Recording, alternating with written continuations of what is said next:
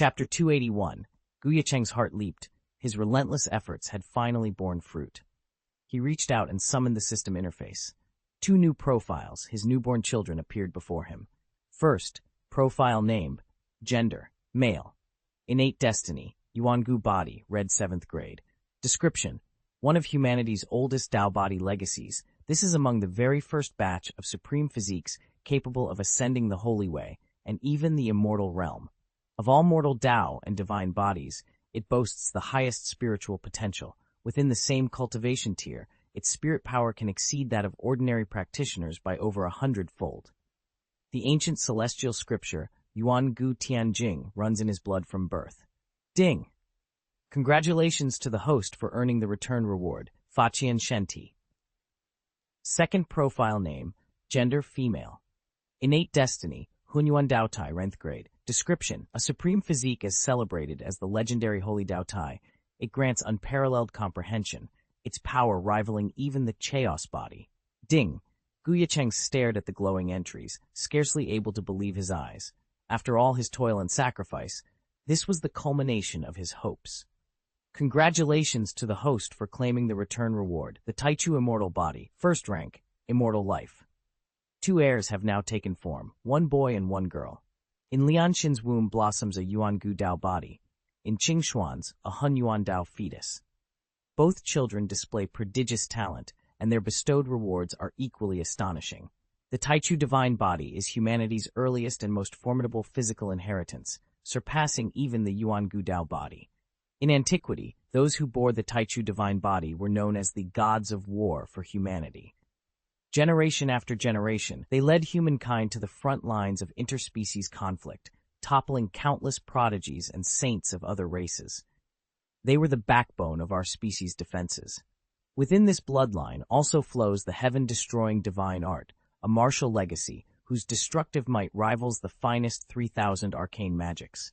Against alien adversaries, its potency doubles, sometimes even surpassing all known limits. Ye Cheng stared in awe at the system readout hovering before him, the legendary Taichu immortal body. Even among immortal life physiques, the Taichu type was second to none, on par with the fabled chaotic body and respected as a true immortal form. According to the system's records, Taichu immortal bodies were the very first to emerge when the immortal domain first opened. Born with an innate wisp of Taichu Qi, these rare physiques boasted unmatched cultivation efficiency, and they came with a priceless inheritance, the Taichu Ancient Scroll. The Taichu Ancient Scroll was hailed throughout the immortal domain as the first foundation, a set of foundational scriptures capable of elevating its bearer into a great immortal body even before passing through immortal tribulation. In fact, all immortal bodies were categorized into 3 grades. 1. Immortal body. 2. Great immortal body. 3. Perfect immortal body. Most practitioners, regardless of their innate physique, had to endure at least 1 immortal tribulation just to awaken an immortal body, and 2 or 3 tribulations to refine it to perfection. But a Taichu cultivator, with the help of the Taichu Ancient Scroll, could shortcut much of that grueling process. Ye Cheng felt his pulse quicken. If he could master this path, he might leapfrog dozens of disciples who had spent centuries chasing tribulation breakthroughs. The thought was intoxicating and terrifying. Yet as the system's data streamed before him, one fact stood out more clearly than any other. With Taichu Qi flowing through his veins and the ancient scroll at his command, he held the first and possibly only key to forging a perfect immortal body in this new age. Ye Cheng possesses a rare talent. He can refine a flawless immortal body without first enduring the immortal tribulation. The moment he finally conquers that trial and steps into the immortal realm, his body will already be perfect, granting him the potential to dominate his peers or even challenge cultivators of higher tiers. Of course, such a feat demands extraordinary materials. Ordinary spirit stones and spirit crystals simply won't do. Only holy grade or quasi-immortal ingredients infused with genuine immortal essence can withstand the process. Fortunately, over the past 3 years, Luo Xuan's memories have revealed the whereabouts of many of these precious treasures. Before his rebirth, Luo Xuan's cultivation was too low to act on these leads. He knew only which realms the holy-level artifacts were believed to lie in, but nothing more precise, and even Ye Cheng found the clues frustratingly vague. Now, however, the situation has shifted. Armed with Luo Xuan's detailed recollections and his own insight, Ye Cheng stands on the verge of securing the rare materials he needs. With them, he'll be able to forge his immortal body to perfection, and when he finally faces the tribulation, he will emerge not just as another immortal, but as an unrivaled powerhouse. According to the Cultivation records, the fairy maiden's life force would fully awaken in just 2 or 3 years, and if Ye Cheng paid a visit to Mingyu now, he might uncover some valuable clues. Lost in thought, he barely registered the bright little voice that rang out behind him. "Good morning, Daddy." He turned to see his third daughter, Gu Yiren, racing toward him like a scarlet swallow. Behind her shuffled his youngest son, Gu Daoxuan, cheeks pink with shyness. The boy's jet-black hair framed wide, amber-bright eyes that glinted with curiosity. His skin was a delicate blend of rose and ivory, and though he was still very young, there was already a hint of heroic dignity in his bearing, if only he weren't so softly spoken. In contrast, Gu Yiren was brimming with energy.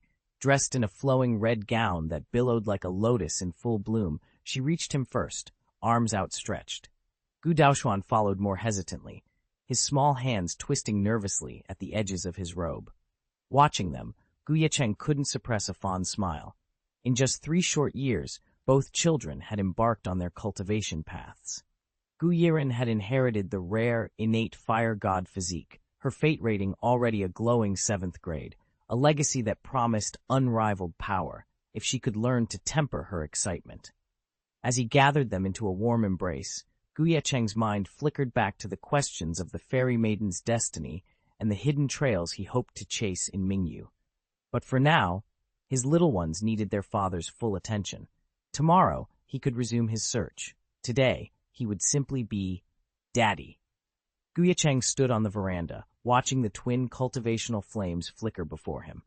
The older of the two, his foster daughter Gu Yiren, burned with an extraordinary innate fire. Though barely more than a child, she had shattered every expectation. After only a single year of dedicated training, she had already pierced the 9th level of the Calamity Realm. Her younger brother, Gu Daoxuan, was even more astonishing. Born with a grade 9 Scarlet Saint's body, he had soared to the half-king stage in the same span of time, his strength hovering just a breath away from true kingship. And yet, despite their breathtaking potential, Ye Cheng remained cautious. The past 3 years had seen the great world's recovery accelerate the rise of other prodigies. Names like the Sea Goddess, Ji Mingyue, and Ye Cheng now stood firmly in the Xuanzun realm, while even those slightly less gifted had reached the pinnacle of the Saint Emperor stage. Although proud of their achievements, Ye Cheng forbade Yiren and Daoxuan from venturing beyond the safety of his compound. Unlike Yunxi and Qingchen, 2 of his earlier wards, who had tested every limit, these 2 had proven remarkably obedient, especially Daoxuan, whose humility belied his fearsome aptitude. For now, their training would continue here, under the watchful eye of their master, until the world was safe enough, and they strong enough, to face it. Ye Cheng watched in astonishment. Born with a congenital holy body, the boy's physique and comprehension were unmatched, but he found formations far more compelling than outright combat. Though he'd only reached the half-king realm, he'd already independently devised a king-tier slaying array capable of injuring a god-king. Every day, he would erect the formation, then subject himself to its full destructive power, tempering his body and spirit, and afterward dissect its shortcomings so he could refine it even further. Witnessing this for the first time was nothing short of eye-opening for Ye Cheng. Only someone blessed with a holy constitution could withstand, and indeed flourish under, such relentless self-inflicted trials. Any ordinary divine physique would have shattered long ago. Just then, Zhang Lianxin and Lan Qingxuan appeared, their faces alight with joy. Both women had felt the gentle stirrings of new life within them, and had hurried over to share their wonderful news with Ye Cheng. Ye Cheng smiled as he approached his 2 wives, gently taking their hands. "Lianxin, Qingxuan, you've worked hard today." "Oh, husband," Zhang Lianxin replied with a soft laugh, her hand drifting to rest on her rounded belly. "How can you say we've worked hard?" Lan Qingxuan, on the other hand, rolled her eyes. Husband, don't pretend. Lianxin's too polite to complain, so I'll say it. Perhaps it's time you took another sister for us. For the past 3 years, Lianxin and I have only managed half a day's cultivation at most. But you, with your chaotic body, practice just as much and leap ahead in your progress every single time. Guilt pricked at Ye Cheng's heart. He swept up their 2 children, little Yiren and Dao Xuan, who were just about to dash outside to play. Come along now, he said, hustling them away. The children looked up at him with wide, curious eyes. Qingxuan, cheeks flaming, couldn't bring herself to protest further. In a final flash of exasperation, she grabbed Ye Cheng's waist and gave it a sharp twist. He yelped and begged for mercy, all the while feeling a pang of sympathy for his devoted wives. Both his first wife and his second consort possessed extraordinary gifts, but neither surpassed Zhang Lianxin. At birth, her destiny, known as the Xuanbing Sacred Bone, ranked only as a first-tier golden fate. Yet as the Gu clan ascended in power, Ye Cheng procured for her countless rare elixirs and pills. In response, her sacred bone underwent a second, miraculous metamorphosis, emerging as the Xuanbing divine body. Though it lacked the coveted crimson thread of fate, it nonetheless achieved 9th-tier golden status. Lan Qingxuan's destiny was even more remarkable, an eternal Dao fetus, a true red-threaded fate, further amplified by the cultivation boon of Yuncheng space. Under ordinary circumstances, such endowments would have propelled both women well beyond the heavenly venerable threshold, placing them on the brink of Saint Venerable.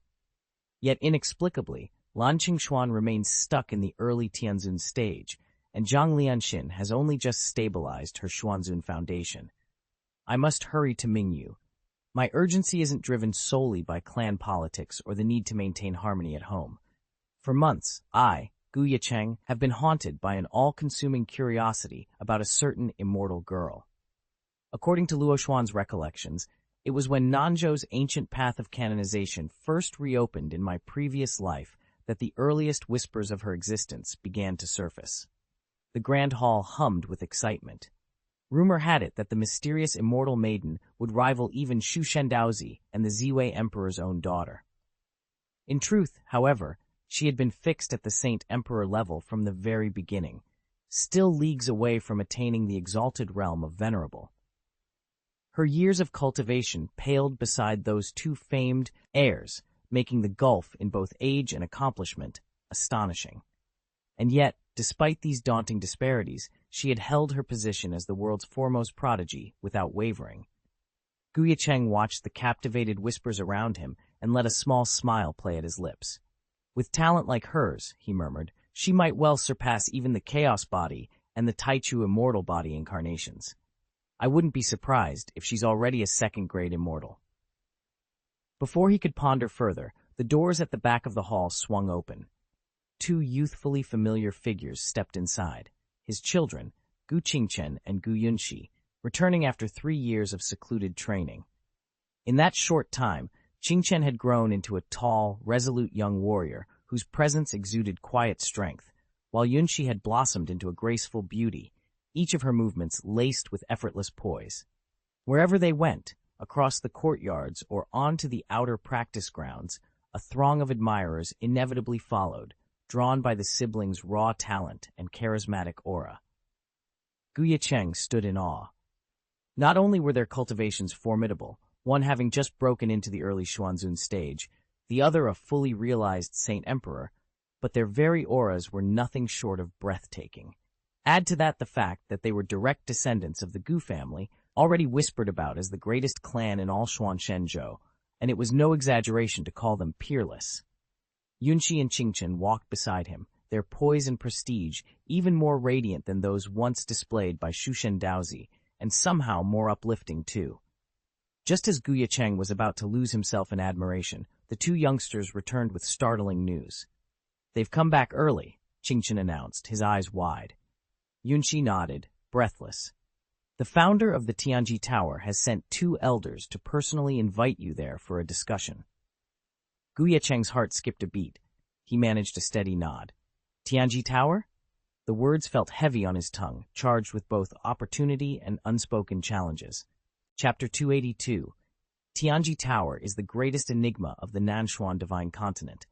Even as new powers arise, the immortal legacies and saintly inheritances, the tower's secrets remain unmatched. From the outside, almost every major decision here is handled by the Tower Master, and only on the rarest occasions does his own mentor, the elusive Tianji Patriarch, take the helm. Yet today's summons came from neither of them, but from the Tianji Patriarch? Ye Cheng let the name hang on his tongue, then turned to the two elder masters standing before him. He's been missing for how long? The elders exchanged nervous glances before bowing deeply. Your Highness, he vanished over 100,000 years ago. At their words, both men stared at Ye Cheng with renewed awe and a hint of dread. When they first saw him, they had tried to gauge his cultivation. What they discovered left them breathless. A faint yet undeniable layer of Tao radiance enveloped him, an aura that defied all known boundaries of the world. The two elders exchanged astonished glances. Despite both of them being mid-stage Saint Emperors, they still couldn't penetrate the veil of aura surrounding Ye Cheng and discern his true cultivation level. What level is this Prince Ye Cheng at? One of them finally whispered. Ye Cheng allowed himself a faint smile. He knew well that his resources, gifted though he was, far outstripped those available to most prodigies.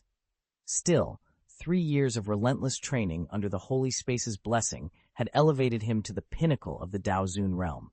His combat prowess now rivaled, and could even dominate, that of ordinary emperors. No wonder these two Saint Emperors could not see through his cultivation. But Ye Cheng had no need to boast. He was far more intrigued by whether the legendary founder of Tianji Tower would reveal himself once again. That founder, an ancient demigod whose true form was said to span from head to tail like a living dragon, had first appeared millions of years ago as the supreme genius of his age. Since then, his presence had become little more than a half-remembered myth. As the elders continued to stare, Ye Cheng's eyes flicked toward the distant summit of Tianji Tower. A faint wind stirred, and for a moment the air seemed charged with untold power, yet still no figure emerged. The two elders reluctantly bowed, their curiosity unsatisfied, but their respect for Ye Cheng's hidden strength absolute. Ye Cheng remained composed. Whether or not the tower's enigmatic founder would appear today was beyond his control. For now he had other challenges to meet and greater trials to face. With a final contemplative glance at the looming spire, he turned and strode forward, every bit the perfect Daozun expert he had worked so tirelessly to become. Due to his unique constitution, Ye Cheng could never ascend to the heavenly realm, condemning him to remain in Shenzhou for all time. For countless epochs, he lay dormant in the depths of Tianji Tower, and each time he stirred, seismic ripples followed in his wake. Now that he had awakened once more, he felt a solemn weight settle upon his shoulders.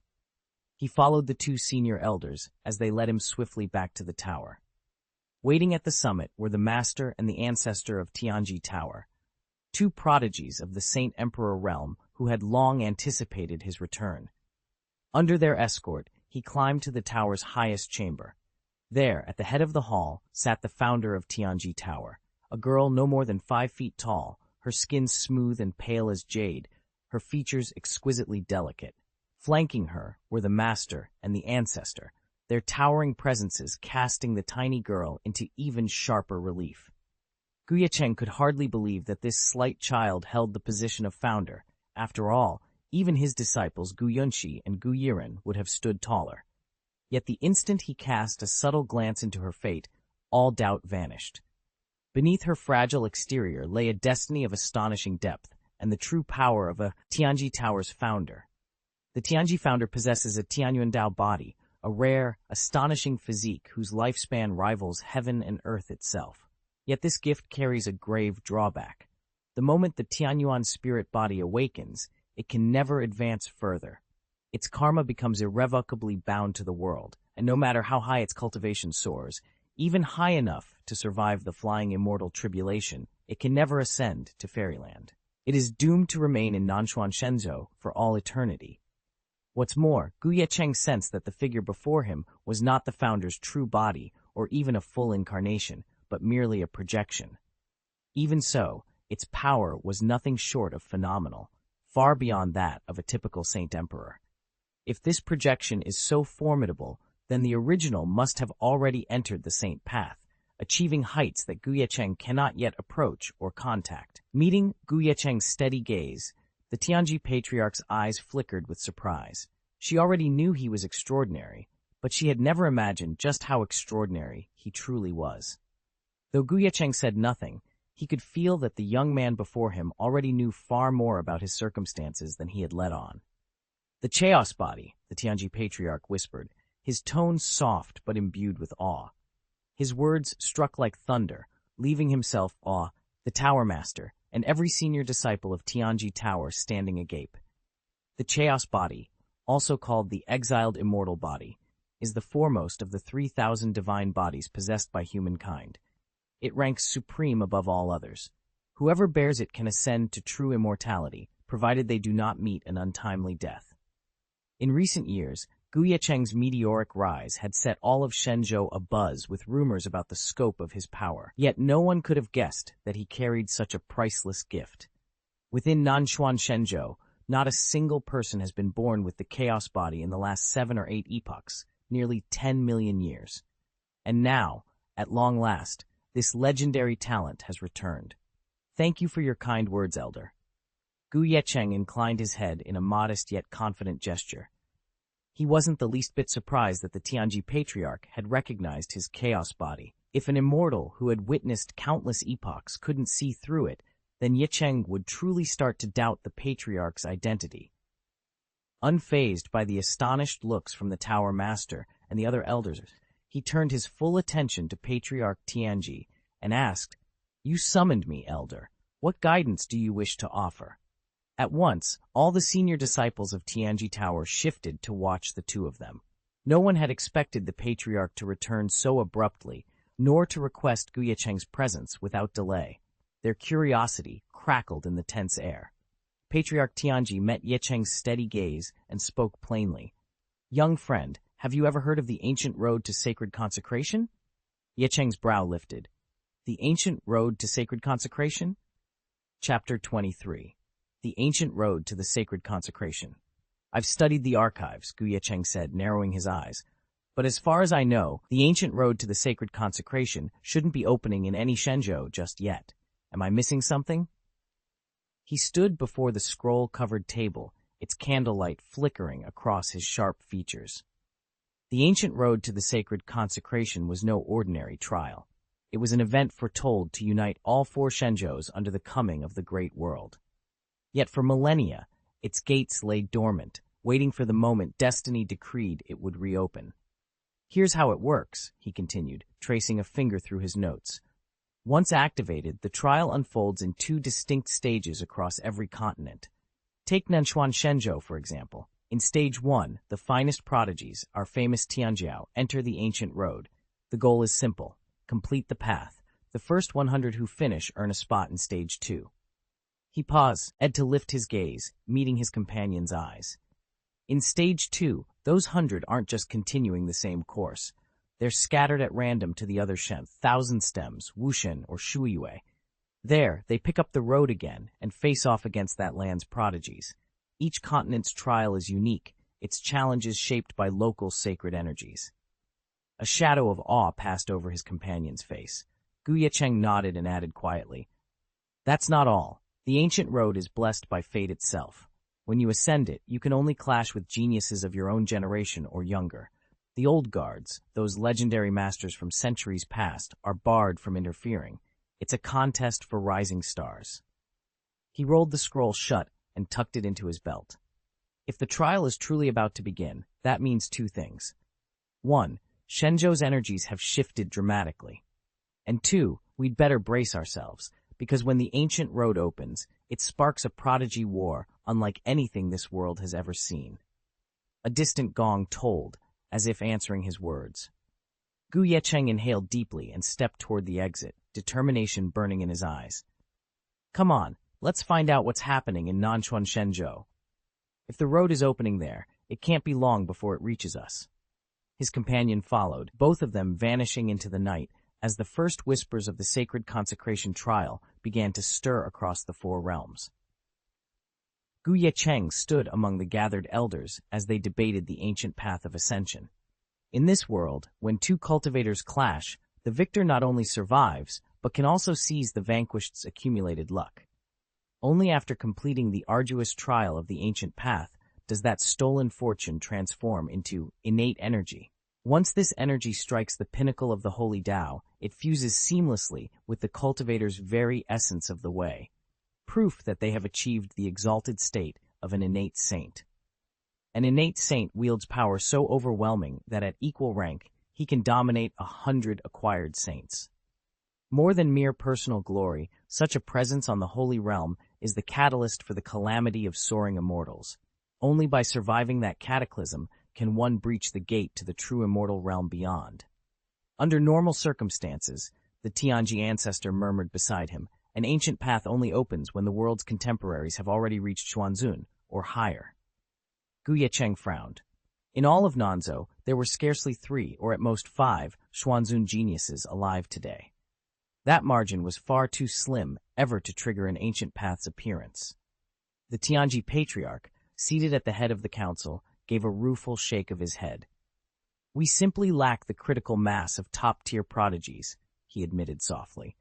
Until more strike Xuanzun, or beyond, the ancient path will remain closed to us. A hush fell over the hall. Even with their collective strength and long memories of previous ascensions, Nanzhou's luminaries had to reconcile themselves to patience. The heavens would conspire only when the conditions were ripe, and for now, that moment lay far in the future. Tianji Patriarch's voice filled the chamber, calm but grave. Though I am no longer on Shenzhou soil, as a saint of Nanzhou, I remain deeply attuned to our land's heavenly Tao. It has warned me that within a few months, perhaps a year, ancient saint roads will open in other Shenzhous, granting the path to sainthood. He leaned forward, eyes glinting. I do not yet know how they will locate Nanzhou, but those divine prodigies from Shenzhou will be the first to awaken these ancient roads. I fear the grand realm may unfold before ours does, and their strength will far exceed ours, when that day comes. Listening to the patriarch's words, Ye Cheng felt a chill settle over him. The opening of the ancient saint roads was ostensibly a competition among Tianjiao, heaven-born geniuses, but at its core it was a race for innate spiritual power.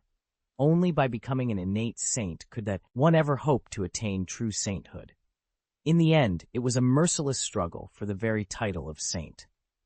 Across this continent and beyond, clashes on the ancient roads were never mere tests of skill, they were fights to the death. Ye Cheng understood the world's cruelty and had long since made his peace with it, but ambushing a genius before he's even had a chance to rise? That was a different matter altogether. It was one thing to exploit Nanzhou's undeveloped talent, it was quite another to lie in wait, strike the moment a prodigy's potential first flares, and turn their homeland into a hunting ground, feeding on the blood and bones of Nanzhou's best to forge their own path to enlightenment. Beside him, the master of Tianji Tower and the venerable ancestor of the Tianji clan both grew pale, worry etched into every crease of their faces. The ancestor could not contain himself. Grandmaster, what are we to do?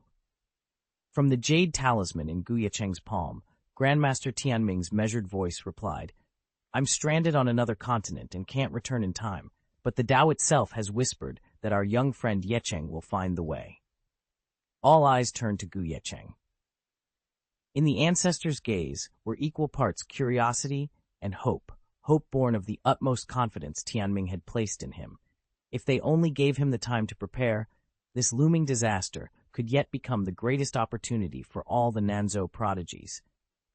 It could even bring tremendous benefits to the Nanzhou prodigies. The Tianji Patriarch's eyes gleamed with excitement. Do you, truly, have a way to harness it? Ye Cheng paused, then schooled his expression, though an unusual spark danced in his eyes. Elder, this so-called ancient saint-bestowing path, if I've heard correctly, it only restricts entrance by age, not by cultivation level, does it not? The patriarch nodded gravely. Precisely. Any Tianjiao under 100 years old may attempt the ascent, but be warned, this path operates outside our conventional laws. Its creators remain unseen, and they do not necessarily summon the continent's top tier. You won't encounter emperors there, but you will face saints and perhaps prodigies even stronger than our own, underestimated at your peril. Ye Cheng chuckled softly. folding his arms. "Elder, your warning is clear. No further explanation is necessary." "I already understand." Ye Cheng waved his hand dismissively, his eyes narrowing as he thought through the implications. "This ancient pathway lies beyond the usual rules," he continued, "but since we've already fallen into it, couldn't we use it to send whoever emerged from Shenzhou back to the world they came from?" Tianji Patriarch stared at him, momentarily speechless. Ye Cheng's chaotic body made him unpredictable, but everyone knew his talent and power vastly outstripped others at his level. Still, cultivating a chaotic body was famously arduous, demanding an incredible accumulation of energy and time. The Great World had only been open for 3 or 4 years, and already Ye Cheng had risen to the rank of Tianzun. The mere fact that he could hold his own against those foreign elites was nothing short of miraculous. And yet here he was, brimming with confidence, talking about not just defending, but launching a counterattack. Could he really force that arrogant invader back through the ancient road? It should be possible, the Patriarch finally managed, his voice tinged with awe and a hint of caution.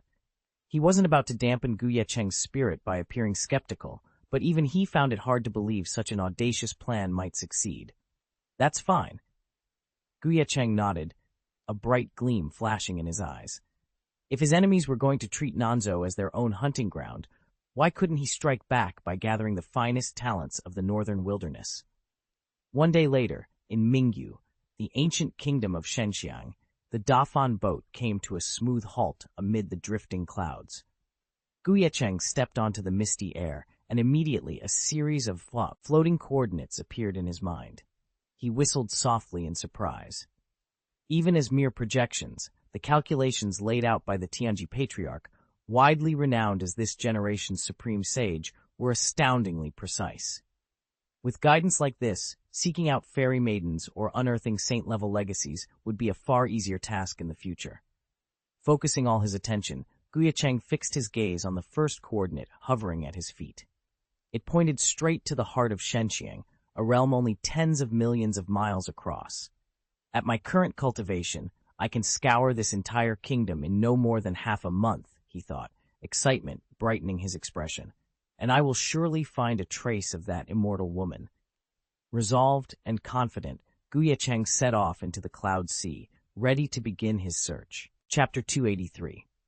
Originally, the Tianji Patriarch had merely issued Ye Cheng a warning, an early heads-up to help him prepare. But once he witnessed Ye Cheng's astonishing strength and discovered that Ye Cheng bore a chaotic constitution, the Patriarch changed course. He began to invest more heavily in him, even offering to share what intelligence he could deduce. Ye Cheng, of course, accepted without hesitation.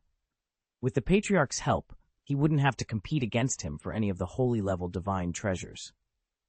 As for the elusive immortal woman, whose Tao remained hidden beneath the veil of immortal life, her precise location was nearly impossible to divine before her true power awakened. Even a saintly being like the Tianji Patriarch, let alone someone who had passed an immortal tribulation, could at best narrow the search to a general region. Just as Ye Cheng had anticipated, the Patriarch's insights reduced the hunting grounds for those treasures to a few hundred or at most 1,000 miles. That alone saved him countless hours of fruitless searching, allowing him to focus his efforts where it really mattered. Madame Tianji, the revered Patriarch, had spent half a day probing the strands of fate. At last, her divinations crystallized around a single certainty. A child of extraordinary fortune would soon be born in the ancient kingdom of Xianxia, nestled within the empire of Mingyu. Beyond that slender thread of prophecy, the currents of destiny ran too murky for her to follow. That sliver of information, however, was all Ye Cheng needed. "Very well," he murmured, tapping into his spiritual sight to lock onto Xianxiang's imperial city. "We'll begin our search there." With a swift incantation, his form blurred, and in an instant he was gone, hurtling through the void toward the heart of Mingyu. At that very moment, far below him on Xuanyue Mountain, where spiritual energy swirled in thick, misty eddies, the black and white Taoist Academy lay in serene repose among ancient pines. Then, without warning, a roaring surge of power descended from the mountain's peak. Whoosh! Master and student alike looked up in stunned alarm as an oppressive aura rolled over the campus. Pillars trembled, leaves fluttered overhead, and every breath tasted like iron in their lungs. Within seconds, the entire academy was ensnared in this crushing pressure, leaving its inhabitants gasping and unnerved before an unknown threat. It's him! The palace master has finally emerged from seclusion. For a heartbeat, the students and instructors of the Black and White Dao Palace stood frozen in awe. Then their cheers rose like rolling thunder. Ye Cheng, their renowned palace master, hovered above the sea of clouds, his long robes billowing in the wind. He had just broken through to the Saint Emperor realm, a pinnacle few could ever achieve in today's era. In years past, true heavenly emperor cultivators had grown almost extinct.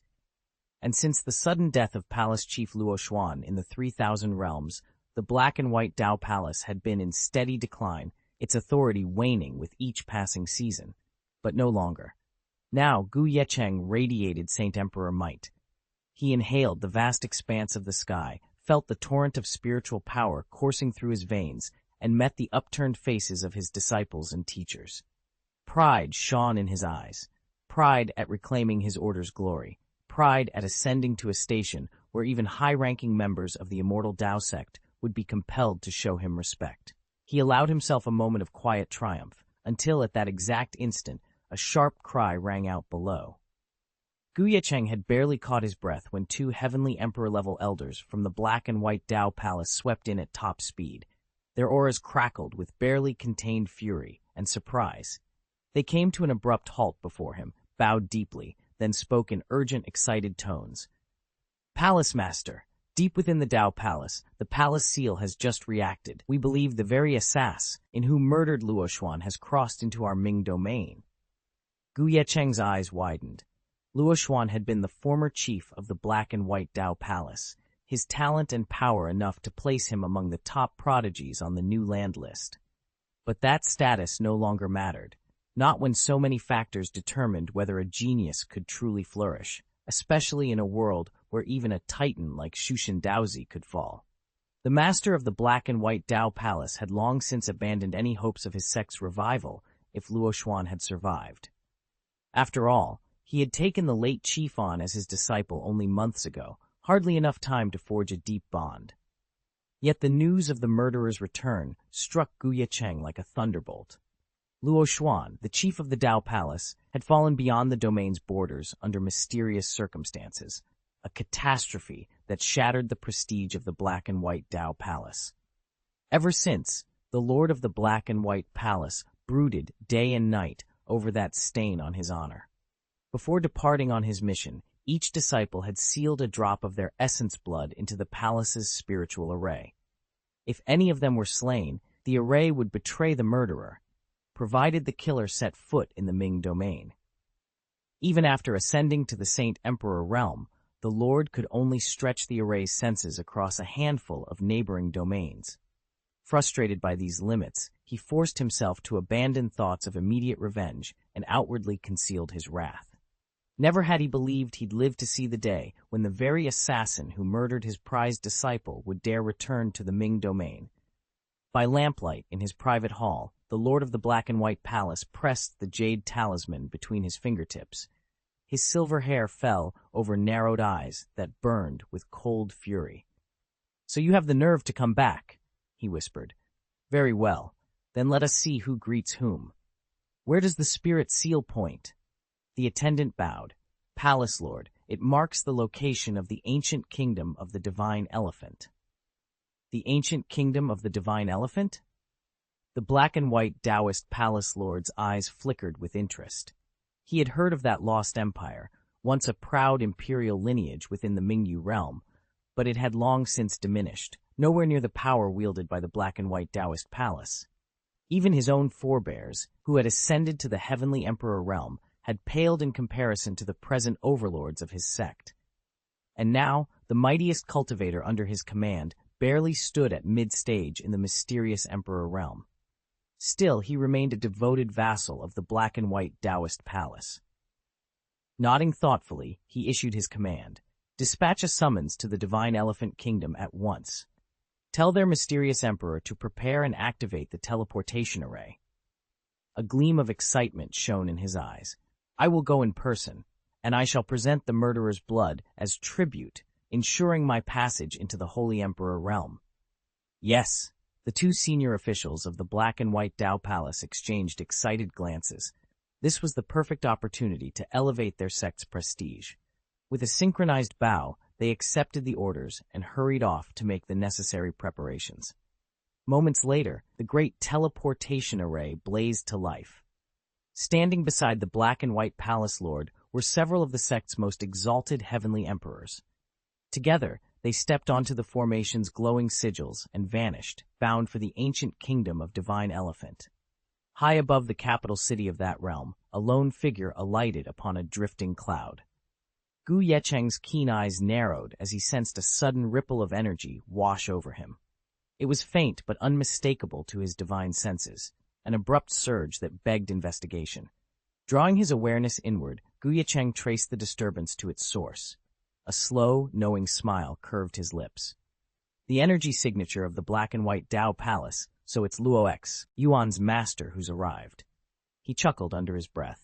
The arrival of such formidable rivals would surely make for an interesting welcome. Ye Cheng halted just outside the imperial city gates, his posture relaxed and unhurried. He waited in silence for several breaths, eyes fixed on the horizon. Suddenly, a brilliant pillar of divine light streaked down from the sky, illuminating the dusty plain. When the glow faded, a procession of emperor-level cultivators stood where the light had struck, led by the imposing figure of the Lord of the Black and White Dao Palace. Their combined aura pressed down on the ancient kingdom of Divine Elephant's capital like a physical weight, sending ripples of unease through every bystander. What's happening? A soldier gasped, gripping his spear so tightly his knuckles went white. Look up, someone else urged, craning his neck toward the newcomers. Oh my gods, is that the Lord of the Black and White Dao Palace himself? A merchant stammered. And next to him are all high-ranking Dao Palace elders, each one in the heavenly emperor realm. Who on earth is confronting them? A young cultivator whispered. He watched as Ye Cheng remained perfectly calm, standing alone against the imposing group. He's surrounded by so many emperor-level masters, and yet he doesn't flinch. All around the gates, cultivators and common folk alike fell silent, eyes fixed on the lone figure who dared face the might of the Dao Palace. Even the Black and White Dao Palace emissaries exchanged glances of surprise and respect. This standoff was far from ordinary. The moment the elders of the heavenly emperor realm stepped onto the courtyard, they closed in on Ye Cheng, trapping him in their icy ring. One of them snarled, "Boy, you wounded our Dao Palace's chief, and now you dare to reappear in Mingyu?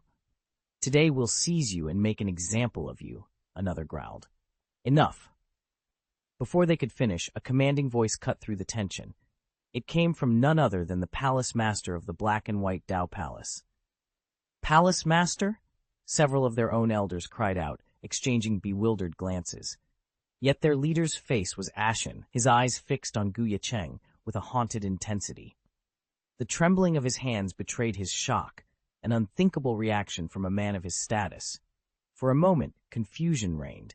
How could their palace master, a peerless Saint Emperor, be unnerved by this lone cultivator?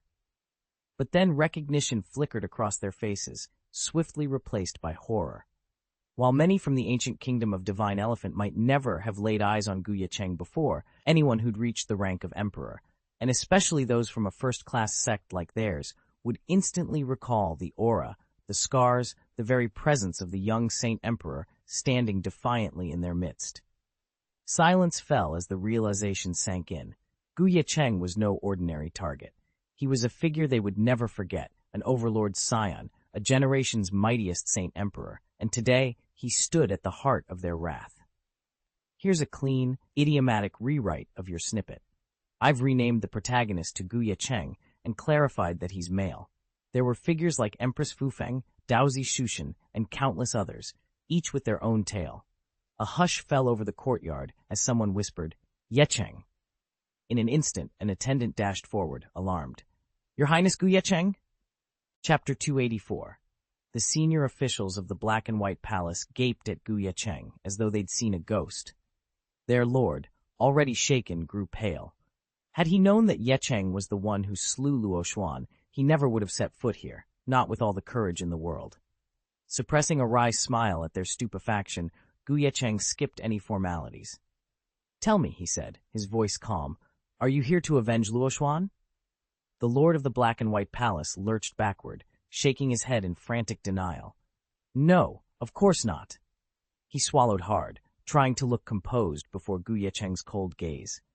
After all, he was the Saint Emperor of the most sacred sect in the realm. Yet he stood trembling before this one man, Ye Cheng, whose patrons included the Fufeng Empress of the Ziwei Imperial Palace, rumored to be on the cusp of imperial power, not to mention 2 ancient clans and 3 immortal Taoist sects.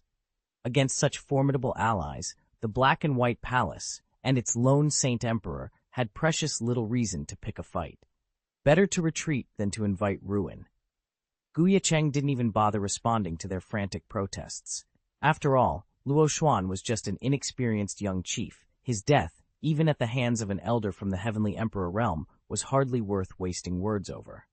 The lord of the Black and White Palace knelt before him, face pale with panic. Still, Ye Cheng refused to listen to denials. With a casual motion, he raised his hand and invoked a projection of Luo Xuan's final moments. The hall fell deadly silent as the ghostly image played out. Luo Xuan, eyes blazing with dark intent, weaving a potent curse that spread like smoke through the Gu family's ancestral lineage. Not one of the Black and White Palace's senior officials could tear their gaze away. When the vision faded, the lord of the Black and White Palace collapsed to his knees with a thunderous thud. "Your Highness," he stammered, voice shaking so violently it threatened to crack. This was all Luo Xuan's doing. Our Dao Palace had absolutely no knowledge of his scheme. Please, Your Highness, you must believe us. Investigate this fully." One by one, the other elders followed suit, their proud postures crumpling into terrified supplication. They dared not protest or point fingers now. If Ye Cheng chose to punish them alongside Luo Xuan, they'd have no one but themselves to blame. Ye Cheng surveyed the kneeling figures before him with a steady, unreadable gaze. Though they prostrated themselves in confession, their voices trembled with desperation rather than conviction. "You claim ignorance of everything Master Luo Xuan has done," Ye Cheng said coolly, "yet it was your Dao Palace that trained him. Can you really deny all responsibility for his betrayal?" At his words, the lord of the Black and White Dao Palace pressed forehead harder to the cold stone floor. "My lord," he murmured, voice cracking, "you are right. I alone bear the blame. To prove my sincerity, I will throw open our treasury for your use. Spare our lineage, preserve our heritage, and we, Black and White Dao Palace, will serve you without question. Your commands will be our only law." That was precisely the concession Ye Cheng had hoped to extract. He allowed himself the barest hint of satisfaction before reminding himself that he never intended truly to accept this palace as a vassal. In all the realms under the Holy Emperor, there could be only one legitimate vassal, and this was not to be it. His real aim was far narrower. By leveraging the palace's extensive network, he would more easily track down the elusive immortal girl. With a single, graceful lift of his hand, Ye Cheng dismissed them from their obeisance. The Lord of Black and White dared to look up, hope flickering across his bowed features. Ye Cheng's lips curved in a faint, inscrutable smile as he gestured them to rise and prepare to serve. When Ye Cheng activated the Heavenly Destiny Atlas, its aura flared to life, and, in an instant, hundreds of M-sized seals coalesced in midair. He swept them into his arms and, with an authoritative nod, handed them to the senior officials of the Black and White Dao Palace. "These seals can detect sons of great fortune," Ye Cheng explained. "Distribute them at once to the royal family of the ancient divine elephant kingdom and to every major and minor sect across our realm. Wherever a seal resonates, you will send that individual to me immediately. For each genuine lead, you will be rewarded generously with spirit stones and spirit crystals, and for the one I seek above all others, I will grant you any favor you desire. Do I make myself clear?" A stunned hush fell over the chamber. Even faced with the power of the Heavenly Destiny Atlas, The officials had never imagined such bountiful recompense. Then, as eagerness overtook their surprise, the lord of the black and white Dao Palace stepped forward, sealing the pact with a deep bow. "Your Highness, you have our word. We will issue the orders without delay." With that, the hunt for the prophesied prodigy began in earnest. Any sect under their command that even managed to win a single favor from Prince Ye Cheng would count itself supremely fortunate. Forget the loss of Luo Xuan. What would it matter if 10 or 100 Taoist chiefs fell? Securing the prince's friendship would be an unparalleled triumph. In the southern Xuan divine continent, not even a saint-level sect would dare to cross the mighty black and white Taoist palace once it was backed by His Highness. Elated murmurs rippled through the palace's high counselors.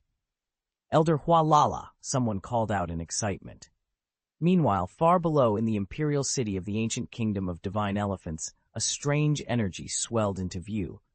On a billowing cloud of pale mist descended the divine elephant emperor himself, his eyes blazing with battle fervor. He swept into the courtyard of the Taoist palace's main estate, ready at last to join forces against their common foes. "Palace Master, honored elders, I bring the might of the ancient kingdom to your side," he proclaimed, then paused as he took in the scene before him. Before Prince Ye Cheng, still standing calm and composed, knelt a throng of the palace's senior officials and even their own palace master. Tears streamed down their faces as they bowed low, voices trembling with devotion. "Long live Prince Ye Cheng! May your reign bring peace to the southern Xuan divine continent." The divine elephant emperor's eyes went wide, first frozen in disbelief, then darting back and forth in utter confusion. For 3 heart-stopping seconds he stood stupefied, then made a snap decision. With a subdued plop, he dropped to one knee and bowed low. "Lord of Xianxia, greetings, honored senior," he stammered, voice trembling with equal parts awe and relief. Within moments, word of the request swept through the imperial court. Neither the emperor of Xianxia himself nor the senior officials of the black and white Dao Palace hesitated. Orders were issued, envoys dispatched, and preparations set in motion with lightning speed. But Ye Cheng had no patience to wait for a formal lucky child escort. As soon as he finished giving his instructions, he turned on his heel and departed the city gates. 3 days later, Ye Cheng arrived above a remote mountain range in the eastern reaches of Xianxia. From this heights he peered down through swirling mists, a subtle pulse beating at his chest. As a Daozun empowered by the heavenly destiny atlas, his senses were finely attuned, and this sudden stir of fate was anything but random. Could a fairy be hiding in these peaks? He mused softly. With a single thought, Ye Cheng streaked downward, vanishing into the clouds to begin his search. Ye Cheng swept across the vast, high-ridged expanse of the mountains, where twisting valleys and sheer cliffs were infested with monsters. Since the demon tide first struck, untold numbers of ordinary people had been driven from their homes, streaming toward the region's fortified cities in desperate search of relief. Over the past day, Ye Cheng had covered dozens of leagues by spirit-imbued steps, inspecting 3 of the largest strongholds. Only one remained unchecked, Yushan City. Yushan City, like its sister citadels scattered among these peaks, fell under the authority of the Lingyu sect, a Xuanzun-level order that served beneath the banner of the ancient divine elephant. As Ye Cheng approached its outer walls, he passed through a teeming crowd of refugees, families huddled beside flimsy shacks hastily erected by the city's administration. They whispered anxiously to one another, eyes wide with uncertainty. The board and canvas shelters were rudimentary at best, but they offered at least a roof over their heads and the faintest hope of safety. The government officials were at a loss. Days after the disaster, they still hadn't worked out how to house or feed the countless survivors streaming into the city. Finally, in frustration, they herded everyone outside the southern gate, lining them up in rough rows on the scorched earth. The displaced men, women, and children stood in silence, their faces drawn with confusion and fear. Then a shrill voice broke the hush. Someone at the head of the line pointed toward the fading dusk sky and gasped, "Look, is that an immortal descending?" Heads jerked upward. At first, it seemed impossible. Immortals belonged to myth and legend, but there could be no mistaking the sight now unfolding above the city walls. Several white cranes glided gracefully through the air, each bearing a lone figure dressed in unadorned sect robes. As the cranes touched down, the disciples dismounted, their every movement measured and serene. They looked on the surface like ordinary youths, no dazzling beauty, no uncanny features. And yet the subtle glow of cultivation energy that clung to them stirred a deep awe in the hearts of the commoners. Hunger, exhaustion, and terror vanished from their eyes, replaced by longing and reverence. One of the young disciples, a tall youth with raven-black hair and eyes as clear as a mountain spring, surveyed the gathered survivors with calm authority. Feeling the mortal's entrance silence, he lifted his chine, pride rippling through his posture. "Form 2 orderly lines," he called, his voice cool and precise. "We will conduct a standard intake inspection. Any among you who possess the seed of cultivation worthy of Lingyu sect shall be brought home with us." A murmur of excitement rippled through the crowd. To be chosen by a renowned cultivation sect was to escape the bitter hand of fate, to rise beyond mere survival. Faces once etched with despair now shone with hope, as every survivor wondered if today, at last, their fortunes would change. Only one girl stood among the candidates. The moment she heard the word cultivation, her eyes didn't light up with hope. They widened in pure horror and disgust. Instinctively, she took a step backward, as if trying to slip away from the assembly. But her hesitation drew the immediate attention of the monks perched on the city wall. They raised their hands, signaling for her to come forward first for the cultivation aptitude test. The girl's face went deathly pale. Chapter 285. 1 hour later, just outside the gates of Yushan City. The hopeful throng has thinned. Only a few dozen chosen applicants remain. The rest drift away in disappointment. Among them stands Ye Cheng, his dark gray robe far too large, sleeves and hair spattered with mud, dust clinging to his cheeks. Yet despite his disheveled appearance, his eyes sparkle with a pure, vibrant joy, like a startled fawn in the forest, tender and untamed. He might look forlorn to any onlooker, but inside he's brimming with triumph. The young disciples of Lingyu sect, however, see only another failed candidate. They exchange scornful whispers. "Look at him," one sneers. "He's all limp and crestfallen. I thought he might have hidden talent, but his roots are so weak he's no better than any ordinary townsman." Senior brother Lin laughs. "Honestly, what good seedlings could we hope to find among these commoners? If any of them truly possessed cultivation potential, wouldn't the sect elders have snatched them up during the last triannual recruitment?" "Exactly," another disciple chimes in. "They're always complaining about missing some diamond in the rough, but I doubt anything that promising slipped through. Mortals like these, there's nothing special about them." The Lingyu sect disciples exchanged disdainful glances as they surveyed the assembled hopefuls. "Even if there really are some overlooked geniuses among these mortals," sneered one, "they're certainly the worst of the lot."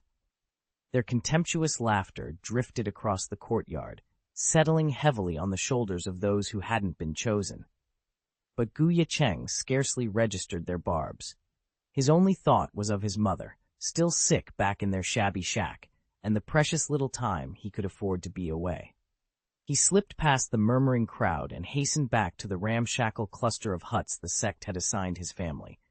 There, stepping out of the smallest dwelling, was the elderly physician sent by the government, Grandpa Mo. Ye Cheng approached with anxious steps and a flutter of hope in his chest. "Grandpa Mo," he called softly, "how is my mother? Has she improved at all?" The old doctor paused in his steady gait. When he turned, Ye Cheng saw the weariness etched deep in the man's eyes, an exhaustion that spoke of many long nights spent tending the sick. Grandpa Mo leaned down, placing a gnarled hand on Ye Cheng's shoulder. He drew a slow breath and forced a gentle smile, though his heart ached at the truth. "Ye Cheng," he said quietly, "your mother's condition, I don't have any miraculous cures to offer. I've done all I can with the remedies I brought, but her ailment is stubborn. I'm afraid she still needs rest and proper care, nothing more." Ye Cheng swallowed hard, nodding once. His grip tightened in determination. He would find a way to help her, no matter how long it took. Grandfather Zhou sighed deeply. "I'm afraid your mother's illness. There's no miracle cure." He reached into his medicine box and pulled out a small jade vial. Handing it to Ye Cheng, he said, "This is all I have. Divide it into 3 equal portions, 1 dose per day. Simmer each portion for an hour and make sure your mother takes it hot. It won't restore her completely, but over the next few days it should ease her pain." Ye Cheng's eyes brimmed with tears. She clutched the vial as though it were her last lifeline. "Grandfather," she whispered, voice trembling, "is there really nothing more potent? Something, anything better?" Grandfather Joe looked away, his shoulders tightening with the weight of unsaid words. He patted her gently on the shoulder. "I've done all I can, child," he told her, voice soft but resolute. Then he rose, gathering his herbs and tools. "Take care of her," he added before slipping out of the humble shack.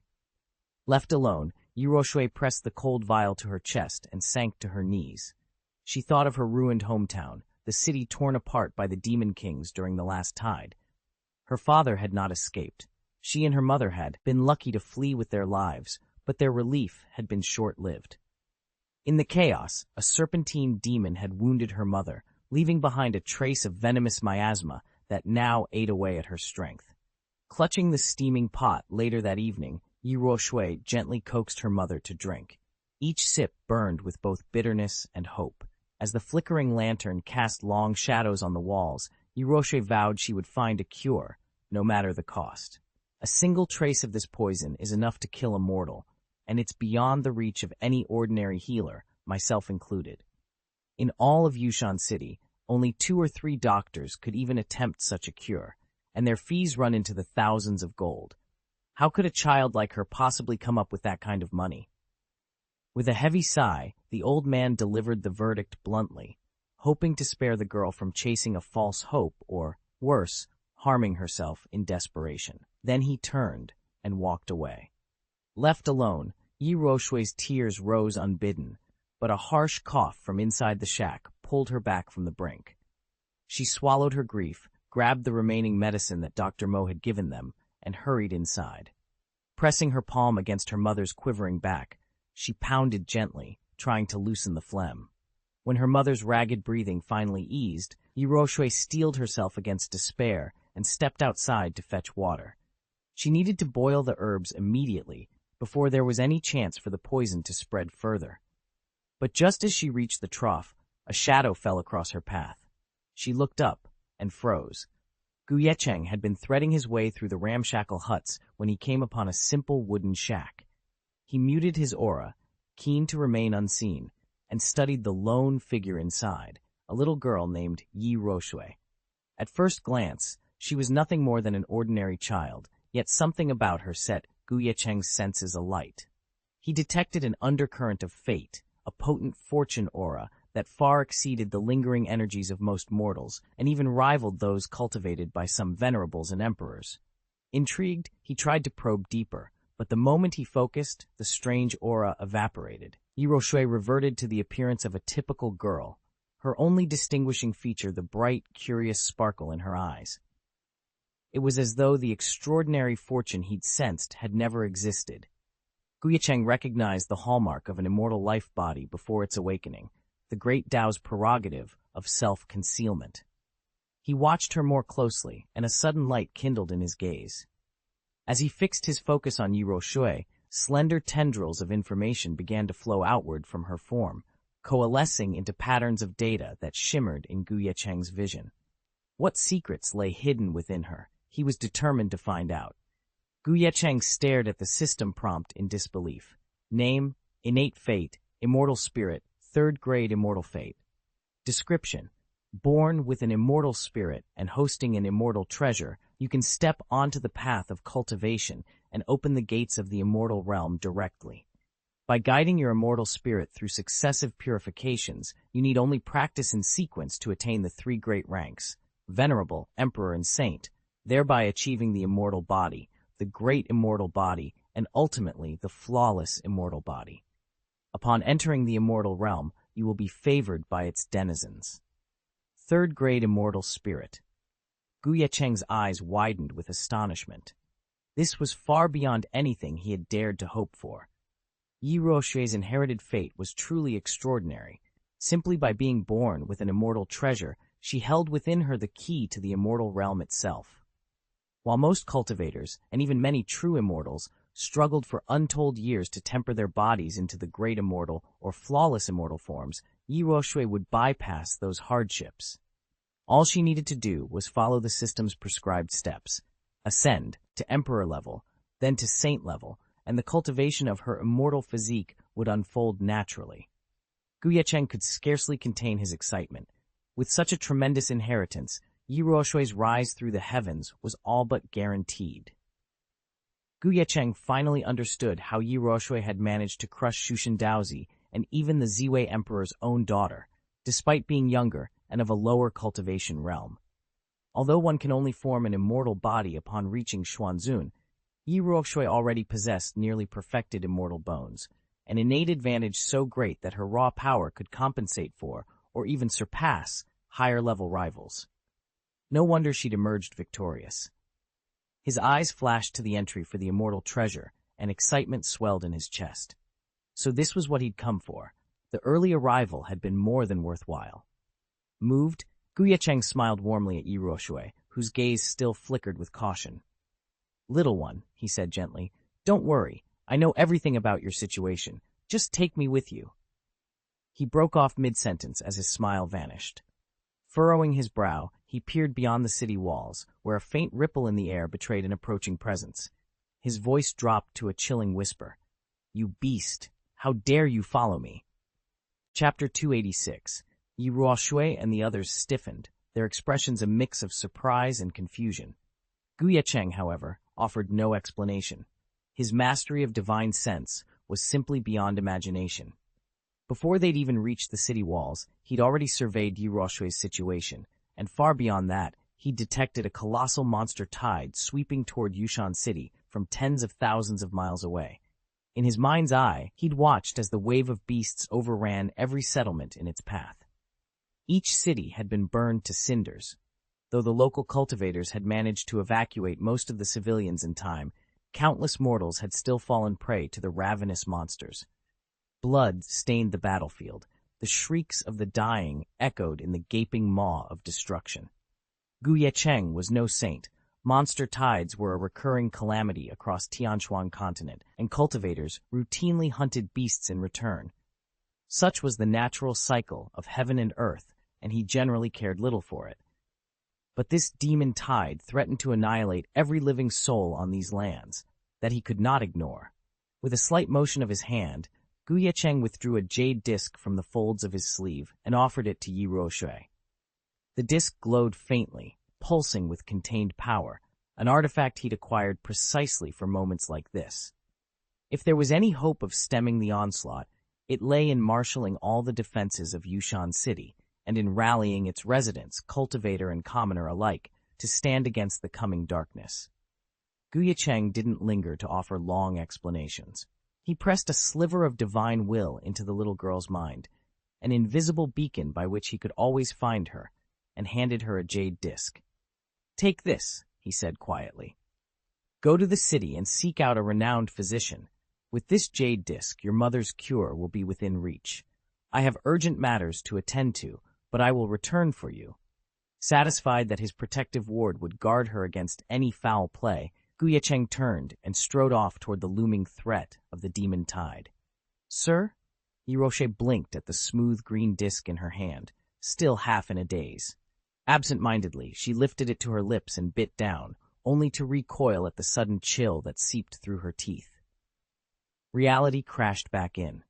By the time she looked up, Ye Cheng's figure was already a distant silhouette against the horizon. Overwhelmed, Ye Cheng fell to her knees on the dusty ground. Tears blurred her vision as she clasped the jade disc to her chest. Through her sobs, her voice rang out with fierce determination. "Sir, no kindness you've shown can ever be repaid, but I swear, with my last breath, I will guard this jade disc and honor your trust." Ye Cheng's voice rang out across the courtyard. "Ye Cheng, I'm here waiting for your return. I'll serve you for life to repay the kindness you showed me today." Ye Cheng's lips curved into a faint smile at her earnest vow. He gave the little girl a simple wave and turned away. Without a word of farewell, he strode past the city gates of Yushan and, standing a dozen paces beyond the walls, ripped open a fissure in time and space. In the blink of an eye, he reappeared on the edge of the monstrous tide, ready to bring the raging horde under control. Meanwhile, deep within the city lord's mansion, a handful of Lingyu sect disciples, fresh from selecting their cultivation seeds, gathered around a glowing communication talisman, frowning in confusion. "Senior," one of them protested, "we already vetted every mortal in the city. All who qualify to practice have been accounted for. Why must we check them again?" A harsh voice crackled through the talisman. "You know nothing." On the other end, the sect's Xuanzun elder appeared before them in a shimmering slit of space. With a single gesture, he flung a jade token toward the disciples. Any who had ever seen Ye Cheng in action would have recognized it instantly, the sect's highest summons. The young cultivators stiffened. The token bore authority second only to the sect master's own seal, a command none could refuse. As it hovered before them, they fell silent, uncertain what emergency could compel the Xuanzun elder to intervene so directly. Elder Zhen held the jade talisman aloft, its pale green surface pulsing with a faint inner light. "Disciples," he announced, "this talisman was crafted by our very own Ye Cheng. It has one purpose, to detect the destined sun and lead us to the immortal Yi Roche." A murmur ran through the hall. Ye Cheng stood at the front, heart pounding. He had poured months of effort into perfecting the talisman's sensing charm, and now it would determine the fate of Lingyu sect. Elder Zhen's voice cut through the whispers. "From this moment on, every one of you, no matter how young, no matter how frail, must carry this talisman whenever you venture into the mortal realms. You will test every soul you encounter. If it reacts, you must bring that person to the sect without exception. Such individuals could prove invaluable to us." He paused, letting his words sink in. Then he unfurled the imperial edict. "The ancient royal family has promised a guest order to whoever presents a child of exceptional destiny.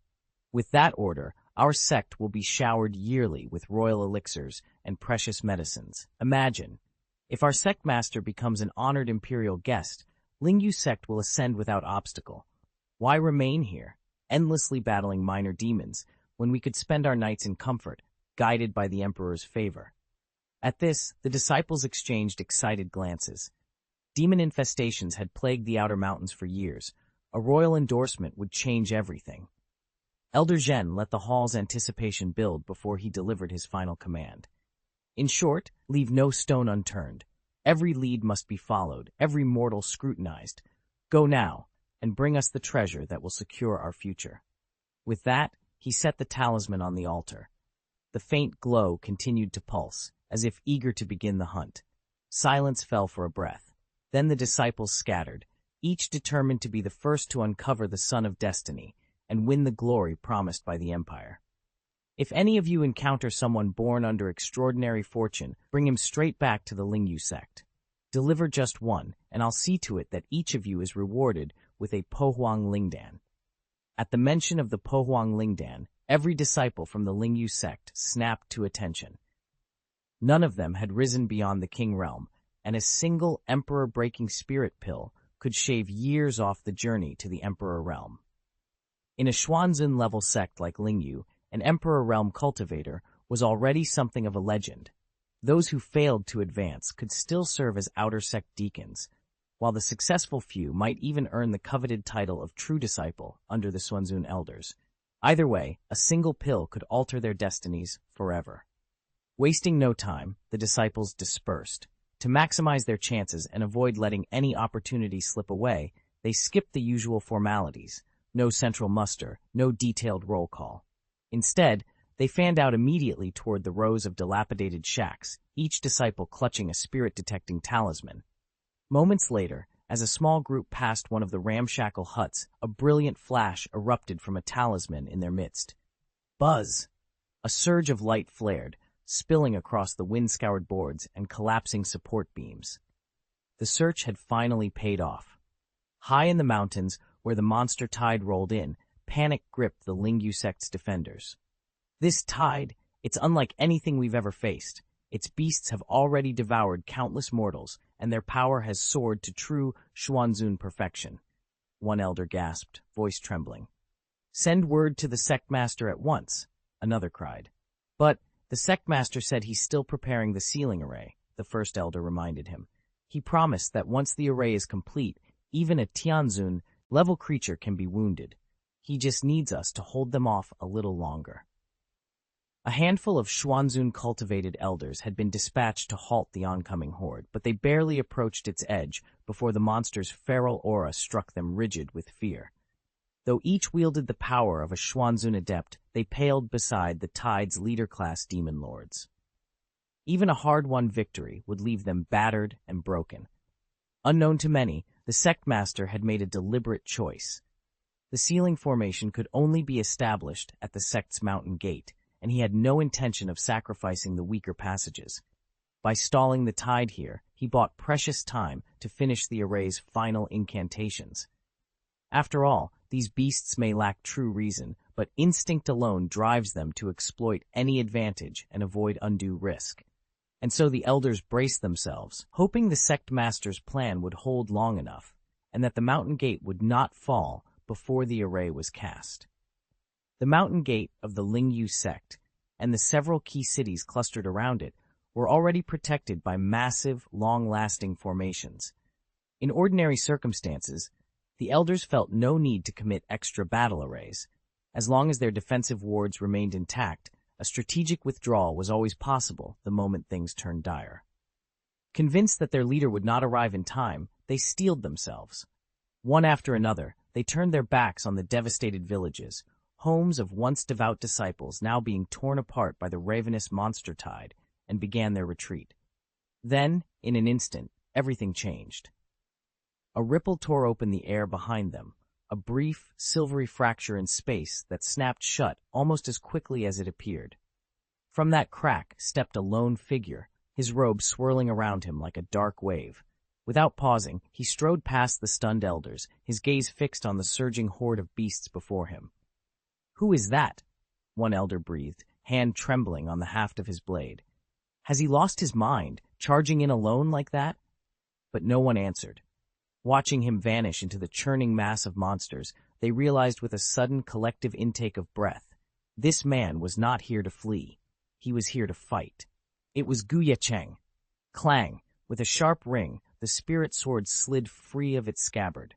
The young man in white raised his hand, and a blade of brilliant light tore through the air.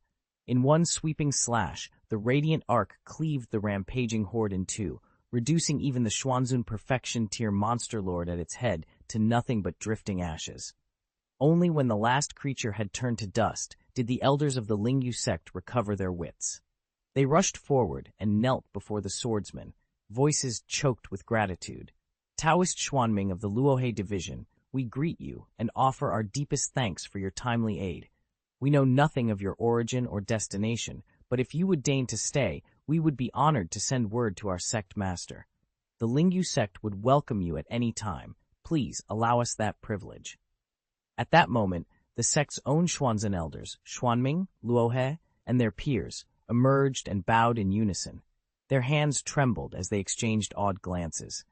To vanquish an entire demon tide with a single stroke could mean only one thing. A cultivator of the heavenly venerable realm stood before them. The swordsman in white was none other than Ye Cheng. Ye Cheng regarded the Xuanzun elders of the Lingyu sect before him with cool detachment.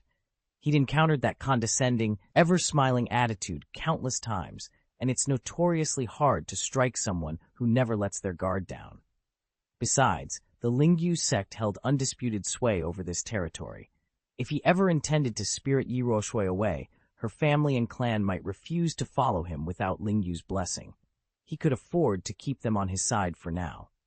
With a slight nod and an air of polite courtesy, he spoke up. "There's no need to return to the sect headquarters just yet. I have business in Yushan City later. Since you elders are already here, why not accompany me? I may well need your assistance." The Xuanzun elder's eyes lit up at his proposal. An opportunity to observe, and perhaps even aid, a heavenly venerable was too good to pass up. Eagerly, they agreed. Under Ye Cheng's guidance, they stepped back through the rippling spatial rift. Moments later, they materialized outside the great walls of Yushan City. Ye Cheng strode toward the imposing gate, the Xuanzuns in tow, unaware that the next challenge awaiting them would test not just their skills, but their very loyalties. Huh? Ye Cheng's attention snapped to Ye Shui's predicament in the shack area, and a crease of concern appeared on his brow. Chapter 287. The ramshackle district of Yushan City was alive with the murmur of refugees. Makeshift huts leaned against each other, and weary souls milled about in search of food and shelter. At the center of this dismal scene, a small circle of Lingyu sect disciples had surrounded a young woman. Their eyes were alight with astonishment. "I never expected to find such staggering fortune in an ordinary mortal," one disciple exclaimed, stepping forward. "Her cultivation aptitude is practically 0, another whispered, and yet her luck rivals that of a true immortal." Under their intense gazes, Ye Shui's pulse quickened. She backed away, voice soft and trembling. "Honored disciples, may I ask what this is about? I have already undergone the aptitude test. Was my result unsatisfactory?" Realizing they had frightened her, the disciples hastily composed themselves. A petite, fair-haired sister offered a gentle smile. "Please don't be afraid, sister. Although your innate talent is indeed low, we have petitioned the sect's elders on your behalf. You've been granted a special opportunity to return with us and cultivate at Lingyu sect." The others nodded in agreement, confident Ye Shui would be overwhelmed by the news. The prospect of training with a prestigious sect, despite her humble beginnings and poor aptitude, was indeed extraordinary, and it all stemmed from the mysterious wellspring of luck she carried within her. When the word practice reached her ears, Ye Shui recoiled as though she'd been struck by terror. She shook her head so hard her hair whipped around her shoulders. "No, I can't train.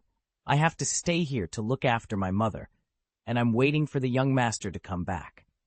"Look after her mother? Wait for the young master? Give me a break," murmured one of the Lingyu disciples under her breath. The group of disciples stared at Ye Shui in bewilderment. Their senior sister had expected only a polite hesitation, but certainly not an outright refusal. She flushed with embarrassment. Ye Shui was famed as the sect's lucky child, but everyone knew her innate talent was far below par. Even the elders' generous blessings couldn't entirely make up the difference. To be fair, they had spoiled her a little, lavishing her with rewards most cultivators could only dream of. Still, mortal patience had its limits, and by refusing so bluntly, Ye Shui was testing theirs.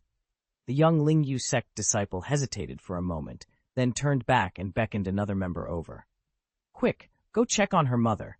Do whatever you can to help her recover. Maybe then the girl will learn to cooperate." The second disciple shook his head so emphatically that his robes fluttered. "Don't get your hopes up. Her condition is far beyond our junior healers. Only the Xuanzun elders can treat her." Ye Shui's mother had barely escaped the suffocating miasma of an emperor-class beast, and its corrosive energies had ravaged her life force. Ordinary spirit medicines couldn't reach her. Even minimal spiritual healing would overwhelm her frail body. To keep her alive, they first needed the rarest mortal tonics, and then, only after she was stabilized, could controlled spiritual power be painstakingly applied. One slip in that delicate balance, and she'd perish.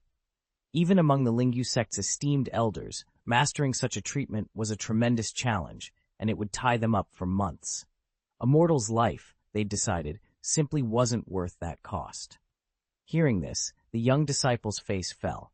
She glanced desperately toward the girl, whose wide eyes were fixed on the retreating figure of the healer, hoping, praying that somehow help would come. The female disciple's smile vanished.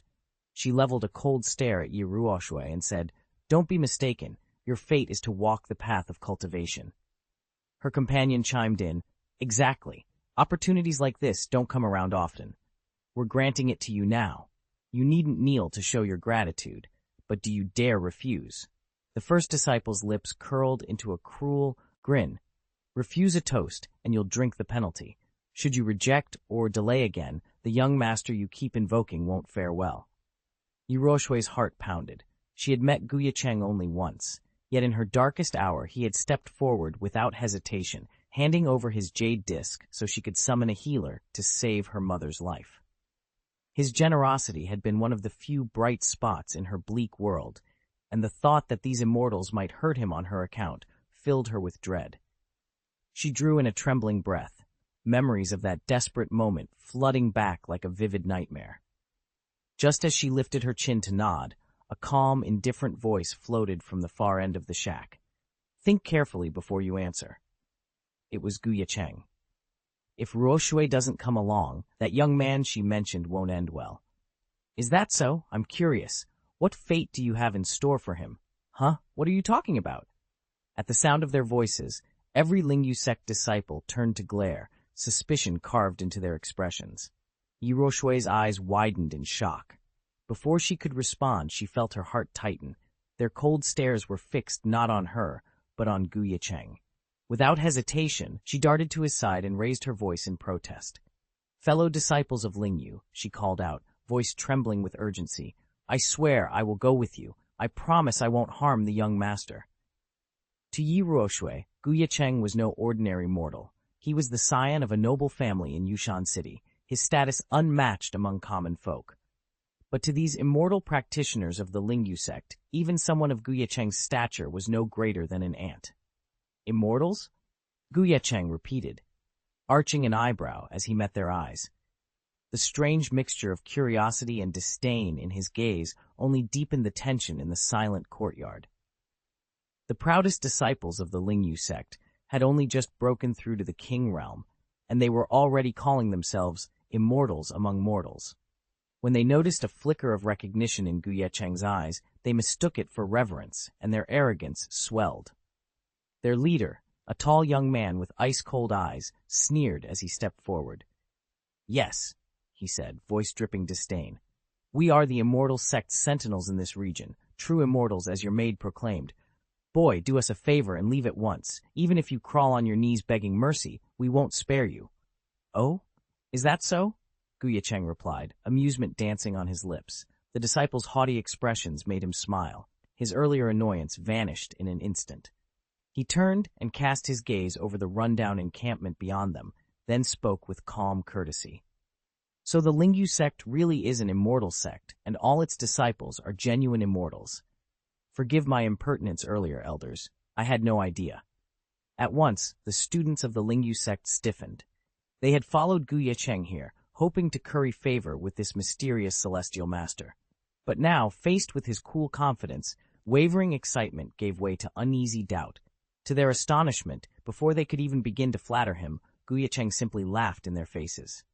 Embarrassed, one of the Lingyu sect elders hurried forward, forcing a polite smile. Senior, please forgive our disciples. They're inexperienced and spoke out of turn. The Lingyu disciples froze, eyes wide. Elder, what's happening? Silence, the elder snapped. You know nothing of the world. Why haven't you paid your respects to this senior? Pay our respects to him? The young cultivators stammered, disbelief on every face. Beside them, Ye Ruoshui's heart pounded as she met Ye Cheng's steady, unbending gaze. The scene felt impossibly surreal. With a dismissive wave, Ye Cheng turned away. He'd long held the Lingyu sect in contempt, and now had no desire to stay a moment longer. That's enough, Ruoshui. Let's go. Take your mother and leave this place. Oh, yes, Senior Ye Cheng, Ye Ruoshui exclaimed, still dazed. She hurried toward the small hut to fetch her mother and their few belongings. Although none of the Lingjuman elders truly understood Ye Cheng's background or the depth of his strength, one thing was clear. He was not like any common sect disciple. He had saved Ye Ruoshui at her lowest moment, and if he now required solitude to cultivate, she would gladly give him space. No one could read Ye Ruoshui's mind, but as she and her master quietly withdrew, anxiety rippled through the Lingjuman leadership. In an instant, the chance to forge an alliance with this extraordinary youth had slipped through their fingers. A few disciples felt stifled sobs threaten, though none dared to let them fall. Their eyes, once hopeful, turned hard and resentful as they glared at their trembling peers. Then, without warning, the sky above Yushan City shuddered with a thunderous drumbeat. Boom! The first roar echoed through the clouds. With each successive boom, shafts of brilliant light tore downward from the heavens. Boom! Boom! Boom! 9 in all. As the final strike reverberated, the 9 columns of light converged and intertwined, coalescing into a single colossal formation, an unparalleled killing array thrumming with merciless power. The very air crackled with its arrival, a stark reminder that Yushan City was now caught in the path of forces far beyond Lingjuman's reckoning. In the heart of Yushan City, a vast killing formation suddenly sprang to life. At its center hovered a silver-blue star-shaped projection, rotating steadily as if spun by unseen hands. From its core, streams of argent light arced outward like rainfall, bathing the entire city in a ghostly glow and sealing off every cultivator's chi within its radius. Mortal onlookers and seasoned practitioners alike cried out in alarm. Even the disciples and elders of Lingyu sect, who had long guarded against external threats, stared skyward in shock. As the formation's pattern became clear, their faces blanched with disbelief. Impossible! Is that the Lingyu star array? Our sect's ultimate killing formation. How could it appear here? Before they could draw breath, the constellation of lights coalesced into a single figure. An aged man in flowing gray robes descended upon a drifting cloud that hovered above the city walls. His presence was at once serene and absolute, his aura commanding unspoken obedience. Every eye fell upon him, but his gaze fixed solely on Ye Cheng. The young cultivator's heart thundered in his chest as he met the old man's unblinking scrutiny. Then, in a voice low and unwavering, the robed elder spoke slowly, each syllable charged with inexorable intent. "You're free to go, but that maid stays with my Lingyu sect," the sect leader declared, his voice cold as steel. "Refuse, and I, Ye Cheng, master of the Lingyu sect, will have no choice but to do battle with you right here, right now." Chapter 288. A sudden hush fell over the courtyard as the shimmering barrier that enveloped the city dissolved. From its fading edges strode the revered and feared master of the Lingyu sect. The disciples of Lingyu sect went pale.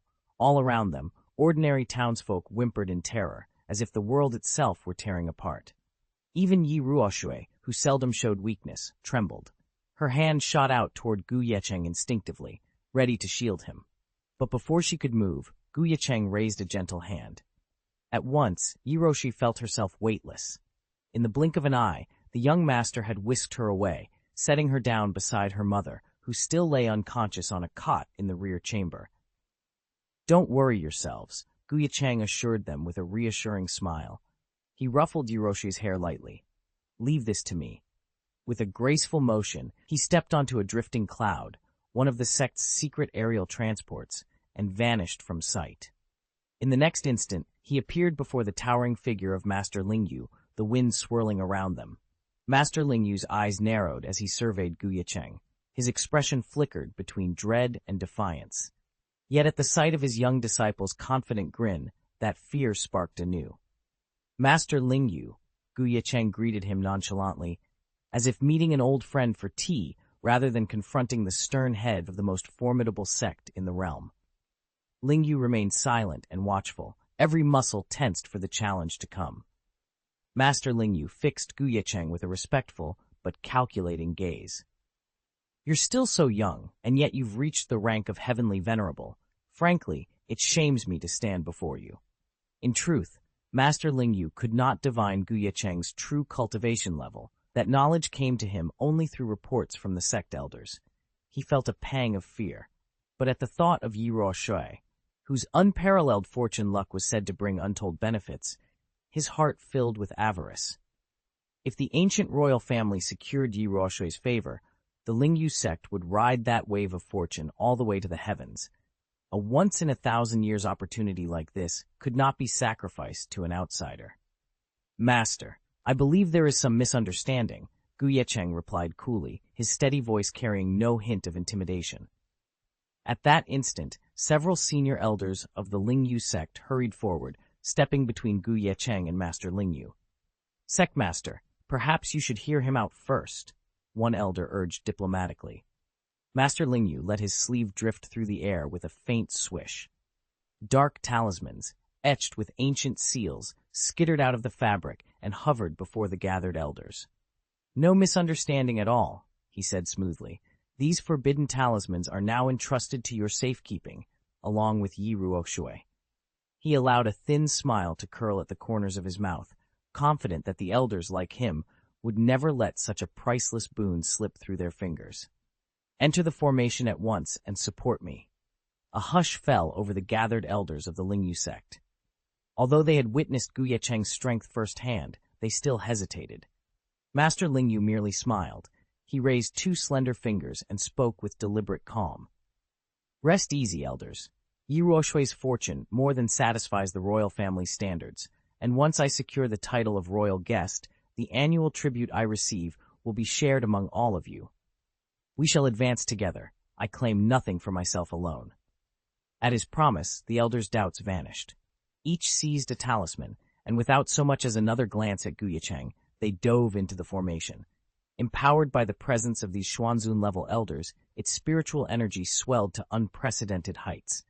Even a perfected Tianzun would find no choice but to fall back before such a lethal array.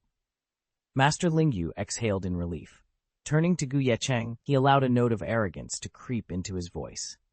Master Lingyu level, to steely gaze at Ye Cheng. Fellow Taoist, my request is hardly onerous. Strictly speaking, Ye Ruoshui is a seed of fortune that sprouted in the very soil of Lingyu sect. He offered a thin smile. It's only fitting that she remain under our care. A seed born on our land belongs to us. Ye Cheng fought back a grin. If the Lingyu elders had shown any compassion during the monster tide, their sect master might not be uttering such nonsense now. He dipped his chin toward the ramshackle encampment far below. Are you certain this place still belongs to Lingyu sect? From where I stand, it looks overrun by monsters, while you and your followers seem like mere trespassers. His voice was calm and emotionless, but his words hit home. The sect master's face flushed scarlet, and even the surrounding elders shifted uncomfortably. Very well, then, Master Lingyu snapped. If you won't relent, we'll settle this on the banks of the Yellow River. If that's the case, don't blame me for being ruthless. The Lingyu sect master roared as he slammed his palms onto the ground. At once, a lattice of runic inscriptions burst to life beneath Ye Cheng's feet, an ancient ceiling formation designed to pin him in place. Ye Cheng had just cleaved through the wave of demons with a single, breathtaking sword strike. Even the Lingyu sect master, bolstered by this very formation, knew he might not prevail in a straight fight. But if he could at least restrain Ye Cheng, that would buy precious time. Time he'd already used to send word to the royal family. The royal court held this intelligence in the highest regard. Within moments, imperial envoys, powerful martial disciples, hand-picked by the emperor himself, would arrive. Once they were here, Ye Cheng's reputation as a mere heavenly master would count for nothing. Even a saint or a grand Taoist master would be forced to answer for this loss. Boom! The formation flared to its full power. Countless motes of spiritual light shot upward, like a shower of tiny stars converging on Ye Cheng. The air crackled and warped as the boy's aura was smothered, his cultivation forcibly suppressed. Master Gu! Ye Ruoshui's cry rang out. She sprinted forward, her heart pounding as she watched the scene unfold. But Ye Cheng, calm and unflinching, narrowed his eyes against the blinding sparkles. Even sealed, he exuded the composure of a seasoned warrior. This Ye Ruoshui realized with a shock was only the beginning. Master Lingyu let out a relieved sigh and even wondered if he'd been overly cautious. This fellow doesn't seem all that formidable, he murmured. Before he could dwell further on the thought, a sharp cry cut through the air. Master!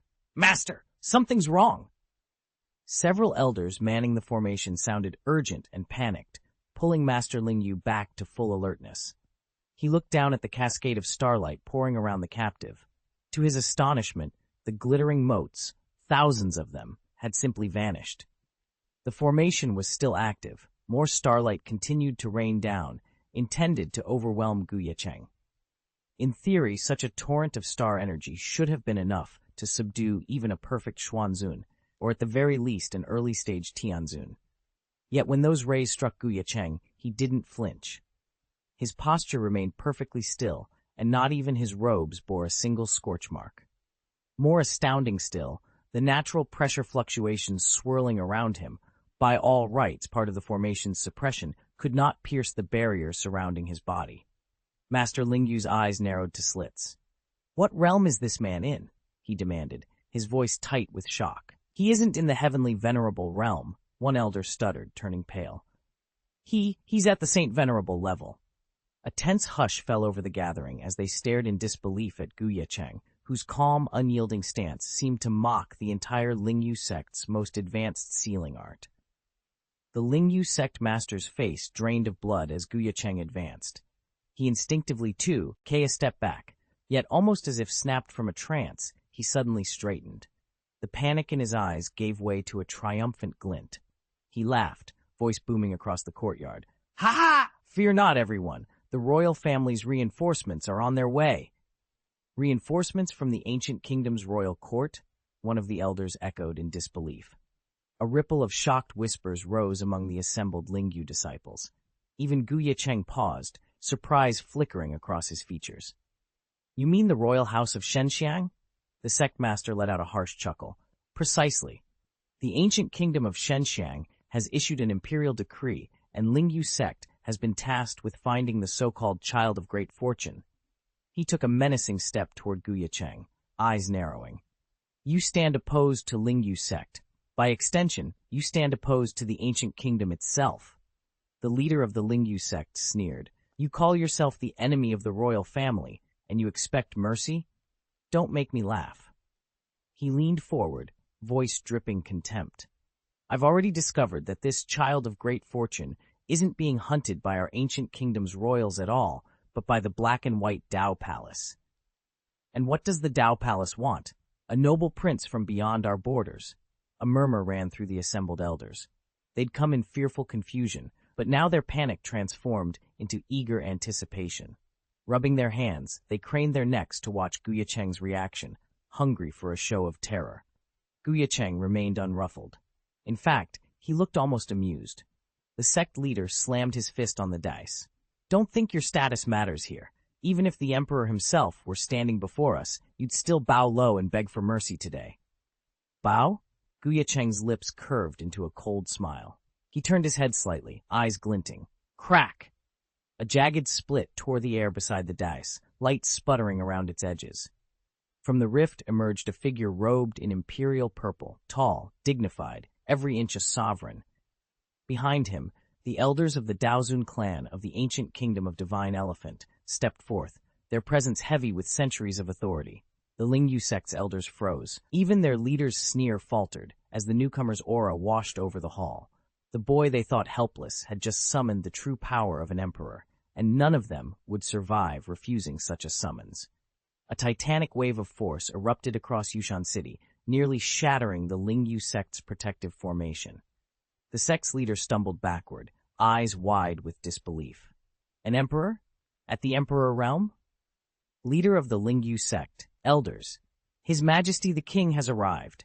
Forgive us for failing to greet you at the city gates, a herald announced. Heart-pounding, the Lingyu sect leader and his elders bowed deeply, their robes rustling as they dropped to their knees. Inwardly, the leader was ecstatic. The king's personal visit was proof that the sect's achievements were monumental. From this day forward, both Lingyu sect and his own standing would rise without limit. Beside him, the elders nodded in agreement, until all their excitement froze at once. A ripple in the air marked the arrival of the Divine Elephant Kingdom's lord and his entourage. They strode past the kneeling sect members without so much as a glance. Then, at sight of him, every face in the royal retinue brightened. They hastened forward, hands pressed together in salute. "We pay our respects to His Highness Ye Cheng." "His Highness Ye Cheng!" The Lingyu sect elders exclaimed in stunned unison. Chapter 289. The chief of the Lingyu sect trembled, hardly believing what he'd just heard. Only when the ruler of Xianxia Kingdom and his entourage dropped to their knees before Ye Cheng, bowing their heads in the utmost humility, did he finally come to his senses. Seeing Ye Cheng remain calm and composed, the sect leader hastily broke the formation he'd ordered, then fell prostrate to the ground. One by one, the elders of Lingyu sect, roused from their shock, followed his lead, kneeling and pressing their foreheads into the stone floor. Across the courtyard, a handful of Xianxia royal elders exchanged bewildered glances. "What's happening?" one of them whispered. The ruler of Xianxia, however, already understood. His eyes blazed with anger as he glared at the prostrate Lingyu sect leaders. They had clearly coveted the bounty he'd announced, and set their sights on His Highness Ye Cheng. Had he not intervened in time, they would have struck down Ye Cheng without hesitation. He had never imagined that the Xuanzuns of the Lingyu sect would dare to harm His Highness Ye Cheng. The mere fact that an attack had taken place was enough to spark outrage. The Lord of Xianxia, who'd only moments before vowed to carve the Lingyu sect to pieces, now dropped to his knees in desperation. He pressed his forehead to the ground and stammered, "Your Highness, I have failed in my duties. My sect has grievously offended you. Please, grant us your forgiveness." Ye Cheng regarded him coolly and waved a hand. "You may rise. This matter does not rest on your shoulders." He turned his back on the elders of the Lingyu sect, men who'd shown nothing but cowardice when the monster tide struck, allowing their own people to be slaughtered and even trading Yi Shui as if she were mere merchandise. His patience for them was gone. With a single, graceful gesture, Ye Cheng summoned the great Brahma boat. A radiant vessel of spirit energy emerged in midair. He guided Yi Shui and her mother onto the spirit boat, ensuring their safe passage away from the chaos below. Ye Cheng finished his preparations, then turned to the Lord of Divine Elephant Country. With a single touch to the prow of the great Brahma boat, he spoke quietly. "I must depart at once, but if that mother and daughter are still alive, they remain trapped in hostile territory. I cannot leave until I know they, and the others I worry about, are safe. Only your lordship has the power to protect them. If you'll watch over them for me, I can go without fear." At his words, the Lord of Divine Elephant Country visibly relaxed. A knowing light flickered in his eyes as he bowed deeply. "Your Highness, rest assured, I will follow your orders and spare no effort in keeping them safe." Ye Cheng inclined his head in thanks, then stepped aboard the great Brahma boat. In a swirl of mist and rippling water, the vessel slipped away from Mingyu Harbor. As the boat vanished on the horizon, the sect master of Lingyu and his elders let out a collective sigh of relief, so heavy that it was as if they'd narrowly escaped disaster. Yet, even in that moment of respite, a twinge of regret gnawed at them. Had their sect master not intervened so hastily, they would never have been dragged into this crisis in the first place. Sect master Lingyu pressed his lips together as he met the accusing glares of his elders. They had barely scratched His Highness Ye Cheng's carriage wheel, yet here they were, facing imperial wrath.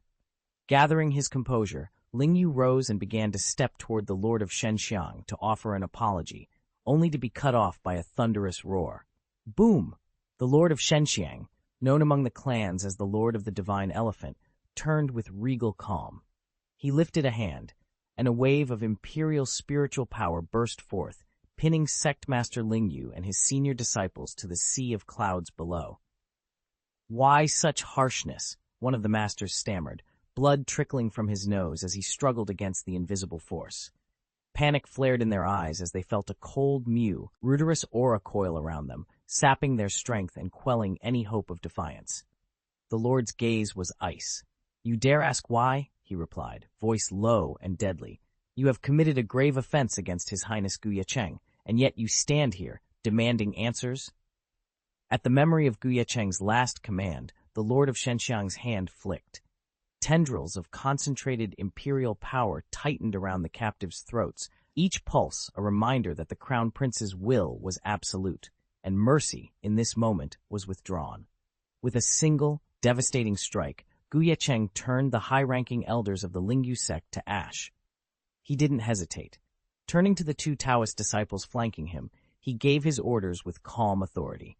"You two will assume control of this territory immediately. Protect the human settlements here, and keep an eye out for any relatives of that mother and daughter we rescued. Understood?" "We obey," they chorused, rising on the wind and racing toward Yushan City to begin cleanup and reconstruction. From where he stood, Ye Cheng sensed another presence. Dafan's grand vessel, the so-called Dafan boat, was nearing the boundary of the Ming domain. A wry expression crossed his face. His plan had been simple: enlist the Lord of the Divine Elephant to expel the Lingyu sect from the ancient elephant realm, then have that trustworthy lord station his own disciples here. Stripped of their powerful patronage and facing the monster-infested wilds, Lingyu would collapse in no time. Now, all that remained was to watch his strategy unfold. Unexpectedly, the Lord of the Divine Elephant acted without hesitation. With a single command, he had the senior officials of the Lingyu sect executed. Yet their deaths were meaningless. Neither the Rain Sect's leader nor the Lingyu elders had ever been more than insignificant ants to him. Their end was little more than a token of retribution for the countless humans who had fallen under the monster beast's onslaught. Ye Cheng, however, scarcely gave them a thought. His concern was squarely on his new maid, Ye Cheng. As soon as they boarded the Dafan boat, he directed her to wash herself and to draw water for her mother's bath. When Ye Cheng stepped out a short while later, it was as though the dust of the journey had been washed away along with her timidity. Clad in a simple, unadorned gown, she shone with a fresh, unspoiled beauty, like a mermaid who'd just slipped back into the light. Though petite, her features were undeniably striking, and even Ye Cheng felt a flicker of surprise. Sensing his steady gaze, Ye Cheng looked down, her cheeks flushing with color. Watching her shy, downcast eyes, Ye Cheng shook his head with a fond smile. He knew then that she was more than just a servant, she was someone he'd need to protect. Ye Cheng held back his teasing smile and beckoned the little girl to lead him to her mother's side. Ye Cheng's mother lay in a deep coma. The medicine prescribed by her doctor was beginning to take effect, but a true recovery was still a long way off. Ye Cheng had already examined her condition with his spiritual sense, a task that would have taxed any ordinary Xuanzun, but for him it was nothing more than a modest effort. Back when the monster tide first struck, he'd been too busy to help. All he'd managed then was to hand Ye Cheng a jade disc, instructing her to press it into her doctor's care. Now that the crisis had passed, he was in no rush. He settled his mind, drew in a quiet breath, and let his thoughts converge. In moments, a gentle stream of spiritual energy coalesced in his palm. With deliberate calm, he guided it into the sleeper's body. As the energy flowed through her, flesh drew a healthy flush, and her ragged breathing smoothed into a steady rhythm. After a heartbeat, her eyelids fluttered, and then slowly lifted, as if she were surfacing from a long, dreamless night. Ye Cheng, standing beside her mother, watched in astonishment, her eyes wide. Sir, she stammered, barely able to contain her excitement. Ye Cheng offered a gentle smile. He sensed that Ye Cheng's mother had finally awakened, and that the two of them needed a quiet moment together. With a soft pat on the girl's shoulder, he gracefully stepped back, allowing them space. Nearly an hour passed before Ye Cheng reappeared, guiding her still weak mother. The older woman dropped to her knees and kowtowed in deep gratitude. Thank you, Immortal, for saving both my mother and me. Thank you. Ye Cheng waved her concerns away with a calm gesture and helped the woman to her feet. He spoke a few soothing words, then escorted her to a restful chamber. Once they were settled, he turned back to Ye Cheng, his expression thoughtful. Cheng, he asked gently, you don't seem to be from Nanzhou. Where do you truly come from? Chapter 290. Ye Cheng stared thoughtfully at the Heavenly Destiny Atlas in his hand. Ordinarily, whenever a prodigy from the southern mysterious continent pledged their allegiance to him, the Atlas would glow with energy, and his fortune would surge accordingly. Even someone with a dormant immortal body, like Ye Cheng, would benefit beyond what mere mortals could imagine. Yet, when Ye Cheng swore to follow him, the Atlas remained inert. He remembered the same strange silence when he had healed Ye Cheng's mother of a grievous wound. The energy signature was off. It wasn't true kinship, but adoption.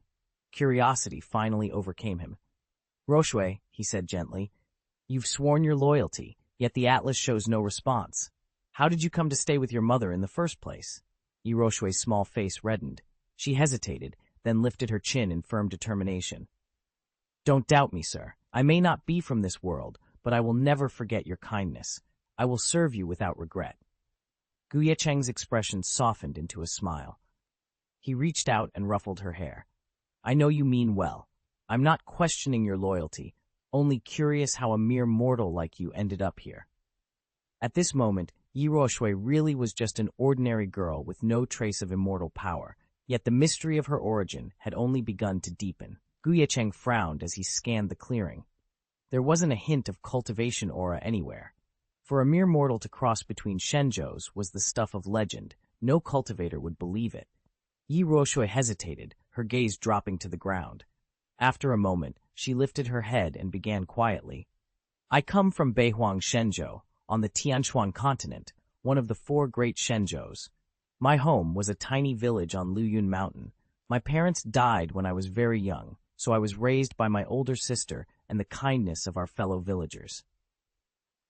Things changed when a wandering fairy passed through our mountain. She saw my sister's potential and accepted her as a disciple.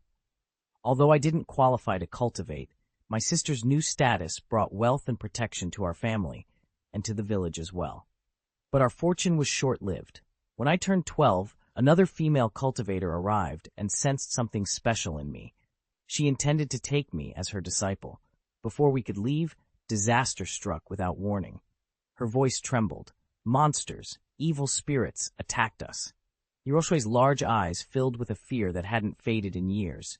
Even at 12, she'd witnessed horrors no child should ever see, and the memory remained as sharp and terrifying as the day it happened. It felt like a waking nightmare. Luyun Mountain lay in ruins, razed to the ground. Every villager who had cared for the 2 sisters, who had watched them grow, was slaughtered by those monsters. Their master fought valiantly, but was grievously wounded and plunged into a bottomless abyss, his fate, whether alive or dead, forever unknown. Only Ye Cheng survived. At the last moment, Ye Cheng whispered, her voice trembling, my master opened a transmission channel and sent me away. When I came to, I was already here. I wandered for months before a kind couple took me in as their own. Ye Cheng listened in silence, a soft sigh escaping him. Now he understood the depth of Ye Cheng's terror whenever cultivation was mentioned. Before she could even begin to walk the cultivator's path, her home had been destroyed, her teacher lost, and she herself cast into exile. If he'd been in her place, he might well have recoiled from the entire world of cultivation too. And, Ye Cheng prompted gently, wondering if there was more. As Ye Cheng hesitated, he extended his divine sense and peered into her memories. The vision that came into focus was grotesque. The creatures that had descended on Luyun Mountain looked humanoid but bore the twisted features of Shuras or demons, fierce, merciless. Their intent had been unmistakable, to annihilate anything and anyone in their path. They weren't coming for Ye Cheng's master. They were targeting Ye Cheng herself. Ye Cheng recognized these assailants at once. The ancient chronicles of Nanshan Shenzhou describe exactly such beings, the same powerful races that once stood alongside humans in ages past.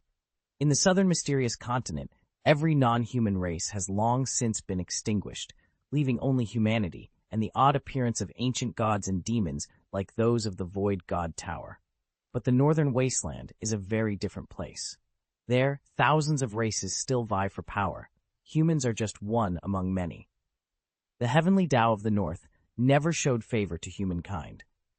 If any other race learned that a celestial child had been born among northern humans, they would kill her without mercy, gaining divine approval and increasing their own people's fortune, with no fear of punishment.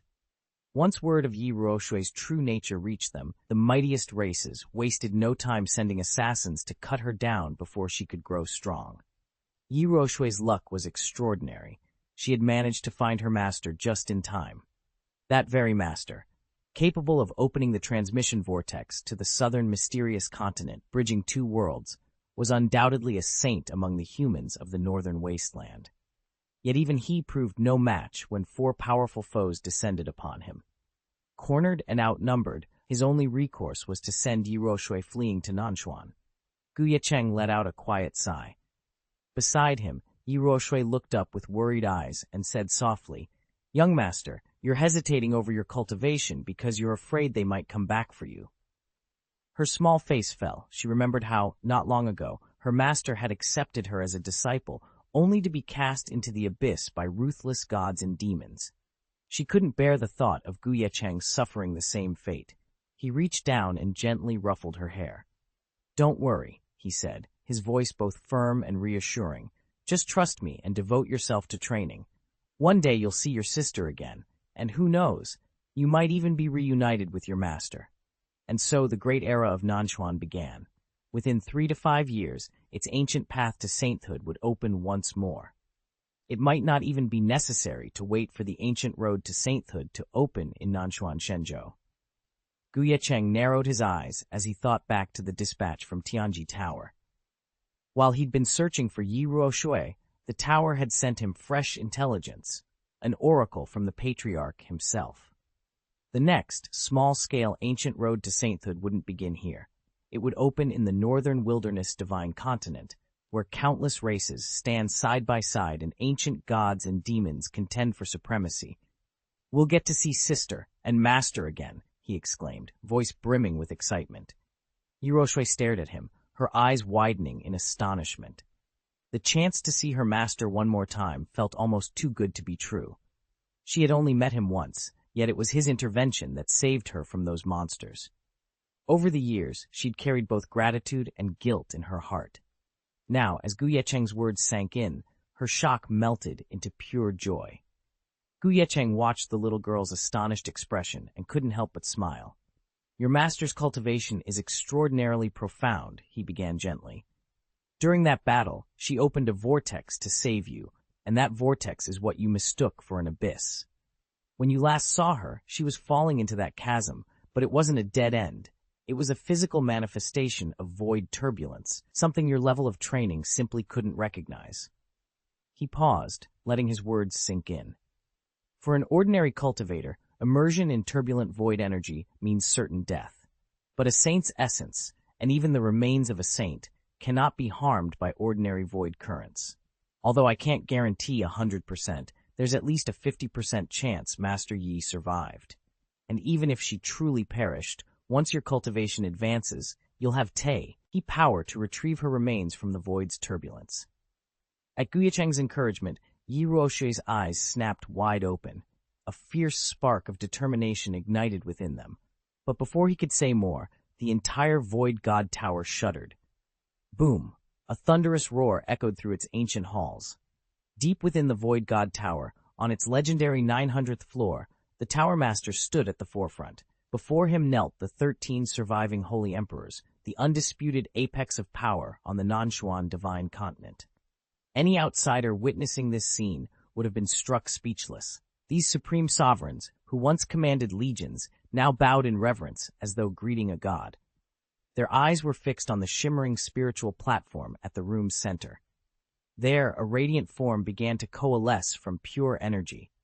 In perfect unison, the assembled emperors intoned, "We welcome you, Lord Chitian." Chapter 291. Ever since the Void God Tower's previous master passed on, every senior member within its ranks had been electric with anticipation. Now, atop the great spiritual platform, that anticipation coalesced around a single figure. He was a young man, no older than 26, his features dark and brooding beneath a flowing crimson robe. A single horn, curved like a scimitar, protruded from his forehead, wreathed in a faint flickering flame. He might have looked like any other youth, but the tremors of his aura betrayed his true power. He had reached Tianzun perfection. A murmur of awe swept through the assembly. "Tianzun perfection, truly befitting our young lord," one elder whispered. For this red-robed unicorn youth was the last scion of the ancient Blazing God clan, a mighty lineage of gods and demons that had once served the Void God Tower. Though the Blazing God clan had long since vanished from Nanshuan, they remained undisputed overlords across the other 3 continents, especially in the harsh expanse of the northern wastes. Rumor even held that the modern Seraphim clan boasted more than one Saint King among its leaders. All eyes were fixed on the young lord, whose arrival promised to reshape the fate of the Void God Tower, and perhaps the world itself. Countless saints and quasi-saints. The very idea sends the senior officials of the Void God Tower into a feverish excitement. What they truly covet, however, are the rewards awaiting them once the ancient Saint Road is opened. All they need to do is help the gods and demons of the northern wilderness build even a small section of this legendary path, and their prize will be extraordinary. When the ancient Saint Road finally opens and the Tianjiao of Nanzhou begin their ascent, every pure-blooded god and demon who climbs it will receive a vial of their own true blood as a reward. This isn't the cultivated divine blood that mortal Taoists of the Void God Tower coax from their bodies. It's the genuine, inherited lifeblood born within these pure-blooded beings. Just a single drop is enough to elevate the master of the Void God Tower to the rank of quasi-saint on the spot. And on that day, the power of the Void God Tower will crush the Gu family, the Ziwei Imperial Palace, and the Kanghai Palace beneath its feet. Young Master Ye Cheng's words sent a thrill through the Lord of the Void God Tower. For a moment, excitement lit up every chamber of his mind, until surprise swept in the next instant. That ancient path of canonization must be expanded, Ye Cheng declared. Not only will my Chichian clan and the gods and demons under my command journey along it, but the descendants of Lingbo Island and Snow Phoenix Mountain and all their followers will tread that same path. He paused, giving the Void God Tower's leaders a reassuring smile. Rest easy. The vassals from Lingbo Island and Snow Phoenix Mountain in Nanjuan will coordinate fully with your tower. You need only focus on your work. The descendants of the Lingbo Demon Lord and the Snow Phoenix Demon Lord, too? One of the senior masters blurted out. This is a tremendous development.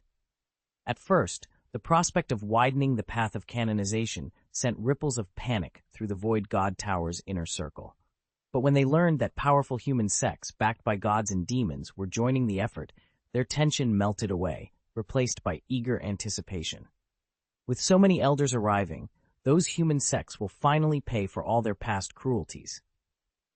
A thrill ran through the senior officials of the Void God Tower, but young Master Chidian frowned. What's going on? You all sound like you've taken a beating. The tower's chief attendant hurried forward, voice low and urgent. Young Master, you don't understand. These mortals have grown utterly reckless. He cleared his throat and began to explain. In the last 3 years, countless so-called immortal sects have burst onto the scene. Some, like our Void God Tower, trace their power to divine or demonic lineages. Take Shuyan Cave. Its founder was descended from the demon lord of Lingbo Island, or Dakshui Mountain, whose elders claim ties to the Shuihuang god clan of Shuihuang Mountain. Each of these sects boasts origins as prestigious as ours. The senior attendant's voice grew grim. But pedigree means nothing when you're they. The descendants suffer as badly as the founders. The heir of Shuyun Cave was executed by the Kanghai Palace goddess herself. Others have vanished without a trace. Now these fledgling sects have grown bold enough to defy cosmic law. They've slaughtered our disciples, raided our outposts, and kidnapped our clansmen. He stretched out his hands, pleading, Our reprisal must be swift and devastating, or will only encourage more lawlessness. Chitian's frown deepened as he considered the attendant's words. Around him, the officials of Void God Tower exchanged eager glances. A reckoning was coming, and they all intended to make the human sects pay dearly for every wrong they'd ever committed. Ye Cheng, the scion of Dakshui Mountain, had tried to seize the Ziwei Emperor's daughter's divine treasure and met his end at her hands. Yet neither Shushan Tower, Shuyun Cave, nor Dakshui Mountain would admit any fault. In their eyes, the entire fiasco was the doing of the Kanghai goddess and the princess herself. The young lord of Chidian felt the same righteous indignation. Pitiful mortals, he sneered, voice cold, fit only to be kindling for our power, daring to strike at our servants? He swept a disdainful glance over the assembled masters of Sushan Tower and Shuyun Cave. Still, he needed their cooperation, so he clipped his words short. Once we reach Nanzhou, you will have justice. I give you my word. He paused, lowering his voice. But keep this ancient road project on schedule. The sooner it's finished, the sooner we return. Understood, my lord, came the eager response. Please rest assured, Lord Gu. Everything will be ready in 6 months at most. At his command, everyone in Shushan Tower bowed in unison, voices echoing respectfully. They watched as the young master's figure shimmered on the spirit platform, then faded into mist. As soon as he vanished, they all exhaled, their tension easing, and returned to their work, preparing the ancient road of canonization. Across the realm, the activities of gods and demons tied to the Void God Tower, the Great Snow Mountain, and the Water Cloud Cave went unnoticed by outsiders, and even by Ye Cheng himself.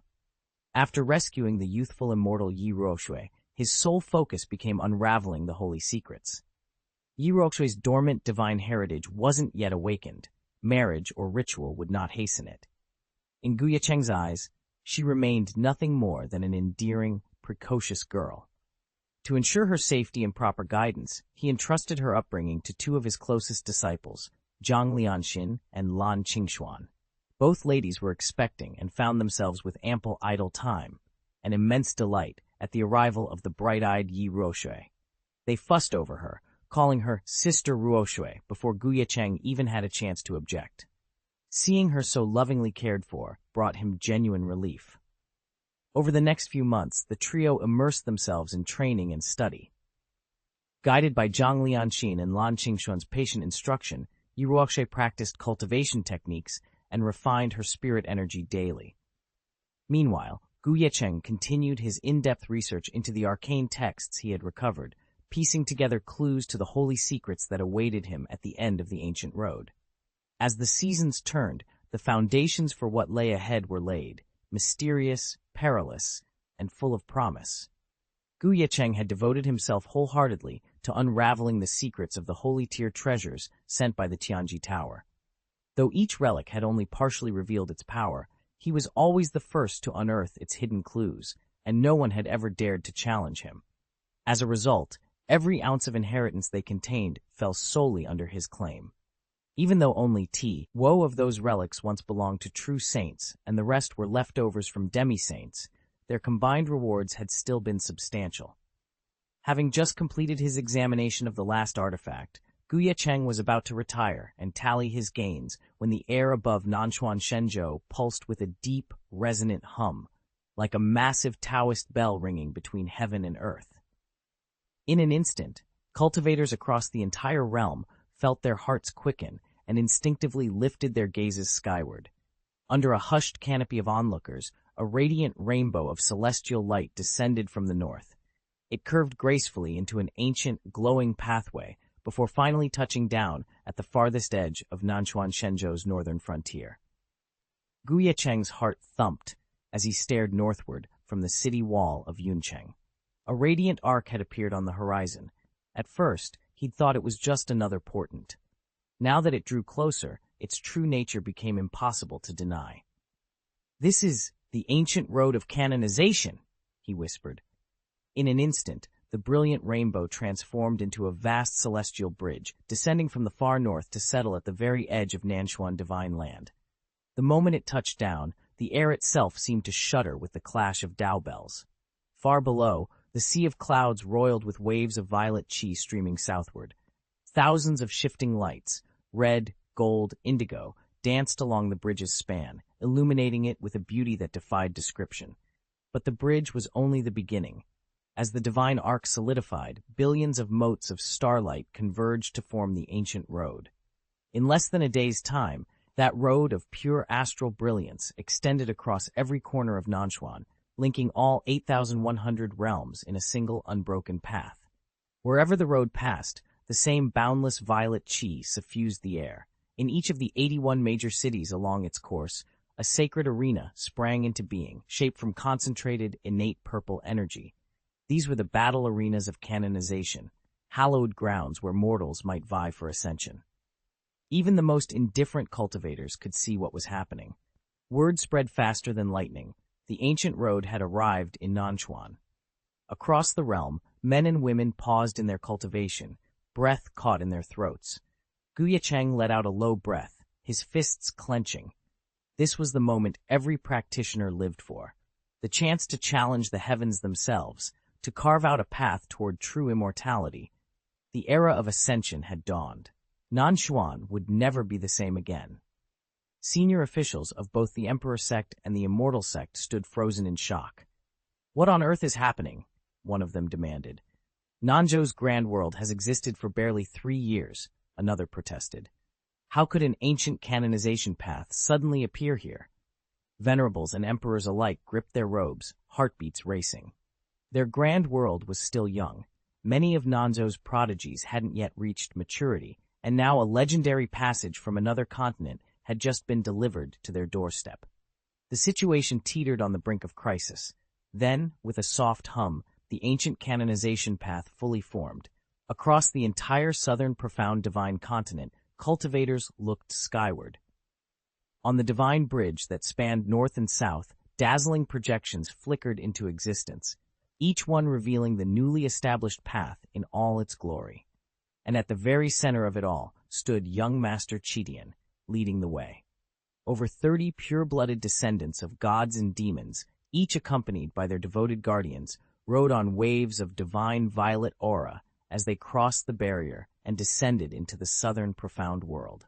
The sheer power they projected was so overwhelming that every young prodigy present felt their hearts sink into hopeless despair.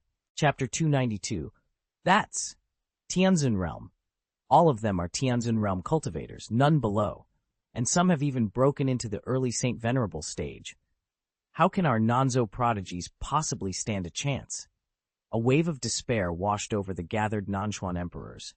On the new land list, the brightest talents of Nanzhou's younger generation were led by Ye Cheng, his true cultivation level still a mystery, and then a clutch of Xuanzun practitioners, the Ziwei Emperor's daughter, the Kanghai goddess, Gu Yunxi, Ye Cheng, and the Xiao clan's young master.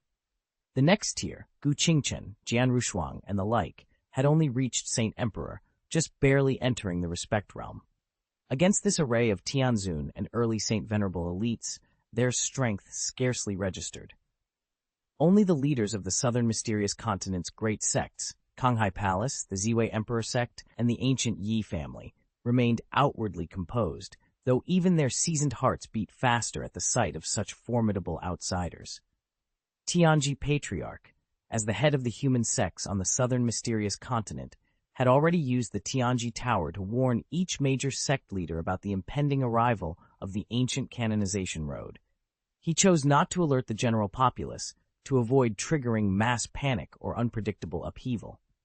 Even so, every informed leader understood that this ancient canonization road was no true canonization path, but rather a makeshift passage manipulated into existence by unknown forces. The prodigies traveling this road weren't the northern wilderness's top champions. Yet when the sect heads learned that over 30 divine and demonic descendants, led by the formidable young master Chidian, had entered Nanzhou, each heart grew heavy with unease. Their ranks spanned from the junior Tianzun level up to those just stepping into the early Saint Venerable stage, far from invincible, but undeniably powerful. The only small comfort lay in knowing these fledgling heirs had only just arrived. They would need time to adapt to a world starkly different from their own. This was the temporary lull before everything changed. From the imperial courts to the great immortal sects, every power in the realm moved at once. By imperial decree, a herald proclaimed in the grand hall, "From this moment on, no disciple may leave the sect's borders without express permission." A murmur rippled through the assembled audience before another voice boomed. "Furthermore, should any disciple require travel outside our domain, they must travel under the protection of an emperor-level elder. No exceptions." In a quieter chamber, the celestial emperor himself spoke to his most trusted aides. "I have just completed a new batch of boundary-breaking talismans, artifacts capable of turning the tide in dire straits. Prepare them for distribution to every disciple who has reached the true transmission stage. If they are ever beset by danger, these talismans will be their last, best hope." Across the continent, a similar flurry of activity unfolded. Sects fortified their walls, elders reviewed patrolling schedules, and envoy after envoy carried stern orders or prized life-saving charms back to their bases. The arrival of foreign prodigies, descendants of gods and demons from distant lands, had set every power on edge. Yet, despite the current vigilance, every sect master knew it was only a matter of time before these outsiders made their mark. Today's buffer period, they realized, would soon give way to tomorrow's legends, and when that day came, the world would never be the same. By the time they reached each major city, a peculiar trend had become impossible to ignore. Whenever a Tianjiao from the 100 Realms strolled into town, if no one challenged him, most of his so-called luck would be siphoned off, devoured, really, by the city's defenders. But the moment someone dared to fight, that prodigy risked his life. If he were defeated, a full third of his luck would be seized as spoils. No matter how you look at it, the future of the Nanxuan Tianjiao was cast in a harsh, ominous light. Not even Ye Cheng's brilliant past record could quell the court's anxiety. "Your Highness Ye Cheng may well take on 1 or 2 god-demon heirs in the Saint Venerable realm," the ministers pointed out in hushed tones. "But there are 3 such heirs, and under each of them stand more than 20 conquerors of the heavenly Venerable realm. After all, 2 fists are no match for 4 hands." Alarmed, the emperor issued a stern decree. Effective immediately, no one shall leave the imperial city. This order remains in force until further notice. Open the ancestral realm, the empress commanded, her voice calm but unyielding. Channel every spirit crystal the imperial palace has amassed over the years into it. I want the amplification rate of the princess's training formation boosted by at least 30-fold. A heavy silence fell over the chamber. The supreme elders who oversaw the Ziwei imperial palace exchanged uneasy glances. Ever since the climactic battle at the Julie Mountains, Empress Fufeng had retreated into seclusion, and she'd remained hidden even when the ancient path of canonization opened to all worthy cultivators. Her complete faith in Ye Cheng had kept her confident, as if the looming threat of divine and demonic descendants meant nothing to her. The elders, however, did not share her serenity. 30 times amplification, one of the elders murmured, his brow furrowing in concern. That's equivalent to a month's cultivation in a single day. Do you realize how many spirit crystals this will consume? We'll need well over 100 million crystals just to sustain 1 day of training. The others nodded grimly. Even with the imperial treasury at their disposal, no one could recall ever pouring such an astronomical sum into a single formation. Yet none dared question the empress's decree.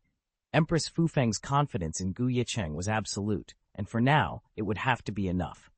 The leaders of Ziwei Imperial Palace were nothing if not decisive.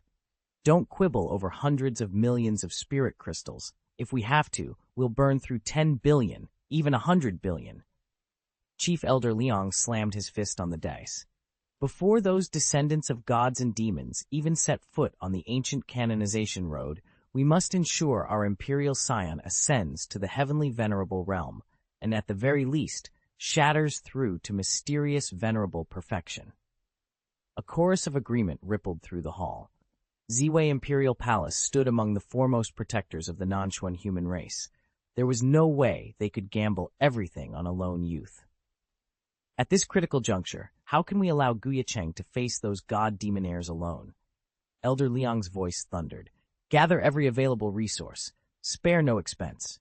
Far to the east, Kanghai Palace's high counselors reached an identical verdict. Mobilize 10 water-attributed imperial warriors at once. Offer them to the ancestral land formation as sacrifice. If 10 proves insufficient, send another 10. No hesitation, no retreat. Ziwei and Kanghai alike poured every ounce of their strength into guaranteeing Ye Cheng the power he would need to confront the looming clash on the ancient road. This was their champion, their hope, and they would not let him stand empty-handed. 6 months. No, the sea goddess murmured to herself. Standing at the center of the magic circle, she felt the weight of her destiny press on her shoulders. Blessed with the scarlet fate, the 10,000 waters Tao body, she could absorb and refine all manner of divine waters from heaven and earth, gradually transforming the acquired into the innate. Soon, she would complete her evolution into the innate weak water body. Before her, high-ranking officials watched in silence, their breaths misting in the chill air. The goddess cleared her throat, her voice steady but edged with a hint of pain. Still, that pain was fleeting. She was thinking, instead of the terrifying power the divine demonic descendants she would soon face. Her thoughts drifted back to the day in the Julie Mountains, when she first beheld the brilliance of Ye Cheng. Her heart fluttered at the memory, then hardened in resolve. No more than 4 months, she declared, lifting her chin. In 4 months, I will emerge from retreat. By then, my 10,000 waters Tao body will have fully formed. I will break into Xuanzun perfection, rivaling Tianzun's peak, even matching an early Shengzun. With that strength, I can stand beside His Highness Ye Cheng and help him take on at least 1 or 2 of those divine demonic heirs. A hush fell over the council chamber as her words settled in the cold air. The sea goddess's eyes glinted with unwavering determination. The countdown had begun.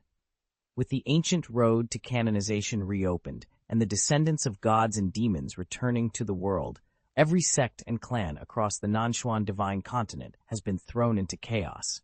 Yet Ye Cheng, head of the Nanshuan human race, remains perfectly composed. He has already perfected his Daozun cultivation, and like many other prodigies who reach this pinnacle, he is in no rush to break through to the Emperor realm. That next step demands the opening of the Dao Lingtai, the Temple of Dao, tucked deep within one's dantian. Forging a Dao Lingtai requires rare divine materials, and the finer the materials used, the higher the quality of the resulting Lingtai. A superior Lingtai not only accelerates future cultivation, but also greatly amplifies an emperor's combat power compared to others of the same rank. Even more coveted than top-tier divine ingredients is the fabled Dao Seed, an elemental spark destined to nurture a specific Dao law. Anyone fortunate enough to cultivate a Dao Seed undergoes a metamorphosis so profound it amounts to being reborn, as though granted an additional, top-level innate destiny. For Ye Cheng, this crucial transition from Dao Zun to Emperor is too important to gamble on inferior resources. He treads carefully, awaiting the very best materials, and perhaps, in time, the elusive Dao Seed that will elevate him beyond the competition. As a chaos body, Ye Cheng has an extraordinary gift. He can embrace and assimilate all things. Most cultivators who encounter a great Dao Seed can only absorb its power from a single lineage, but Ye Cheng's unique body allows him to refine multiple Dao Seeds at once, each one a supreme blessing of fate. The very idea thrilled him. Over the past weeks, he had thoroughly explored the treasury, uncovering countless divine materials suitable for forging a great Dao Ling platform. Yet not a single Dao Seed lay among them. That absence didn't surprise him. In the Holy Dao system, cultivators advance through 4 ranks: Quasi-Saint, Saint, Saint King, and Saint Lord, while Dao treasures themselves are classified into 5 tiers: Quasi-Saint, Saint, Saint King, Saint Lord, and the coveted Dao Treasure tier. Great Dao Seeds reside at this highest level. They only appear before one ascends to Emperor, and their rarity is legendary. Though he found many ingredients, the one thing he truly needed remained elusive. Saint Lord-level treasures are almost as rare as Holy Dao relics. No one's laid eyes on one for centuries. In all his recent forays, Ye Cheng has only uncovered quasi-saint and saint-level divine artifacts. Not a single Saint King-level treasure has crossed his path. It's no surprise, then, that he's yet to harvest a Dao Seed. Still, the divine materials he's gathered haven't gone to waste. He reserved the highest-grade fragments to stockpile for an eventual upgrade to his Ye Cheng furnace. The rest he poured into refining his spirit weapons, and the results have been spectacular. The Xianxia Emperor Sword has now ascended to a primary holy weapon. His 2 killing swords likewise achieved primary holy status, though they remain just a shade below the Xianxia Emperor Sword in power. Ye Cheng's gaze shifted to the enormous cauldron beside him, where the sacrificia, rite for the Suzaku Tianyin, was still raging. Compared to the Xianxia Emperor Sword, it was the sacrifice of the Suzaku Tianyin that weighed most heavily on Ye Cheng's mind. If the ritual succeeded, then when he emerged from seclusion, the Suzaku Tianyin would ascend to Holy King grade status. Wielding the Vermilion Bird Heaven Seal as his primary weapon, the killing power of Ye Cheng's immortal execution sword formation would surge to unprecedented heights. No ordinary quasi-saint could withstand him. Chapter 293. In fact, we may not even need the Jushin sword formation, Ye Cheng murmured, his eyes alight with anticipation. The Vermilion Bird Heaven Seal by itself will be more than enough to kill off the weaker quasi-saints. Driving a saint-level spirit weapon demands an enormous expenditure of energy.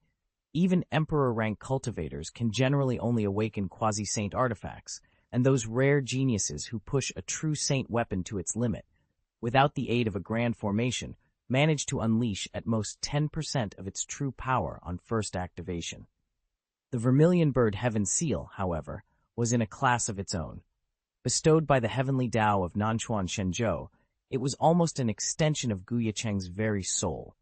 If he was willing to endure the drain on his vitality, he could release over 80% of its killing force, and even a casual strike could tap 50% of its power. What did 50% of a Saint King artifact mean? It was enough to obliterate a formation of ordinary warriors in a single blow, let alone dispatch lesser quasi-saints. A faint crimson aura flickered around the seal in his hands, humming with deadly promise.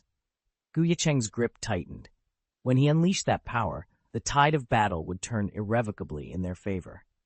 Ye Cheng's power, even without tapping into true saint-level spiritual energy, was already devastating enough to obliterate a quasi-saint in an instant.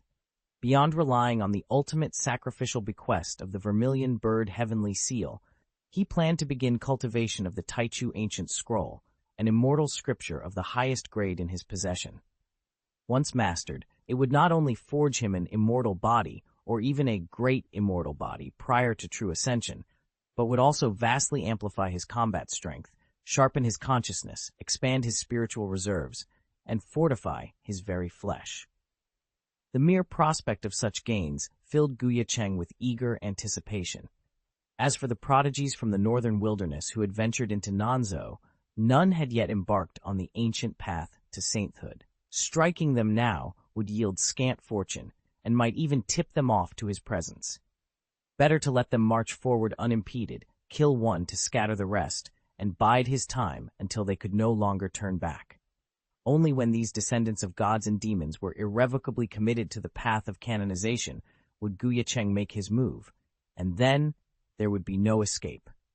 Ye Cheng lifted his hand and revealed the immortal crystals he'd amassed during his recent treasure expeditions. Over 1,000 in total, each crystal varied in shape, yet shared the same brilliant, cloud-like aura. They hovered around him, bathing the area in an otherworldly light, like a fragment of a celestial realm brought to earth. Immortal crystals are among the rarest and most valuable treasures in existence. A single piece can be worth hundreds of millions of spiritual crystals, and no sum can truly capture its worth. Within each crystal lies pure immortal spirit, the finest cultivation resource for practitioners at or above the emperor level. Absorb enough of it, and one's chance of ascending to sainthood or becoming a flying immortal soars dramatically. Even a quasi-saint would lose all reason at the sight of so many. Emperors themselves would covet them beyond measure, yet Ye Cheng remained perfectly composed. His outlook had matured far beyond material desire, and more importantly, he knew his true path. With these immortal crystals, the best he could do for now was refine the Taichu ancient scroll. Ye Cheng shook his head and exhaled a soft sigh. He no longer hesitated. With measured breaths, he settled into a cross-legged posture and slipped into seclusion. As he descended into the depths of meditation, the rest of Nanchuan Shenzhou stirred to life. The scions of gods and demons, those once honored by the Great Snow Mountain, the Void God Tower, and the Water Cloud Cave, were slowly recovering their strength. Yet instead of immediately treading the ancient path of canonization, they chose a more worldly pursuit, roaming the lands of Nanchuan Shenzhou in search of divine treasures. By now, nearly 20 years had passed since the great world first opened within the northern wilderness divine continent. The very first prodigies to emerge back then have since broken through into the Daozun realm and now teeter on the brink of the emperor tier. Even descendants of immortals from the fabled fairylands have arrived, vying with northern wilderness's finest for precious opportunities. Among them is the young master of Chitian. Though a genuine pure-blooded descendant of gods and demons, he still falls short of the top echelon of northern wilderness Tianjiao. In the coming years, grand conflicts and rivalries would erupt across the continent. But for now, Ye Cheng's only concern was the silence of his own spirit. He had set his sights on heights far beyond these mortal struggles, and so, deep within his secluded chamber, he began the slow, arduous ascent toward true mastery. Except for those from Chitian Valley, Lingbo Island, and Snow Phoenix Mountain, hardly any of the Tianzun-level gods and demons could claim true first-tier status. The rest barely even scraped into the second echelon of prodigies. Naturally, the divine treasures recently unearthed in the northern wilderness were far beyond their reach. Any rash attempt to seize them would simply invite death. But here in Nanchuan, the situation was altogether different. "Why hurry on the ancient road to sagehood?" scoffed a tall figure with a golden mane. "We've secured a full year in Nanchuan, plenty of time to advance our cultivation. Besides, the mortals of Nanchuan are like insects. Even 10 years wouldn't let them catch up to us, let alone one." He was the scion of the golden-eyed divine lion, his clan famed for following the first generation of the Seraphim Lord into countless bloody campaigns. Naturally, as heir to that bloodline, he had pledged himself to the current Seraphim Lord. His talent was unrivaled, and his cultivation had already reached the late heavenly venerable stage, solid proof that in Nangshuan, he and his peers held undisputed advantage. Chapter 10: The Golden Inferno. Ye Cheng stood at the heart of the Void God Tower, his aura flaring like a living sun. The bloodline he bore, the legendary Golden Sky Fire, handed down since the mid-12th century, wielded a killing power rivaling any of the top 300 Dao fires on the Heaven and Earth Divine Fire list. In his current demi-human form, Ye Cheng's body was lithe and almost graceful, but where a man's head should have been, a lion's visage roared to life. Golden hair, bright as burnished wheat, rippled around him like reeds in a storm, each strand crackling with raw divine flame so fierce that no one dared meet his gaze. When he spoke, arrogance dripped from his every word, filling the chamber with its venomous heat. Before him knelt two saint emperors, their foreheads pressed to the ground in supplication. "Young Master Ye Cheng is absolutely right," one of them gasped. "How could mere mortals hope to stand against your power?" Their praise was no hollow flattery. Less than half a day ago, these two had personally escorted Ye Cheng to a recently unearthed quasi-saint divine treasure, and had witnessed firsthand the devastation he wreaked upon it with but a thought, his golden sky fire reducing the artifact to molten slag. A cruel smile crossed Ye Cheng's leonine lips. Around him the divine flames danced, alive, hungry, and unstoppable.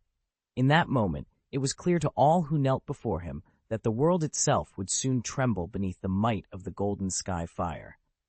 Inside the divine relic domain, countless gifted cultivators have fallen before him. None can stand against his power. The unluckiest among them were devoured outright, their very life essence fueling his strength. He single-handedly dismantled every trial formation in that domain and looted every treasure and resource for himself. Now, in the lofty halls of the Void God Tower, two venerable elders knelt before young Master Ye Cheng, praising his exploits with almost reverent awe. Ye Cheng leaned back on his jade throne, a self-satisfied smile playing across his lips. When the flattery grew too effusive, he waved a hand dismissively. "Spare me the empty compliments," he said, his voice cool. "What other divine relics have you located? Speak quickly. I'm eager to crush more of these insignificant pests." The elders exchanged uneasy glances. New divine relics surface in Shenzhou every day, but only those harboring quasi-saints are worth his notice, and such places are notoriously hard to track. Just as their anxiety peaked, the talisman clasped on one elder's robes began to glow and tremble. A silent transmission flickered through his spirit sea, and relief washed over his features. "My lord," he exclaimed, bowing deeply, "I've discovered another site." "Tell me," Ye Cheng prompted. "The Wanling Auction House," the elder reported, voice trembling with excitement. "They're hosting a major divine relic auction right now. It's said the grand finale treasure at that event is the postnatal fire god Lotus." A murmur ran through the crowd. The golden pupil lion's eyes snapped wide open, the molten fire within them flaring fiercely. In Xianxia City, the very heart of the Liuguang domain, the Wanling Auction House stood in all its splendor. Cultivators lined the broad avenue leading to its gates, their gazes filled with awe and curiosity. Two perfect-stage heavenly emperors, each a veteran steward of Wanling for decades, flanked the entrance, their postures rigid with reverence. Along the wide marble stairway, rows of lithe female attendants, each with a slender waist, long legs, and elegant curves, stood in flawless formation, bowing respectfully to every passerby. Such pomp and ceremony had not been seen in Tianqiang City for years. Rumors rippled through the assembly. What distinguished guest could possibly demand this level of honor? Behind the Wanling auction house lay an extraordinary pedigree. Multiple immortal sects vied for its favor, and whispered legends hinted at even greater powers pulling the strings from the shadows. Wanling Holy Land may not rank among the very top immortal sects, but as the single largest stakeholder, it still wields tremendous influence. 5 Saint Emperors govern its affairs, and Wanling Saint Lord himself has reached the late Saint Emperor stage, his cultivation all but perfected. With such backing, the 2 heavenly emperors who run Wanling Auction House dare not cross them. Short of an envoy from one of the great immortal sects, even visiting Saint Emperors are confined to the auction floor. No grand welcome, no formal reception. Whispers spread through Tianqiang City. Could the Saint Emperor elders of the ancient Yi family, or perhaps Kanghai Palace, have arrived? Every cultivator exchanged speculative glances. In just 3 days, the Wanling auction house will hold its most spectacular sale yet, featuring quasi-saint weapons, true saint artifacts, and rare saint medicines. At the very top of the prize list sits the legendary acquired Lihuo Divine Lotus, a treasure whose scarcity rivals the finest saint weapons and elixirs. Ye Cheng listened intently as the auctioneer's voice rang out across the hall. If this lotus can be harvested and refined, it will allow a cultivator to generate acquired Li fire within their body. As one's cultivation advances, that fire only grows stronger, ultimately maturing into true acquired Li fire. Throughout heaven and earth, existence is defined by divine fires and divine waters. At the pinnacle of flames stand innate Li fire, pure Yang flame, and red flame. Among waters, the supreme are pre-celestial weak water, pure Yin water, and Ren Yuan water. These 6 pre-celestial essences carry the potential to ascend to immortal-level existence. Beneath them lies a vast array of lesser pre-celestial and acquired divine fires, divine waters, others, and spiritual waters. Acquired fire are Anks among these. Although it cannot match the might of pre-celestial Li fire, its strength still places it within the top 50 divine fires under heaven. For any fire cultivator, acquiring this fire lotus and refining it would be no less than a metamorphosis, an instant transformation of fate that forges an innate destiny. This is why such a treasure commands undying envy and awe. At those words, every eye in the auction hall, Ye Cheng's included, flickered with anticipation.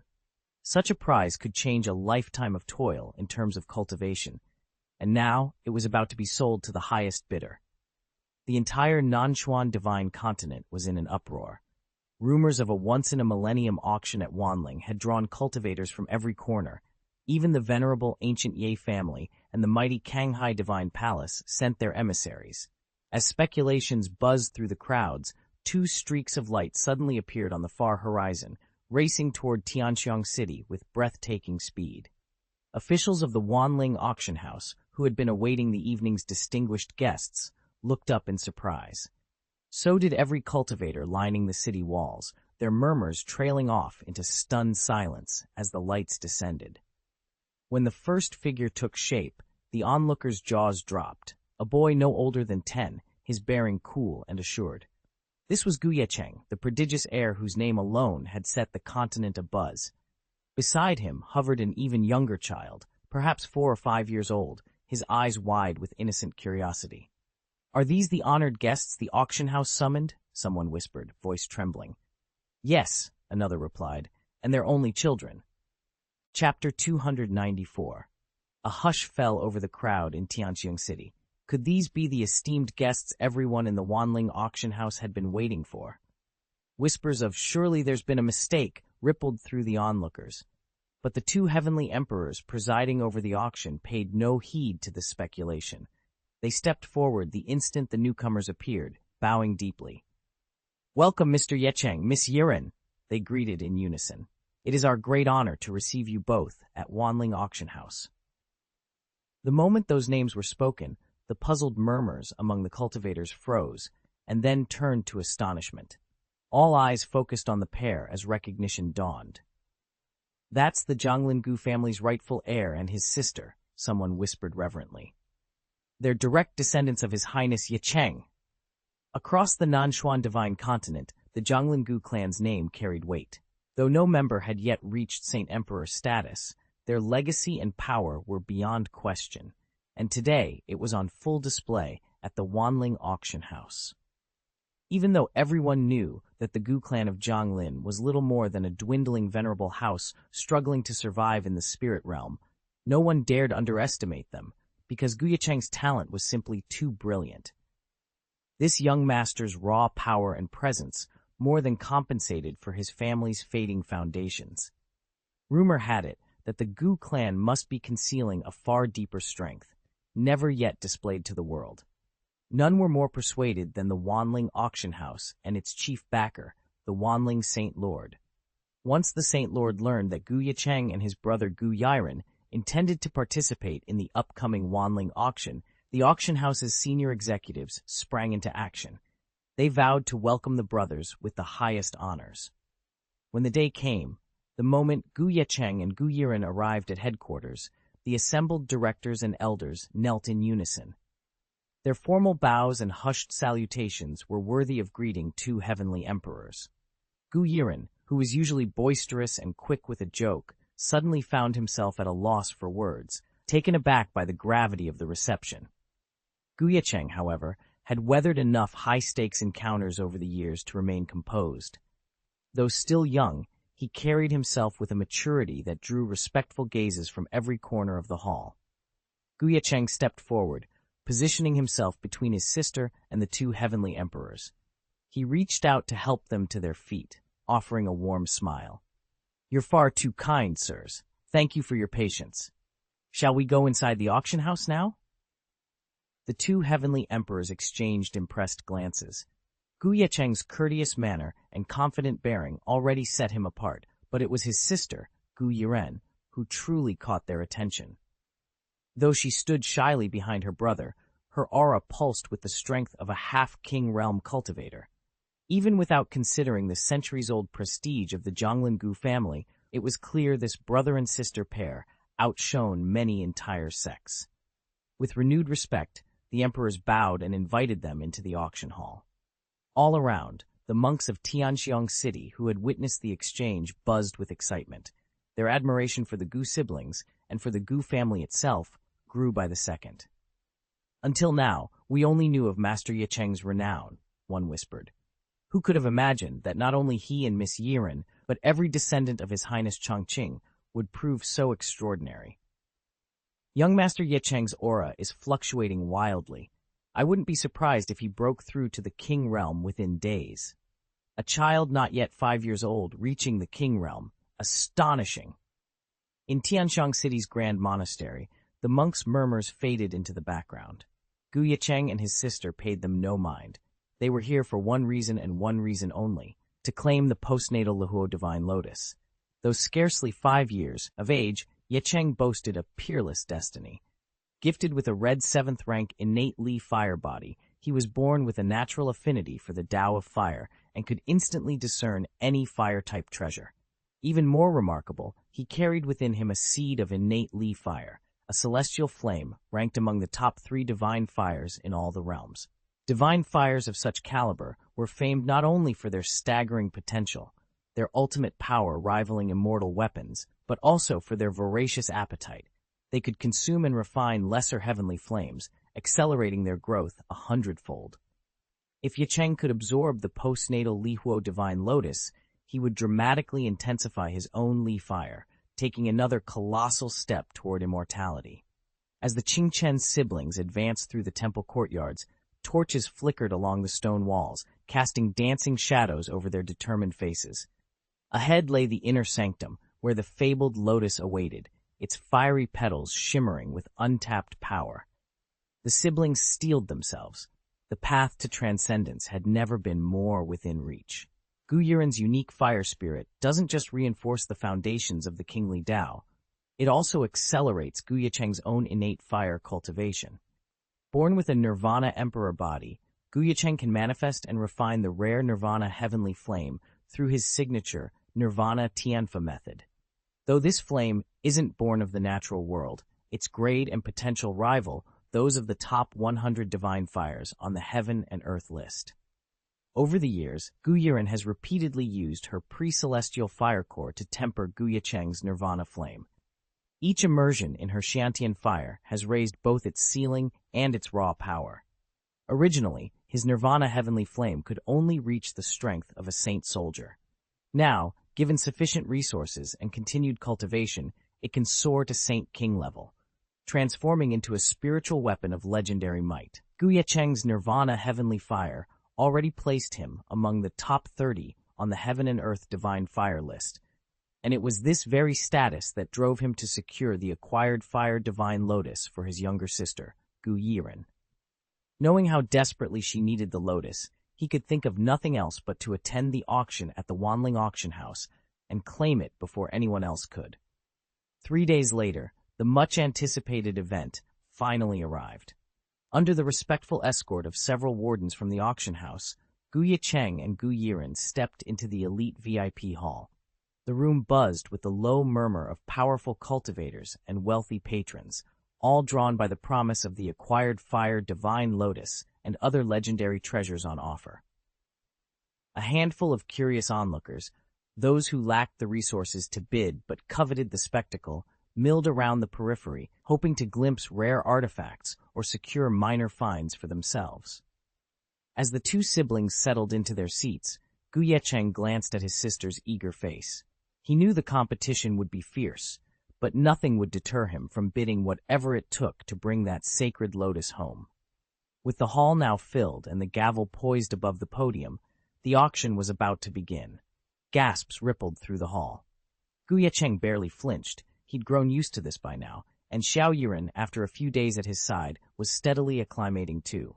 Shoulder to shoulder, they followed Ye Cheng's elder brother toward the private VIP chamber. Before they could settle, fresh murmurs chased them down the corridor. Who is that? The child of gods and demons, pure-blooded, they say. His aura, it's petrifying. Even the kindly monks at the Wanling auction house found themselves staring in alarm. Through the grand entrance strode the young master with golden pupils, flanked by the two sacred emperors of the Void God Tower. His defiant gaze swept over the crowd, daring anyone to challenge him. With unwavering steps, he reached the VIP room and ushered his entourage inside. Behind them, the two celestial emperors, presiding over the auction, exchanged uneasy glances. They'd never intended to host this guest. His reputation alone made them wary, but the sacred emperors from Sushan Tower clung to him like loyal hounds. After all, as one of the foremost immortal sects, Sushan Tower held considerable sway over the invitations and qualifications for the prestigious Wanling Festival. Reluctantly, the celestial emperors fell into line, sealing the golden-eyed youth's passage into the heart of the auction's inner circle. The two masters of the Wanling auction house exchanged uneasy glances. Refusing the young descendant of gods and demons would only damage their hard-won reputation. In the end, they swallowed their pride and ushered him in. He was anything but unobtrusive, however, and that made them all the more anxious. Fortunately, we've already sent word to the Holy Land, one whispered to the other. I don't doubt that Holy Emperor realm experts will arrive soon, then we can relax a bit. Their worries, however, faded the moment the auction began. A radiant, impeccably dressed auctioneer stepped onto the raised platform and announced the first lot. One by one, the sect's most precious treasures were paraded before the audience, and the cultivators in attendance couldn't help but lean forward, eyes gleaming with anticipation. Rare artifacts, some rumored to have lain dormant for centuries, appeared under the spotlights, sparking fierce bidding among representatives of the great factions. At the heart of the fray were Ye Cheng and his younger brother, Gu Yiren. The brothers wielded considerable wealth, and especially Yiren, whose innate fire affinity made him almost instinctively aware of flame attribute relics. With each announcement, he would close his eyes for a moment, detect the faint pulse of hidden heat, then open them and bid again. Between their deep pockets and Yiren's uncanny perception, they secured a surprising number of the auction's most coveted fire treasures. But just as the brothers began to relax, the atmosphere in the hall shifted. Their behavior also caught the eye of young Master Jintong. Chapter 295. The golden-eyed Divine Lion clan had long been famed for the flowing golden sky fire coursing through their veins. It gave them an insatiable appetite for all manner of fire treasures. Above all, the legendary acquired fire Divine Lotus. Yet today, faced with the dazzling array of treasures up for auction, even they felt their resolve tested. Ye Cheng surveyed the crowded hall, its air thick with excitement. He had journeyed deep into the Julie Mountains on family business, uncovering countless divine artifacts, but those adventures had also taken a toll on his coffers. Compared to his younger siblings, Gu Qingchen and Gu Yiren, his finances were stretched thin. Still, he refused to stifle their enthusiasm. When Qingchen and Yiren expressed their desire to bid, Ye Cheng waved off their concerns. Take 10 billion spirit crystals, he told them. If it isn't enough, just send word to the clan. We won't miss any treasure today. Now, watching his brother and sister confidently raise paddle after paddle, Ye Cheng felt a twinge of envy. and relief that he had the foresight to set aside his own reserve. With only a little over 3 billion spirit crystals at his disposal, he needed every credit saved for the moment the acquired Fire Divine Lotus appeared. So he remained on the sidelines, applauding quietly as Qingchen and Yiren walked off with prize after prize. Then, from the far end of the hall, a hush fell. A brilliant crimson flame artifact, a mid-ranked fire treasure, had just been displayed on stage. Its swirling heat waves rippled through the crowd, calling out to every fire cultivator present. Ye Cheng knew he couldn't let this one slip through his grasp. He raised his bidding paddle without hesitation. The auctioneer's eyes flicked to him. "Do I hear 300 million spirit crystals?" The host's jade hammer hovered above the slab, poised to strike. 300 million, Ye Cheng repeated, his voice steady. The jade hammer came down with a decisive rap. "Sold." The echo rang through the hall, and Ye Cheng allowed himself a small, triumphant smile. At least one treasure today would bear the golden-eyed Divine Lion's seal, and one more step toward claiming the acquired Fire Divine Lotus. Ye Cheng and his sister stared in disbelief as a decrepit ancient zither was carried into their chambers. From the moment young Master Jintong saw it, he couldn't hide his sneer. The zither's Tao pattern had been irreparably damaged, its once potent spiritual energies now all but lost. At best, it could be broken down for raw materials so mundane that even after refinement, they'd rank only at the lower to mid-emperor level. 300 million spirit crystals could barely buy a single quasi-saint material, let alone a complete quasi-saint weapon. Ye Cheng clenched his teeth. He and his sister had spent every last credit of those 300 million crystals on this worthless relic. Worse still, Jintong had deliberately driven up the bidding, inflating the price beyond reason. And that was only the beginning. One by one, the other treasures the siblings had intended to acquire were snatched up at exorbitant prices, again, all orchestrated by young Master Jintong. Conservatively speaking, they'd just hemorrhaged tens of billions, perhaps even hundreds of billions, of spirit crystals. Only then did Ye Cheng and his sister realize they'd walked straight into Jintong's trap. He wasn't merely a rival bidder, he was targeting them. And now, they were trapped at his mercy. They sat out the next several lots, and young Master Jintong couldn't hide his satisfaction. "They must have run out of funds," he snorted, folding his arms across his chest.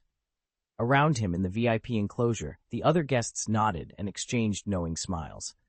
Only a short while ago, every previous auction by Ye Cheng and his sister had been a display of obscene wealth, huge bids that flattened the competition and left everyone on edge. Now, with no bids at all, it looked as though the siblings' coffers had finally run dry. The sea, on census, was clear. When the later Heaven Fire Divine Lotus came up, it would be theirs for a song. Just as they settled into complacency, the host's voice rang out over the hall. "Knock, knock, knock." All eyes turned to the elevated stage. With considerable ceremony, the host set down a jadewood box and pried it open. In an instant, a bloom of pure red flame burst into view, the acquired Fire Divine Lotus. Voila!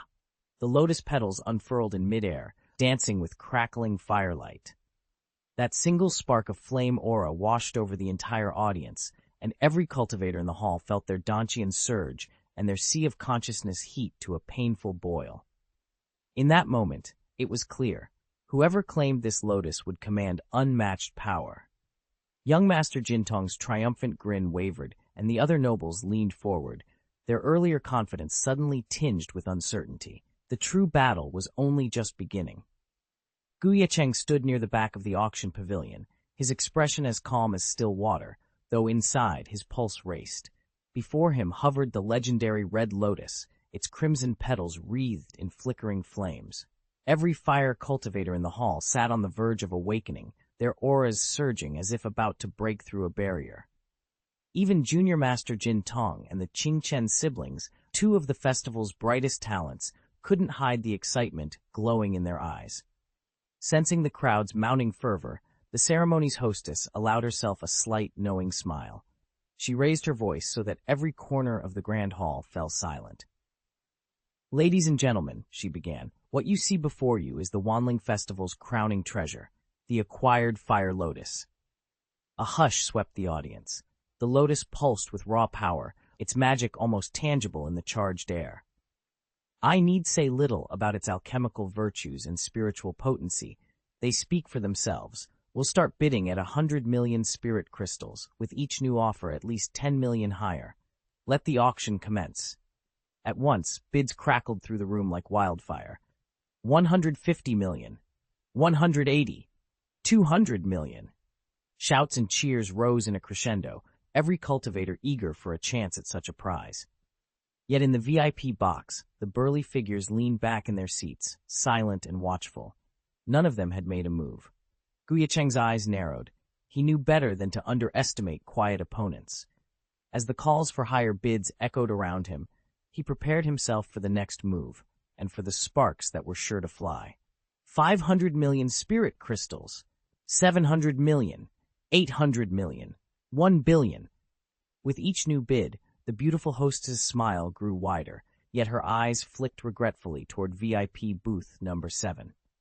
The Xianxia siblings had already drained most of their funds on a few worthless trinkets earlier. If they'd been able to stay in the game, the energy in the hall would be electric, and the auction house richer still. But booth number 7 sat stone silent. "What a shame," she murmured. Across the room, young Master Jin Tong beamed. With a self-satisfied smirk, he gave a subtle nod to the Saint Emperor sect attendant standing behind him. "Booth number 9, 1.5 billion spirit crystals," he announced loudly. Instantly, the murmurs and paddle-waving stopped. All eyes turned to Jin Tong, as if waiting for some grand finale. He savored the spotlight, until suddenly a crisp voice echoed from booth number 7. "I'll raise that to 1.8 billion. Silence fell once more, and every pair of eyes snapped toward the long, quiet booth. It was Ye Cheng's voice. Ye Cheng leaned forward across the polished mahogany table, his dark eyes cool and steady. "Does your bank accept treasures as collateral at auction?" The hostess, a striking young woman in elegant green brocade, paused, a faint hesitation flickering across her features. Then she bowed politely. "Yes, sir, but any item offered must first be verified by our in-house approf, sirs. Only once they've determined its true value can it be mortgaged. In the meantime, the auction will continue as scheduled." "That's all right," Ye Cheng said, inclining his head. "Send in your own experts. After all, it's in your auction house's interest to ensure everything's above board." Before the words had even left his lips, a brilliant shaft of light shot out from the VIP wing and settled at the hostess's feet. Every person in the grand hall, cultivators, merchants, even young Master Jin Tong and the other honored guests, sprang to their feet, straining for a better look. Recovering her composure, the hostess made a swift gesture. 2 robed figures materialized beside her. Heavenly emperors renowned for their mastery of divine consciousness appraisal. They stepped forward, bowed, and gently lifted the treasure Ye Cheng had produced. Their fingers traced the object's surface, divine energy radiating from their palms as they began the verification. But barely a heartbeat later, both appraisers stiffened. Their brows shot up, eyes widening in shock. A ripple of astonishment swept through the hall. Cultivators gasped behind their hands.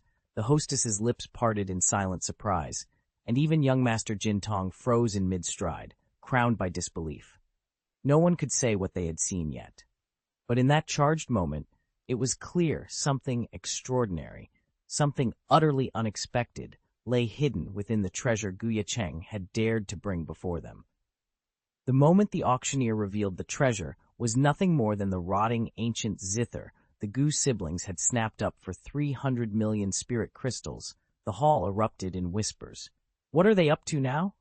Are they going to demand a refund?" "That's impossible. They know you can't reverse a transaction once it's done." Even the golden-eyed young lord in VIP room number 7 was snickering with contempt. "This auction just turned into prime entertainment," he muttered. His laughter cut off abruptly when the VIP door slid open. Ye Cheng stepped out, his expression calm. At his side was his younger sister, Gu Yuren, every bit as composed. Ignoring the sea of suspicious gazes, they glided onto the raised platform. Ye Cheng's voice was low but carried across the hall. "Return the zither? Hardly. We're here to sell it, again." A stunned silence followed, and then Yuren spoke, her tone firm. "This piece isn't worth 300 million spirit crystals. Its true value? At least 2 billion. 2 billion. The The number crashed over the audience like a tidal wave. Gasps and mutters filled the air. 2 billion. Have they lost their minds? This has to be some kind of joke. But the resolute calm on the Gu siblings' faces told everyone one thing. They meant every word. The auction, it seemed, had only just begun. Chapter 7. The Phoenix's Cry. Even the Nanzhou emperors watching from the VIP pavilion frowned in unison. Descendants of Prince Ye Cheng or not, this is outrageous. The exquisite hostess, cheeks pale with anxiety, stammered as she tried to placate the two mischievous little ancestors on stage. Just as she opened her mouth to argue, Gu Yiren, the younger of the Qingqian siblings, raised a slender hand. His palm glowed with a warm amber light. Buzz! At his subtle command, a spark of innate fire drifted down and enveloped the ancient zither resting on its stand. In an instant, the instrument's decayed wood and tarnished strings were reduced to ash. Gasps rippled through the hall. But from the pile of ashes emerged something unexpected. A single fragment of knotty, reddish-brown wood no larger than a human palm. The auditorium fell silent. Then, from the wooden chip, a mournful cry rang out, resonant and pure. Chi! The sound was like the birth cry of a phoenix. In the clouded dust above the stage, a radiant phantom took shape, a majestic, fiery bird whose wings spanned the width of the hall. Its presence sent a wave of spiritual pressure that pressed down on every cultivator in sight. Eyes wide with astonishment, the assembled nobles and cultivators watched as the phoenix's image circled once above the fragment of wood before dissolving into motes of golden light. The hall remained hushed, every heart pounding in unison. Finally, a voice, rich with disbelief, broke the silence. Is that Wutong wood? The fabled material for forging Saint King-grade weapons? A murmur of excitement rose. Wutong wood was legendary, spoken of only in the most ancient texts. To unveil it here, by the hands of the Qingqian siblings, no less, was nothing short of miraculous. The two little ancestors, Gu Yiren and his elder sister Gu Ye Cheng, stood calmly side by side, their expressions inscrutable as the audience struggled to contain its awe. The hostess, recovering her composure, stepped forward. Your Highnesses, she said with a trembling but respectful bow, if you'll allow me, I. But before she could finish, Gu Ye Cheng, tall, composed, with an air of quiet authority, raised a hand to forestall her words. His tone was soft, yet every ear in the hall caught it clearly. There's no need for fanfare. We only wish to test our inheritance. A ripple of astonishment passed through the crowd. The Qingqian siblings had made a spectacle, yes, but instead of self-aggrandizement, they offered only humility. Still, the discovery of the Phoenix's call and the Wutong wood was bound to rewrite the evening's proceedings, and perhaps the very fate of Nanzhou's imperial forges.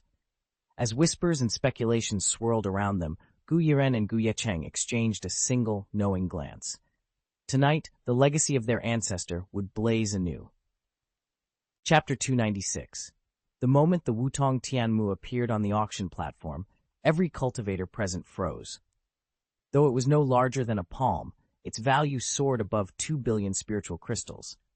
And yet the Gu siblings, thanks in part to young Master Jintong's subtle interference, had acquired it for merely 300 million.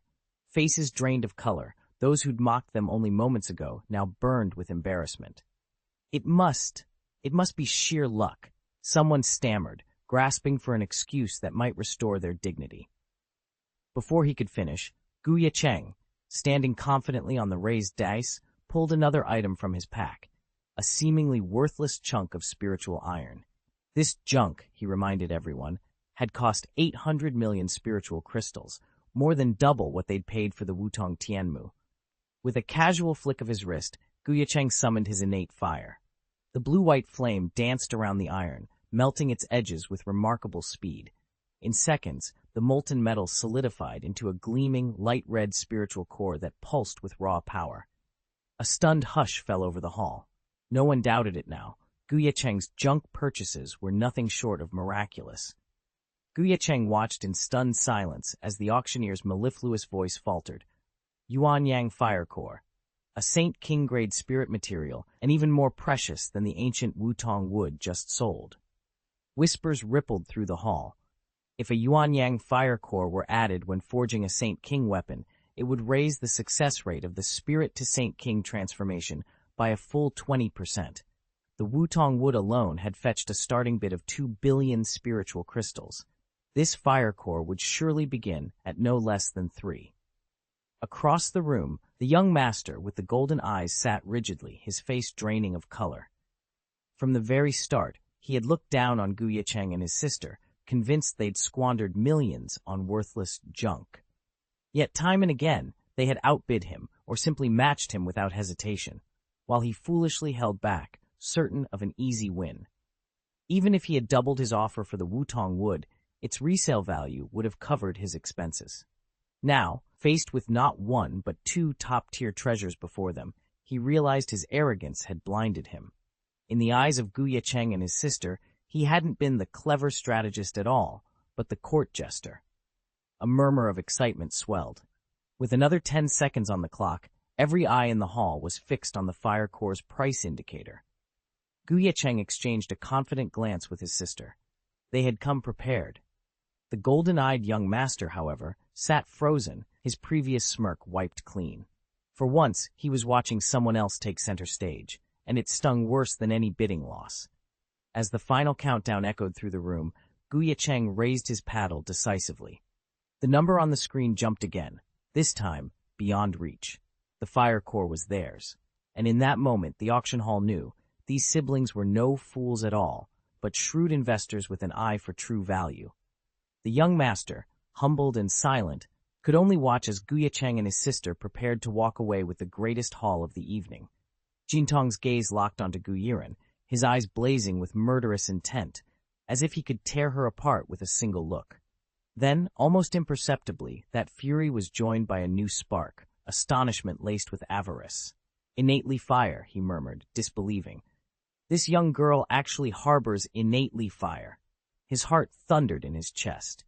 He blinked, unwilling to trust his own senses, then confirmed it again. No mistake. The golden divine flame stirring within her was real. A fierce thrill coursed through him, overwhelming even his rage. "Nanshuan Divine Continent truly is a treasure trove," he whispered, an eager smile creeping across his face. Taking a steadying breath, Jintong rose from his seat, every fiber of his being focused on a single goal. He would obtain that innately fire by any means necessary. He could already taste the power it promised. And there was another incentive driving him. He had learned from the Void God Tower's elders that this girl and her twin brother were the children of Ye Cheng, a man who'd long held a grudge against their tower. With her fire in his possession, he'd strike 2 blows at once. Not to mention the simmering vendettas within Wanling Auction House, nor the uncanny luck of the 2 siblings, one thing was already clear. These brother and sister had signed their own death warrants. Meanwhile, Jintong's departure barely registered. All attention in the hall was fixed on the rare treasures Ye Cheng and his sister had unveiled. With those 2 artifacts as the prelude, the bidding for the Fire Lotus held no real suspense. In the end, they claimed it for 3 billion spirit crystals. No sooner had the gavel fallen than Wanling Auction House dispatched an escort party, 3 Saint Emperors from the Wanling Holy Land, to accompany the pair. Ye Cheng and his sister both felt their own strength, bolstered by Ye Cheng's personal security measures, made such protection needless. Yet the auction house dared not leave anything to chance. When the siblings protested, their objections were politely but firmly overruled. With no choice but to comply, Ye Cheng and his sister allowed the Saint Emperors to fall in behind them as they departed. Not long after they passed Tianxiang City, barely 1,000 miles down the road, and still inside Luguang Domain, trouble erupted. Young Master Jintong raised a hand, halting the entire caravan in its tracks. "Stop right there," he bellowed. A heavenly emperor representing the Wanling Auction House clenched his jaw, stepping forward with forced politeness. "Young Master Jintong, may I ask, what is the meaning of this?" Jintong's golden eyes glittered coldly. "Do I really need to remind you of your offenses? Have you already forgotten why I ventured forth along the ancient road in pursuit of sagehood?" He dismissed the auction house envoy with a slight sneer and let his gaze drift to the Qingchen siblings, Ye Cheng and his sister, standing at the back of the procession. A cruel light danced in his eyes. "I can sense that both of you possess astonishing mortal luck. Even if no reward awaits us at the end of this road, shedding your blood here would advance my own journey immeasurably." At that, a tense hush fell over the nearby holy emperors of the 10,000 Spirits land. Every cultivator present felt the weight of Jintong's threat. Any misstep now could trigger a massacre. "Young Master Jintong, if you wish to challenge Nanchuan's prodigy, take your duel to the ancient road to the Holy Saint. And you have no right to arrange a match outside the ancient road all by yourself," the human saint emperor countered firmly. Everyone knew how unruly young Master Jintong could be, yet his cultivation at the late Tianzun level was indisputable. And what of the Ye Cheng siblings? Even the eldest, Ye Cheng, had only reached Saint Emperor just a few years ago. No one could say how far he'd advanced since. Whether he'd broken through to the Saint Queen realm remained an open question. In a head-to-head with Jintong, Ye Cheng stood little chance of victory. Fortunately, this wasn't the ancient road to the Holy Saint, where regulations forbade arbitrary challenges, and the human Saint Emperor could intervene to prevent any unfair match. But at the Emperor's words, Jintong's lips curved into a mocking grin. "Am I not the one who decides? Are you sure?" the Saint Emperor demanded. The moment those words left his mouth, the air beside Jintong tore open with a sharp crack. A rift in space-time appeared out of nowhere. From its depths strode a towering figure of the golden-pupiled Divine Lion clan, a muscular human body crowned with a leonine head, its mane shimmering pale gold. Jintong's golden eyes glinted with triumph as his summoned champion emerged. At the very instant he appeared, the sky and earth seemed to shift. Dark clouds roiled overhead, as if an apocalyptic thunderstorm was about to break loose. "Heaven and earth cannot tolerate you. You're a quasi-saint from another continent," one cultivator gasped. Most of the onlookers froze in shock, but the three Saint Emperors, ever vigilant, recognized him at once. Their eyes went wide with horror as they beheld the Divine Lion clan's champion. "Exceptional perception," the Divine Lion warrior said, curling 3 fingers toward them. A cold smile played at the corners of his mouth. "Saint, I won't keep you in suspense. I carry 3 forbidden weapons, artifacts that can veil heaven's secrets and pierce this continent's heavenly Tao. I wield them in service of young Master Ye Cheng." He let the words hang in the charged air, then added, voice low and confident, "Though I possess 3 strikes, I doubt I'll need more than 1. A single blow will suffice to annihilate every last one of you." Ye Cheng's eyes blazed with challenge as he faced the 3 Wanling Saint Emperors. "Why don't you test my words and see whether they're true?" he taunted. The Saint Emperors paled and swallowed hard. They had never expected these divine and demonic descendants to show up in person, let alone escorted by a quasi-saint. Worse still, they were miles from Tianxiang City. By the time they reached the city walls, the grand defensive formation would already be impenetrable. Meanwhile, the monks who'd left Tianxiang City to attend the Wanling festival had caught wind of the commotion. Rushing over, they grasped the gravity of the situation and could only stare in panic. A cold smile curved Ye Cheng's lips. He stepped forward, locking eyes with the golden-pupiled young master.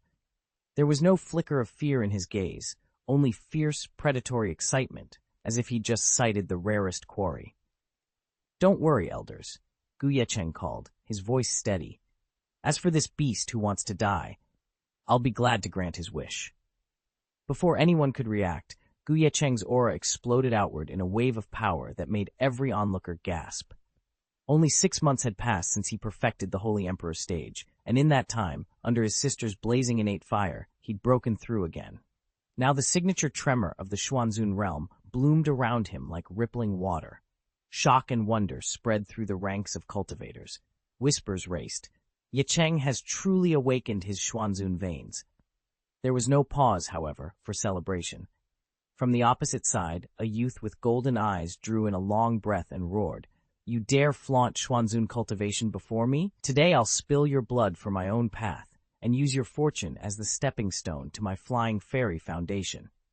With that, the golden-eyed adversary, his aura already verging on the late heavenly venerable level, charged at Ye Cheng. In an instant, the 2 young prodigies clashed, their shockwaves rolling across the arena so fiercely that even the eldest masters watching felt their hearts tremble. The gap between their realms was still clear, yet the human champions closest to Ye Cheng bristled with tension. Not a single one dared relax. Any moment, they were prepared to leap in and extract him from danger, consequences be damned. If Ye Cheng lost all his luck in the process, so what? At least he'd live to fight another day. Across the battlefield, the golden-eyed Divine Lion Clan's semi-saint reclined with utter confidence. He radiated calm, certain his young master would dispatch this upstart in an instant. Yet as the seconds ticked by, the human onlookers' fearful expressions slowly eased, while the semi-saint's complacency gave way to growing alarm. His young master should have steamrolled Ye Cheng from the first strike. Instead, he was being forced back, his momentum snatched away by the very opponent he outclassed by a full realm. How could this be happening? Chapter 297. A stunned silence fell over the battlefield, especially among the gathered Saint Emperors. They'd already dispatched urgent missives in every direction, summoning allied sects to bolster their ranks. Back at the Wanling Holy Land, the sacred formation was ready to call forth the Saint soldiers and seal off the mountain gate. But the real threat lay elsewhere. If enough Saint Emperors united, they could tear through the void itself, shattering any defense the Holy Land might muster. Worse still, they could target the Divine Lion Clan's quasi-saint before him, forcing the lion to act with caution and buying precious time to protect Ye Cheng. Yet now, it seemed no reinforcements would be necessary. High above the carnage, the young lord of the Divine Lion Clan, his eyes glowing molten gold, let out a thunderous roar. Fury and disbelief warred in his voice. He had never imagined that Ye Cheng could be so powerful, so inconceivably talented, that the lion's own might was struggling to contain him. "You've left me no choice," the golden-eyed lord bellowed. "Prepare to taste the most miserable death imaginable." As his roar echoed across the void, the final confrontation began. Let your soul and body be reduced to ashes in unending agony. Ye Cheng's roar thundered across the battlefield, the sound so fierce that several nearby cultivators staggered under the psychic weight. Though he stood at only the late stage of Tianzun, his feral bellow felt like a heavenly disaster, rattling the sea of consciousness of every onlooker. In an instant, golden light flared around him, and Ye Cheng's true form manifested, a colossal divine lion more than 10 feet long. Its mane shimmered like liquid sunlight, each strand of fur glowing like a torch. Rippling spiritual power wreathed its body, sparks of divine flame dancing along its haunches. The earth trembled beneath this ancient aura, as though the primeval world itself had awakened. With a fierce snarl, Ye Cheng's lion head bent forward, eyes igniting in blazing golden fire. Wherever his gaze settled, swirling infernos erupted, scorching the ground and incinerating all in their path. "Behold the flowing golden divine fire," he proclaimed, and molten waves of golden flames surged outward, turning the air to searing embers. The assembled crowd gasped in awe and horror. "The ultimate killing technique of the golden-eyed Divine Lion Clan," someone shouted. "Such terrifying divine flame. He's only a late-stage heavenly venerable, yet this blaze could turn a Taoist venerable to ash. No question. It belongs in the top 100 of the divine fire list," another cried. "How can we possibly withstand that? The offspring of gods and demons, they truly drive us to despair." A heavy silence fell over the human emperors. All around the arena, their hearts sank at the sight of the golden-eyed youth. Regaining his calm arrogance, he offered Ye Cheng a cold, disdainful smile. "You, the so-called pride of the human race," he taunted, voice laced with contempt. "I'll admit you're talented enough that, given time, you might pose a threat to me, but that opportunity ends here." He raised his chin, as though pronouncing the verdict of heaven itself. "Perish now. Nourish my enlightenment with your soul." At his command, the air split with a deafening roar. A conflagration of brilliant gold flared into being, swirling like liquid sun around Ye Cheng. In an instant, the divine flames engulfed him, unyielding, all-consuming, and utterly inescapable. "This battle is over," the quasi-saint of the Divine Lion Clan sneered, ready to congratulate his young master. But before the words had even left his mouth, his and his pupil's golden eyes snapped wide in shock. "With this mere flicker of flame, you presume to speak of enlightenment? Have gods and demons all grown so arrogant?" From the heart of the roaring golden inferno came a calm, measured voice. As the startled onlookers watched, a small boy stepped out of the blaze, encircled not by gold, but by deep red spiritual flames that pulsed with the very essence of nirvana. At his silent command, the golden divine fires that had threatened him seemed to bow, sliding away like obedient servants before their true master. "What's going on?" someone breathed. "Young Master Ye Cheng has summoned a different divine fire," another whispered. "He didn't even unleash it. His presence alone silenced the golden flames." "Is this real? Am I seeing things?" A stunned hush fell over the crowd. Then, as comprehension dawned on every face, their collective astonishment broke like a tidal wave. Whoosh! Ye Cheng moved like a god of war reborn. Though still young, his power was unmistakable. A streak of crimson light tore through the air like a blazing comet, and in a heartbeat, he stood before the young master with golden pupils. Without hesitation, he drew back his arm and delivered a devastating punch. Crack! The sickening snap of bone echoed across the courtyard. Dozens of shocked onlookers fell silent as the golden-eyed young master let out a strangled cry and was flung a full 100 feet backward. He landed in a spray of blood, his chest collapsing inwards. Ribs shattered, he coughed and gasped for breath, each inhale more agonizing than the last. Terror and disbelief warred in his golden eyes as he struggled to rise. "Now, the outcome of this battle is decided," Ye Cheng said, his voice calm as steel. Those were the very words the young master had hurled at Ye Cheng in mockery, only now they cut the mocker to the bone. A cold dread seized him as soon as the words left his lips, almost as if the world itself acknowledged them. The young master, with golden pupils, felt a strange force draining from his body, an unseen aura slipping away. His grievous wounds flared anew, sapping his strength, and he coughed up blood. By contrast, Ye Cheng's own aura condensed around him like molten steel. He stood motionless, every sinew and breath projecting an unassailable might, as if a god of war had walked into the fray. "My fortune, my luck," the young master gasped, eyes widening in disbelief. "This child is stealing my luck." He snapped his head toward the sidelines. "Elder 13, why are you just standing there?" "Don't worry, young master." Elder 13, the Divine Lion Clan's quasi-saint, snapped awake from a sudden reverie. He hadn't anticipated such a shocking turnaround and nearly hesitated. Now fully alert, he pointed at Ye Cheng, resolve hardening in his gaze. "I know what to do," he vowed, and prepared to strike. This was no mere ancient ritual to achieve sainthood. It was total war. As long as Ye Cheng fell, the golden-eyed young master's rising fortune could be checked, and perhaps some of their forfeited luck reclaimed. "Damn it! We can't let him pull this off." The human champions snarled as they surged forward, only to be met by an invisible wall of force. A single contemptuous snort issued from the Divine Lion Clan's quasi-saint. In an instant, his pure quasi-saint aura battered the attackers like an avalanche of stone, driving them back until they coughed up blood. No one dared breach the 100-pace perimeter around Ye Cheng. To their mounting dread, the heavens answered with a roar.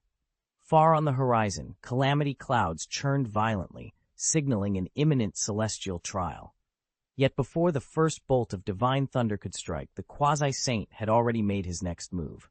With a swift motion, he tore free a strip of gray hide and flung it into the sky. It disintegrated into a dense mist that rolled across the battlefield, obscuring vision and masking the coming heavenly calamity. In that fleeting shroud, he prepared to unleash a merciless, all-out assault, a forbidden weapon that severs heaven from earth. The words echoed through the hall like a death knell. A hush fell over the assembled cultivators, despair and dread settling into every corner. The young master of the golden-pupiled sect sprang to his feet, eyes glittering with savage triumph as he faced Ye Cheng. "Human boy," he spat, "you may call yourself a demon, but your road ends here. I'll reward anyone who defeats you with the hide of a heaven-covering beast, priceless even above a quasi-saint warrior." 13th Elder, now, at once. The Divine Lion Clan's quasi-saint moved with startling speed. In a heartbeat, he was on Ye Cheng, his massive hand clamping down on the boy's head like a steel vice. "It's over for you, whelp." A collective shudder passed through the crowd. Some turned away, others closed their eyes, unable to bear what they were sure would follow. Then, as the elder began to squeeze, a cold, measured voice cut through the tension. Dare to lay a hand on Chenner, and you'll beg for death. Every head snapped up. The murmur of horror died on their lips as they took in the speaker's stance. Ye Cheng himself, calm and unyielding, eyes sharp as flint. Silence reigned. The would-be executioner froze, his grip faltering, as Ye Cheng's words hung in the air, an unspoken promise that this was far from over. When the onlookers raised their heads, they all caught sight of a figure who had materialized behind young Master Xianxia. No ordinary apparition, but the unmistakable silhouette of His Highness Ye Cheng. His Highness has left a contingency in place for Xianxia, someone cried, and murmurs of astonishment rippled through the crowd. Yet not everyone was reassured. The opponent they faced was a quasi-saint of the Divine Lion clan. His power dwarfed even the most seasoned venerables. No matter how formidable Ye Cheng's projection might be, to bridge such a chasm in strength seemed nearly impossible. The Divine Lion quasi-saint himself, having heard Ye Cheng's voice, merely arched a brow and sneered. A mere projection dares to challenge me? His tone dripped with contempt. Without waiting any longer, he drew a breath and struck. His hand transformed into a massive silver lion's claw, its bulk surging forward in a single devastating sweep aimed straight at Ye Cheng's shadowy form. His arrogance was palpable as that gleaming claw cleaved the air toward the projected image. In the sacred chamber, Ye Cheng studied the battlefield through the flickering projection. A cold smile tugged at his lips as he lifted one hand and clicked his tongue. At that moment, the great cauldron before him, once silent and serene after its ritual, erupted in a piercing cry, just like the legendary vermilion bird breaking free. Chapter 298. A piercing cry rent the air as the vermilion bird unleashed its divine fire.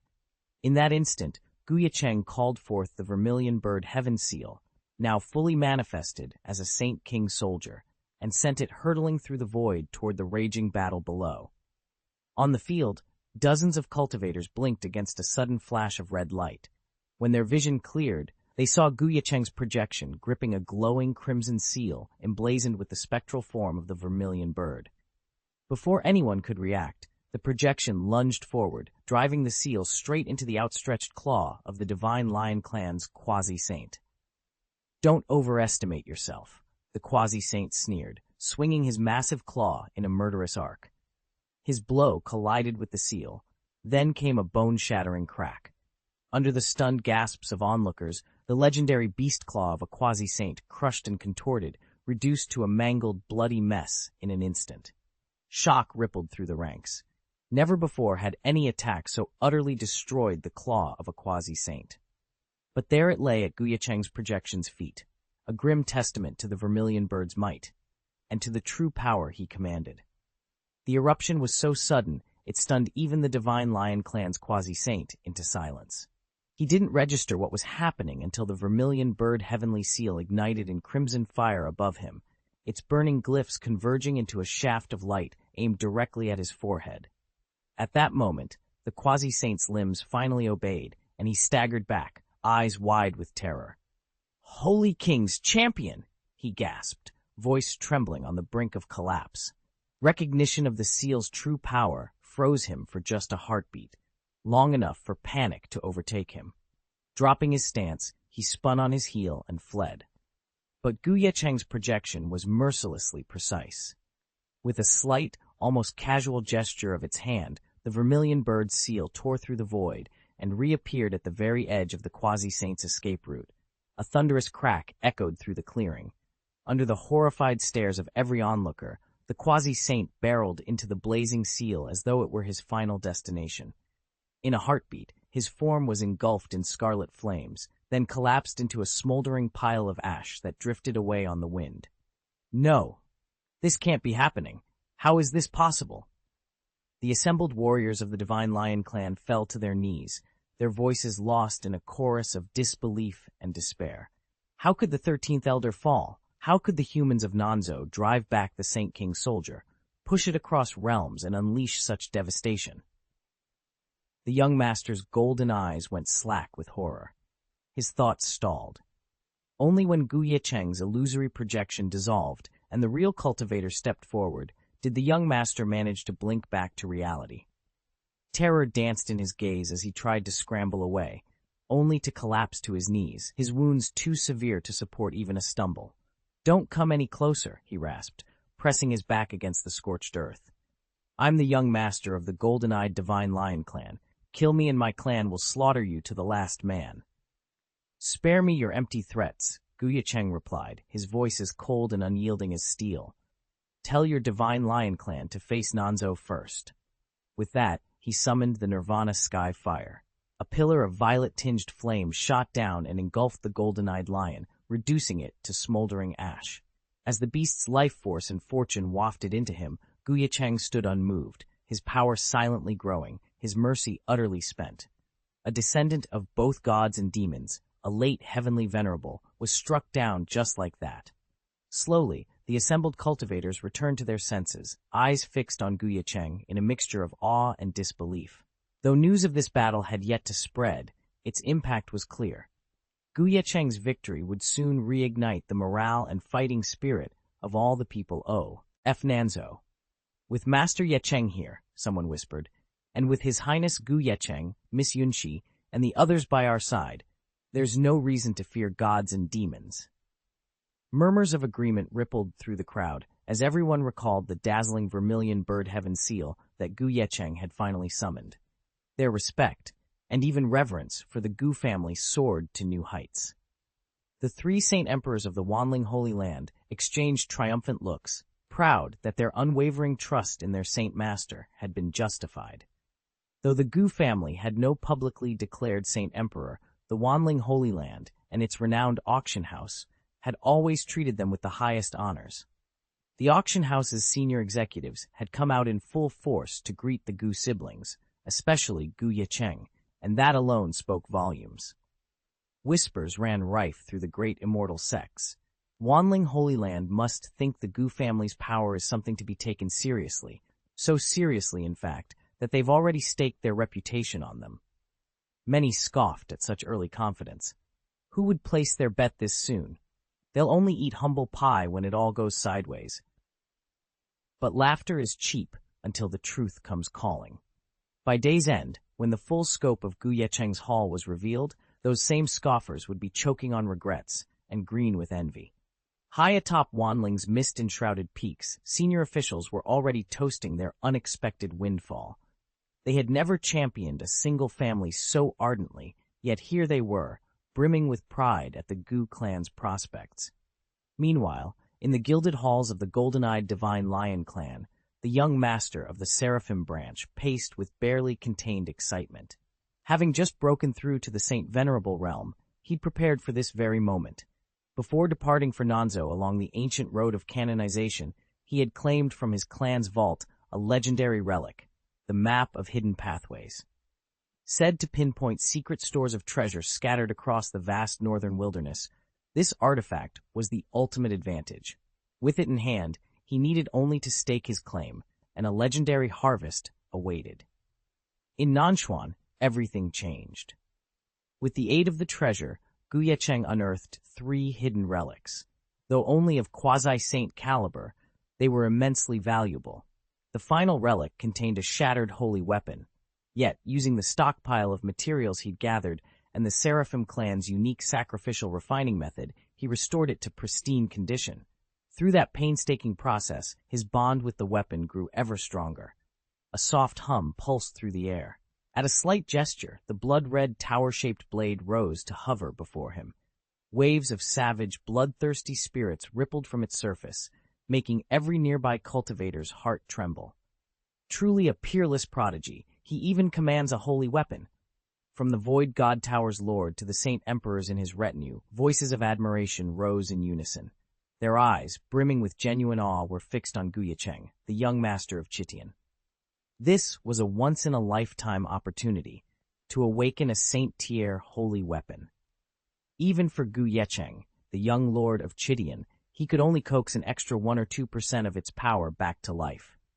With the aid of the formation surrounding him, he might push that figure up toward 10 or 20%.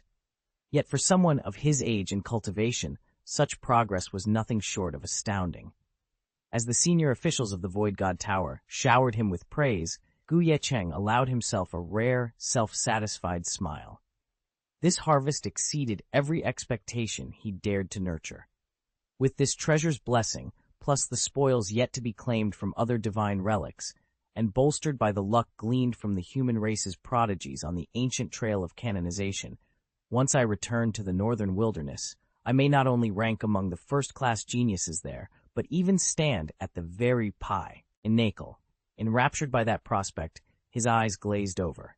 But at that moment, swish! A jagged rift tore open in the void beside Ye Cheng, and a lone figure stepped through. The senior officials of the Void God Tower froze as if confronted by a world-end threat. Then, in the next heartbeat, their fear gave way to reverent awe.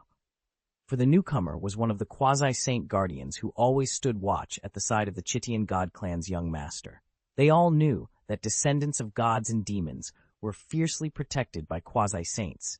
As leader of the Chitian clan, Ye Cheng enjoyed no fewer than several such guardians.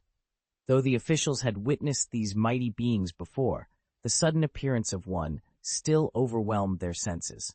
Silently, each congratulated himself on having thrown in his lot early with the gods and demons. None of them noticed how little the quasi-saint cared for their admiration. Clad in crackling divine energy, he ignored their stunned faces. His expression remained solemn, his focus unwavering on the task at hand. Ye Cheng met the Chitian young master's gaze, inclined his head in a measured bow, and spoke with quiet urgency. "Young master, I've just received word. The golden-eyed young master has fallen." The hall went deathly silent.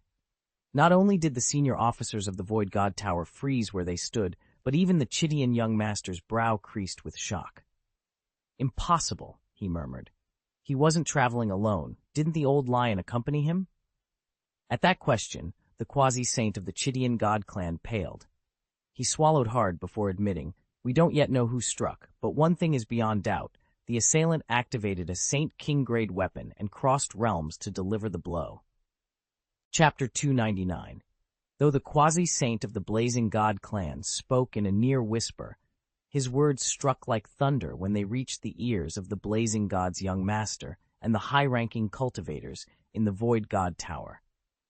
The young master's expression darkened as he slammed a fist against the marble balustrade. "Why do these descendants of gods and demons, bold enough to raid our sacred vaults on the southern mysterious continent, dare to trample our authority?"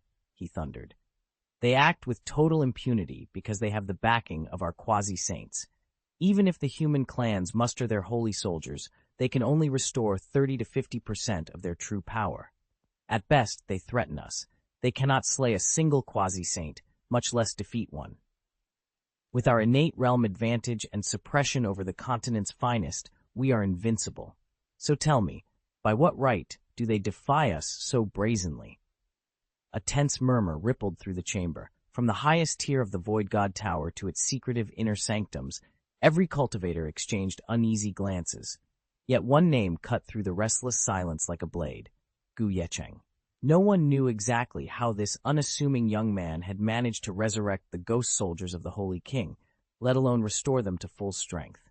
Only this much was certain. The unfortunate warrior from the Divine Lion clan stood as living proof of Ye Cheng's fearsome sealing technique, having learned far too late the true price of underestimating him. Young Master Ye Cheng didn't hesitate. He ordered his aides to hurry back to the Void God Tower and alert the other divine and demonic heirs so they could devise a fresh strategy. "Don't make any rash moves until we know exactly what the Saint King's forces are up to," he instructed. Meanwhile, on the southern Xuan Divine Continent's Great Mo territory, a silver-robed heir of gods and demons drifted across the sea of clouds. His eyes, sharp as lightning, swept relentlessly downward in search of hidden secrets. Hours passed without success, and the quasi-saint guardian trailing him finally spoke up. "Young master, shall we try another area?" The heir shook his head. No sooner had he done so than his gaze snapped to a jagged mountain range below. A glint of excitement ignited in his eyes. "Behold, a genuine treasure land at last." A treasure land? The guardian blinked in surprise. From his vantage point, the mountains looked utterly ordinary. At best, he thought, they might conceal some mid-tier formations, nothing to write home about. Yet the young master's exhilarated expression told him he had underestimated the wealth hidden among those peaks. Ye Cheng stood at the edge of the plateau, sweeping his gaze across the mist-shrouded valley below. He tilted his head. "Would you call this a treasure land?" "Without a doubt," came the reply from the young master at his side. "Master Protector, why don't you confirm exactly how many formation layers are down there?" The Protector, a quasi-saint whose sole duty was to safeguard their path, lowered his head and scrutinized the swirling energy waves emanating from the valley. He counted under his breath. 1, 10, 20, 30. His eyes widened in disbelief. 99 layers of formations? A hush fell over the trio as they absorbed the import of that number. In their world, there were 3 basic arrays: illusion formations that warped the senses, killing formations that unleashed deadly traps, and defense formations that repelled invaders. Any one of these could be erected by a skilled formations master, but they rarely exceeded a handful of layers. When multiple array types were combined, however, they could evolve into a supreme formation, a tapestry of interlocking effects whose power far outstripped its constituent parts. Crafting such a formation was immensely challenging. Each additional layer magnified the difficulty exponentially, demanding both extraordinary talent and painstaking precision. Yet here, before their eyes, lay nearly 100 layers woven into a single, seamless fortress. Ye Cheng's lips curved into a faint smile. 99 layers. Even the cost in spiritual resources and the strain on the arranger's mind must have been unimaginable. Whoever had built this labyrinth was either a prodigy or possessed secrets worth hunting to the bitter end. He glanced at his companions, already weighing their next move. The true adventure was only just beginning. For example, look at the supreme formation built before them. Although most of its individual arrays are only Emperor grade, they've been overlaid 99 times. Their combined power could threaten experts in the Xuanzun or even Tianzun realms. Only someone who's mastered the formation heart could weave something like this. And Nanshuan's great world has existed barely 3 or 4 years.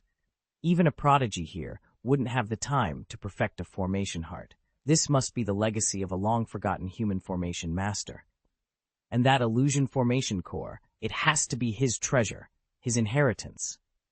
The silver-robed young demon's eyes burned with fierce excitement. Born of the Silver Snow Demon clan, he was endowed from birth with unparalleled formation talent, the clan's supreme array literally etched into his bones. As the clan's young master, his gift was far beyond that of his kin. Within him lay a supreme killing formation that, with time, could bloom into a saint-level powerhouse.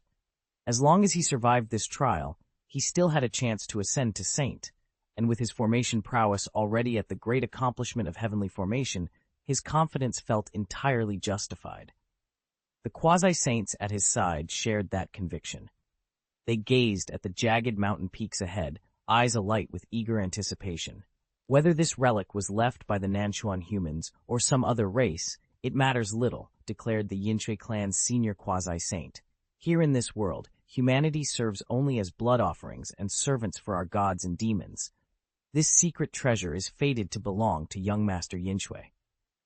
Young Master Yinshui inclined his head and allowed a faint smile. "Elder, your words are wise. Let us descend and claim what is rightfully ours." He strode forward, spearheading the group toward the looming mountain range.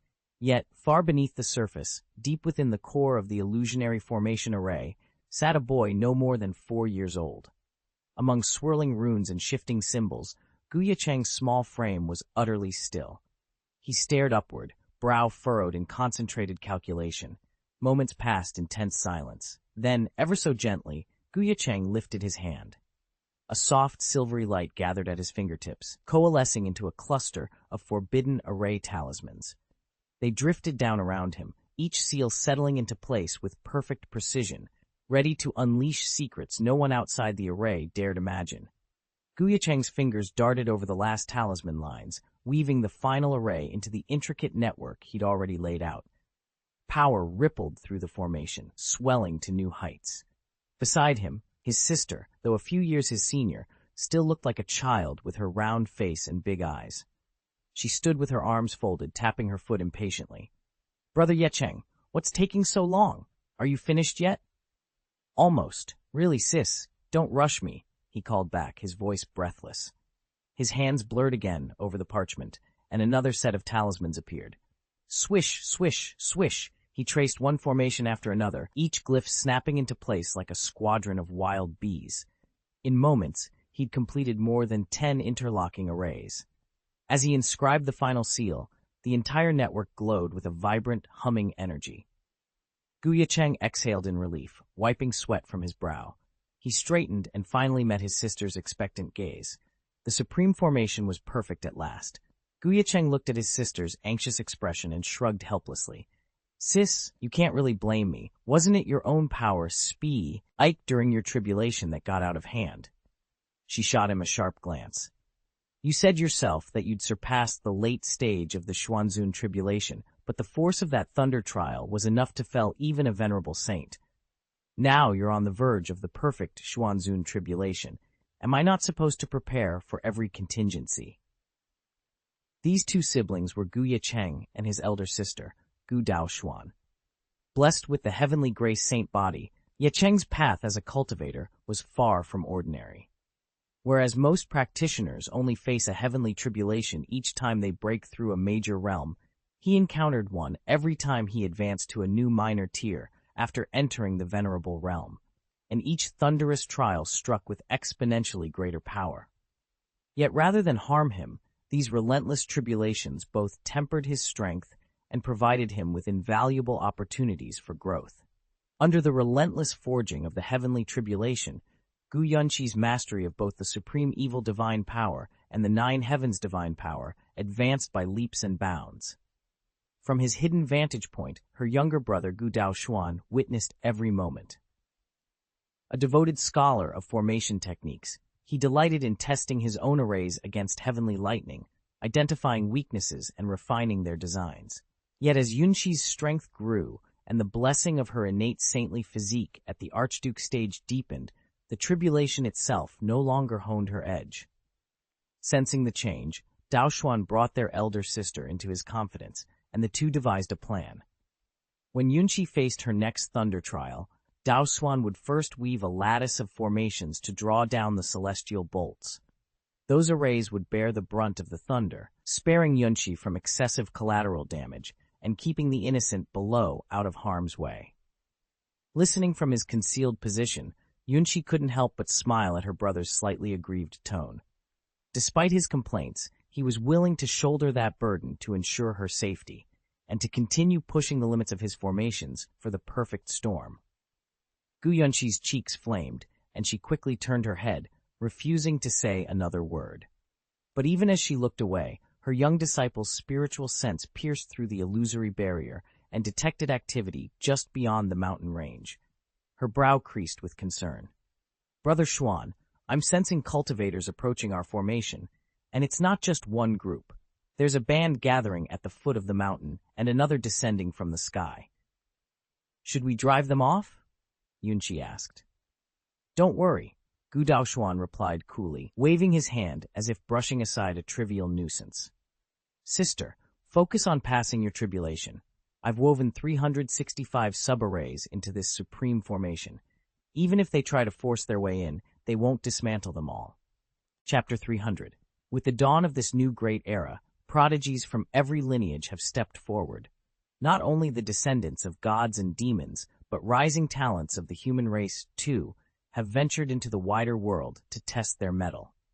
Sibling duos and trios, like the Yunxi brothers or the Qingchen sisters, have become familiar sights.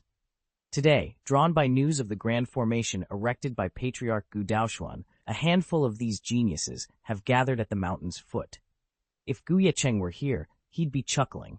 Though these aspirants come from different sects, their leaders are all friends or allies of the Gu family.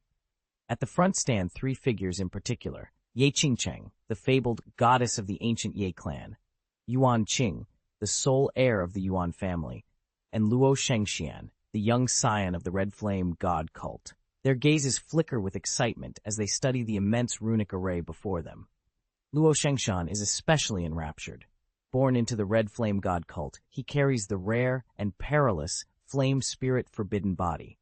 Innate fire runes swirl beneath his skin, and his affinity for both flame techniques and formation arts is unmatched among his peers.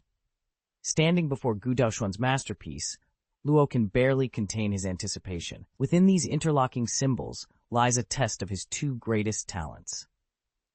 As the afternoon sun leans westward, the gathered geniuses exchange eager glances. Soon, they will each step forward to challenge the formation, to see whose skill and spirit are worthy of the great era's promise, and to carve out their own legends in its unfolding history. Ye Cheng pressed his palm against the final rune of the formation and watched it dissolve into a shower of pale light. Another talent level unlocked. He was steadily climbing toward the path of sainthood. It was precisely his uncanny gift for unraveling formations that first drew Luo Shengxian's attention to this hidden ruin. Wasting no time, Luo Shengxian sent word to his allies, the Ye family, the Qian divine sect, and the Yuan family. Within hours, representatives of all three powers had gathered. After a swift council to allocate any secrets they might uncover, they dispatched their finest young geniuses, led by Ye Cheng and two other prodigies, to breach the ancient defenses. Under their combined efforts, the formations crumbled almost recklessly. 10 fell in quick succession, each more complex than the last, and each victory only fueled their eagerness. Then, without warning, a blade of cerulean light tore through the sky. A majestic aura, one befitting a heavenly venerable, rippled outward, halting every cultivator in mid-gesture. From the celestial glow descended young Master Yinshui, floating down like a god among mortals. He landed gracefully, his dark eyes sweeping the gathered geniuses. Not a trace of reverence crossed his features, only thinly veiled irritation. "I see mortal geniuses have reached this place before me," he said coolly, voice carrying over the stunned warriors below. What a troublesome surprise. Despite his cultivation advantage, Ye Cheng and his companions were already channeling the latent power of forbidden weapons. If they chose to unleash them, even a quasi-saint would be at risk. "Young master, shall I step in and drive them off?" The Yinshui clan's quasi-saint murmured from beside him, his voice low and bloodthirsty, eyes glinting with anticipation. Young Master Yinshui frowned. After a moment's thought, he waved a dismissive hand. "No, don't waste our forbidden weapons on these upstarts." Their cache of such armaments in Nanshuan Shenzhou was limited. Losing one now could mean having none later. Besides, he had no serious doubts about his own strength. These intruders posed no real threat to him or his prize, the secret treasure secured by this very formation. A cold sneer crossed his lips as he slipped away to probe the formation from another angle. As he vanished, many of the gathered prodigies quietly exhaled, their tension easing. But the faction led by Luo Shengxian and his peers remained vigilant, their expressions grave as they exchanged wary glances. The young master of the Silver Snow Demon Clan, in the Age of Origins, his array formations were renowned among every sect. Luo Shengxian ground his teeth, centering his mind. "Brothers," he called to his fellow cultivators, "my next strike against this array will be fierce and unrestrained. Be ready to intercept any counterblow." "Understood." Ye Cheng and the others exchanged determined nods and surged their energy once more. Yet the Silver Snow young master's progress proved even swifter than they'd imagined. By the end of a single day, he had matched their pace and was once again upon them. "Incredible. His talent for formations truly is unmatched," whispered the nearby quasi-saints of the Silver Snow clan. Despite their admiration, the young master's face was tense, laced with irritation and a hint of embarrassment. He stared at the swirling runes and energy fields before him, muttering under his breath. His initial estimate had fallen far short. This supreme array was woven from no fewer than 99 subformations, each layered within the next. "Heavens, I've underestimated it," he admitted, clenching his fists as he prepared for the next all-out assault. "Even if there really is a giant who can weave together hundreds of nested formations, so what? He's nothing more than a corpse in the end. If he's alive, he's merely a servant, blood food for my gods and demons. Dead or alive, he cannot threaten this young master. I'll claim his treasure for myself." Young Master Yinshui ground his teeth and picked up the pace. He felt a surge of excitement. Someone capable of layering over 100 formations within a single grand array must surely have at least reached minor success in the formation path, and quite possibly grand success, one step shy of perfection. Warriors of that caliber were virtually extinct, even among gods, demons, or the ancient tribes. As for the human race, long despised by those higher beings, such talent bordered on the impossible. Perhaps it was just his imagination running wild. But before long, young Master Ye Cheng found proof of what he suspected. Boom! Boom! With each crack of thunder, another layer of the formation dissolved. From its heart came roaring blasts and rippling auras so powerful they stunned the geniuses who had just broken through. Could this be the legendary phenomenon of the hidden treasure awakening? Young Master Ye Cheng murmured, eyes shining with excitement. My instincts were right. We've nearly penetrated this great array, and now the treasure it conceals is stirring, hence these thunderous sounds. He smoothed the folds of his crimson robes, a fierce smile playing on his lips.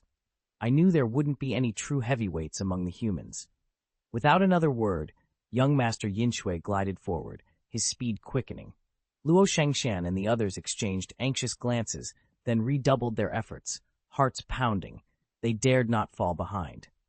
But try as they might, they could not match Ye Cheng's grace and agility. Reluctantly, they watched his figure slip deeper into the labyrinth of the array. Far within its depths, the once orderly formation had descended into chaos, as if the world itself were coming to an end. Lightning and thunder roared without end, ravaging everything within a 3-kilometer radius. Beneath the shelter of a phantom array, Gu Daoxuan stared upward, but Gu Yunxi was nowhere to be seen. In her place blazed a streak of calamity light, a living embodiment of the top-tier art recorded in the great divine power of disaster, the heavenly calamity technique. By invoking this ultimate method, Gu Yunxi had transformed herself into pure calamity energy, fusing with the very laws of heaven and earth. In doing so, she drew upon the world's cosmic forces to unleash divine wrath upon her enemies. Mortals, no matter how powerful, could only watch in despair as unpredictable flashes of cataclysmic light and crashing thunder descended upon them. There was literally no escape.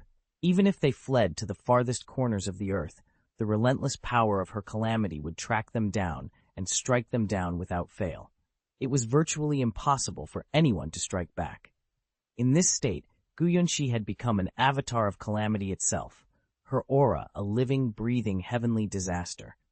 Every attack aimed at her passed through thin air, producing no effect whatsoever. All her opponents could do was stand by and hope her spirit power would at last be exhausted.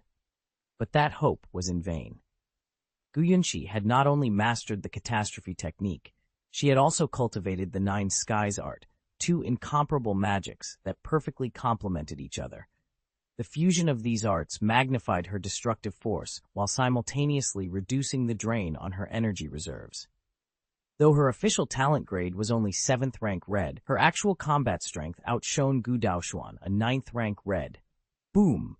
The thunder rumbled overhead as streaks of lightning tore through the sky, threatening to shatter even the supreme formation itself. Gu Daoxuan's heart skipped a beat. Something was wrong. Because at this moment, no other cultivators remained on the battlefield. Ye Cheng watched from a safe distance as though 2 celestial calamities were tearing at the sky. Jagged bolts of lightning and roaring thunderclaps collided like opposing armies under the command of rival generals. He fussed quietly to himself. Only my sister could put on a show like this. Not even father's tribulation was half as spectacular. He pressed a hand to his cheek and endured the storm's fury. After what felt like half a day, the sky finally stilled, and Gu Yunxi drifted to the ground with effortless grace. Despite the ferocity of her ordeal, she showed hardly a trace of exhaustion. For someone harboring the sacred disaster body, a heavenly tribulation wasn't merely an obstacle, it was the most potent of tonics.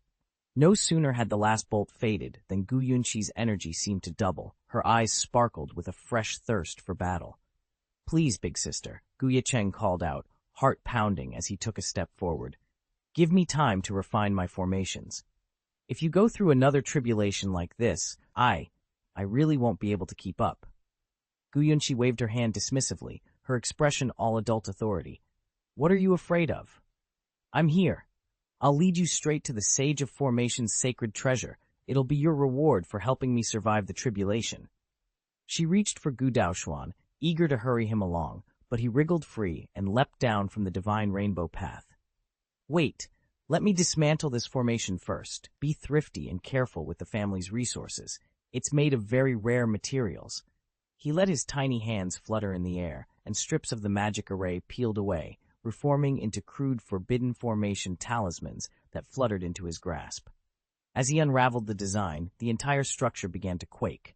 Ha! I knew there were no rival formation masters among the humans. This array is mine to break. Gu Daoshuan crowed, his triumphant laughter ringing out over the trembling stones. While Ye Cheng chatted and laughed, he suddenly raised his hand, ready to shatter the formation before him and pick up his pace. But before his strike could land, a crisp, unexpected sound cut through the air. Voila! The barrier wavered then, right before young Master Yinchui's astonished eyes. It unraveled into a swirl of spiritual light and vanished without a trace.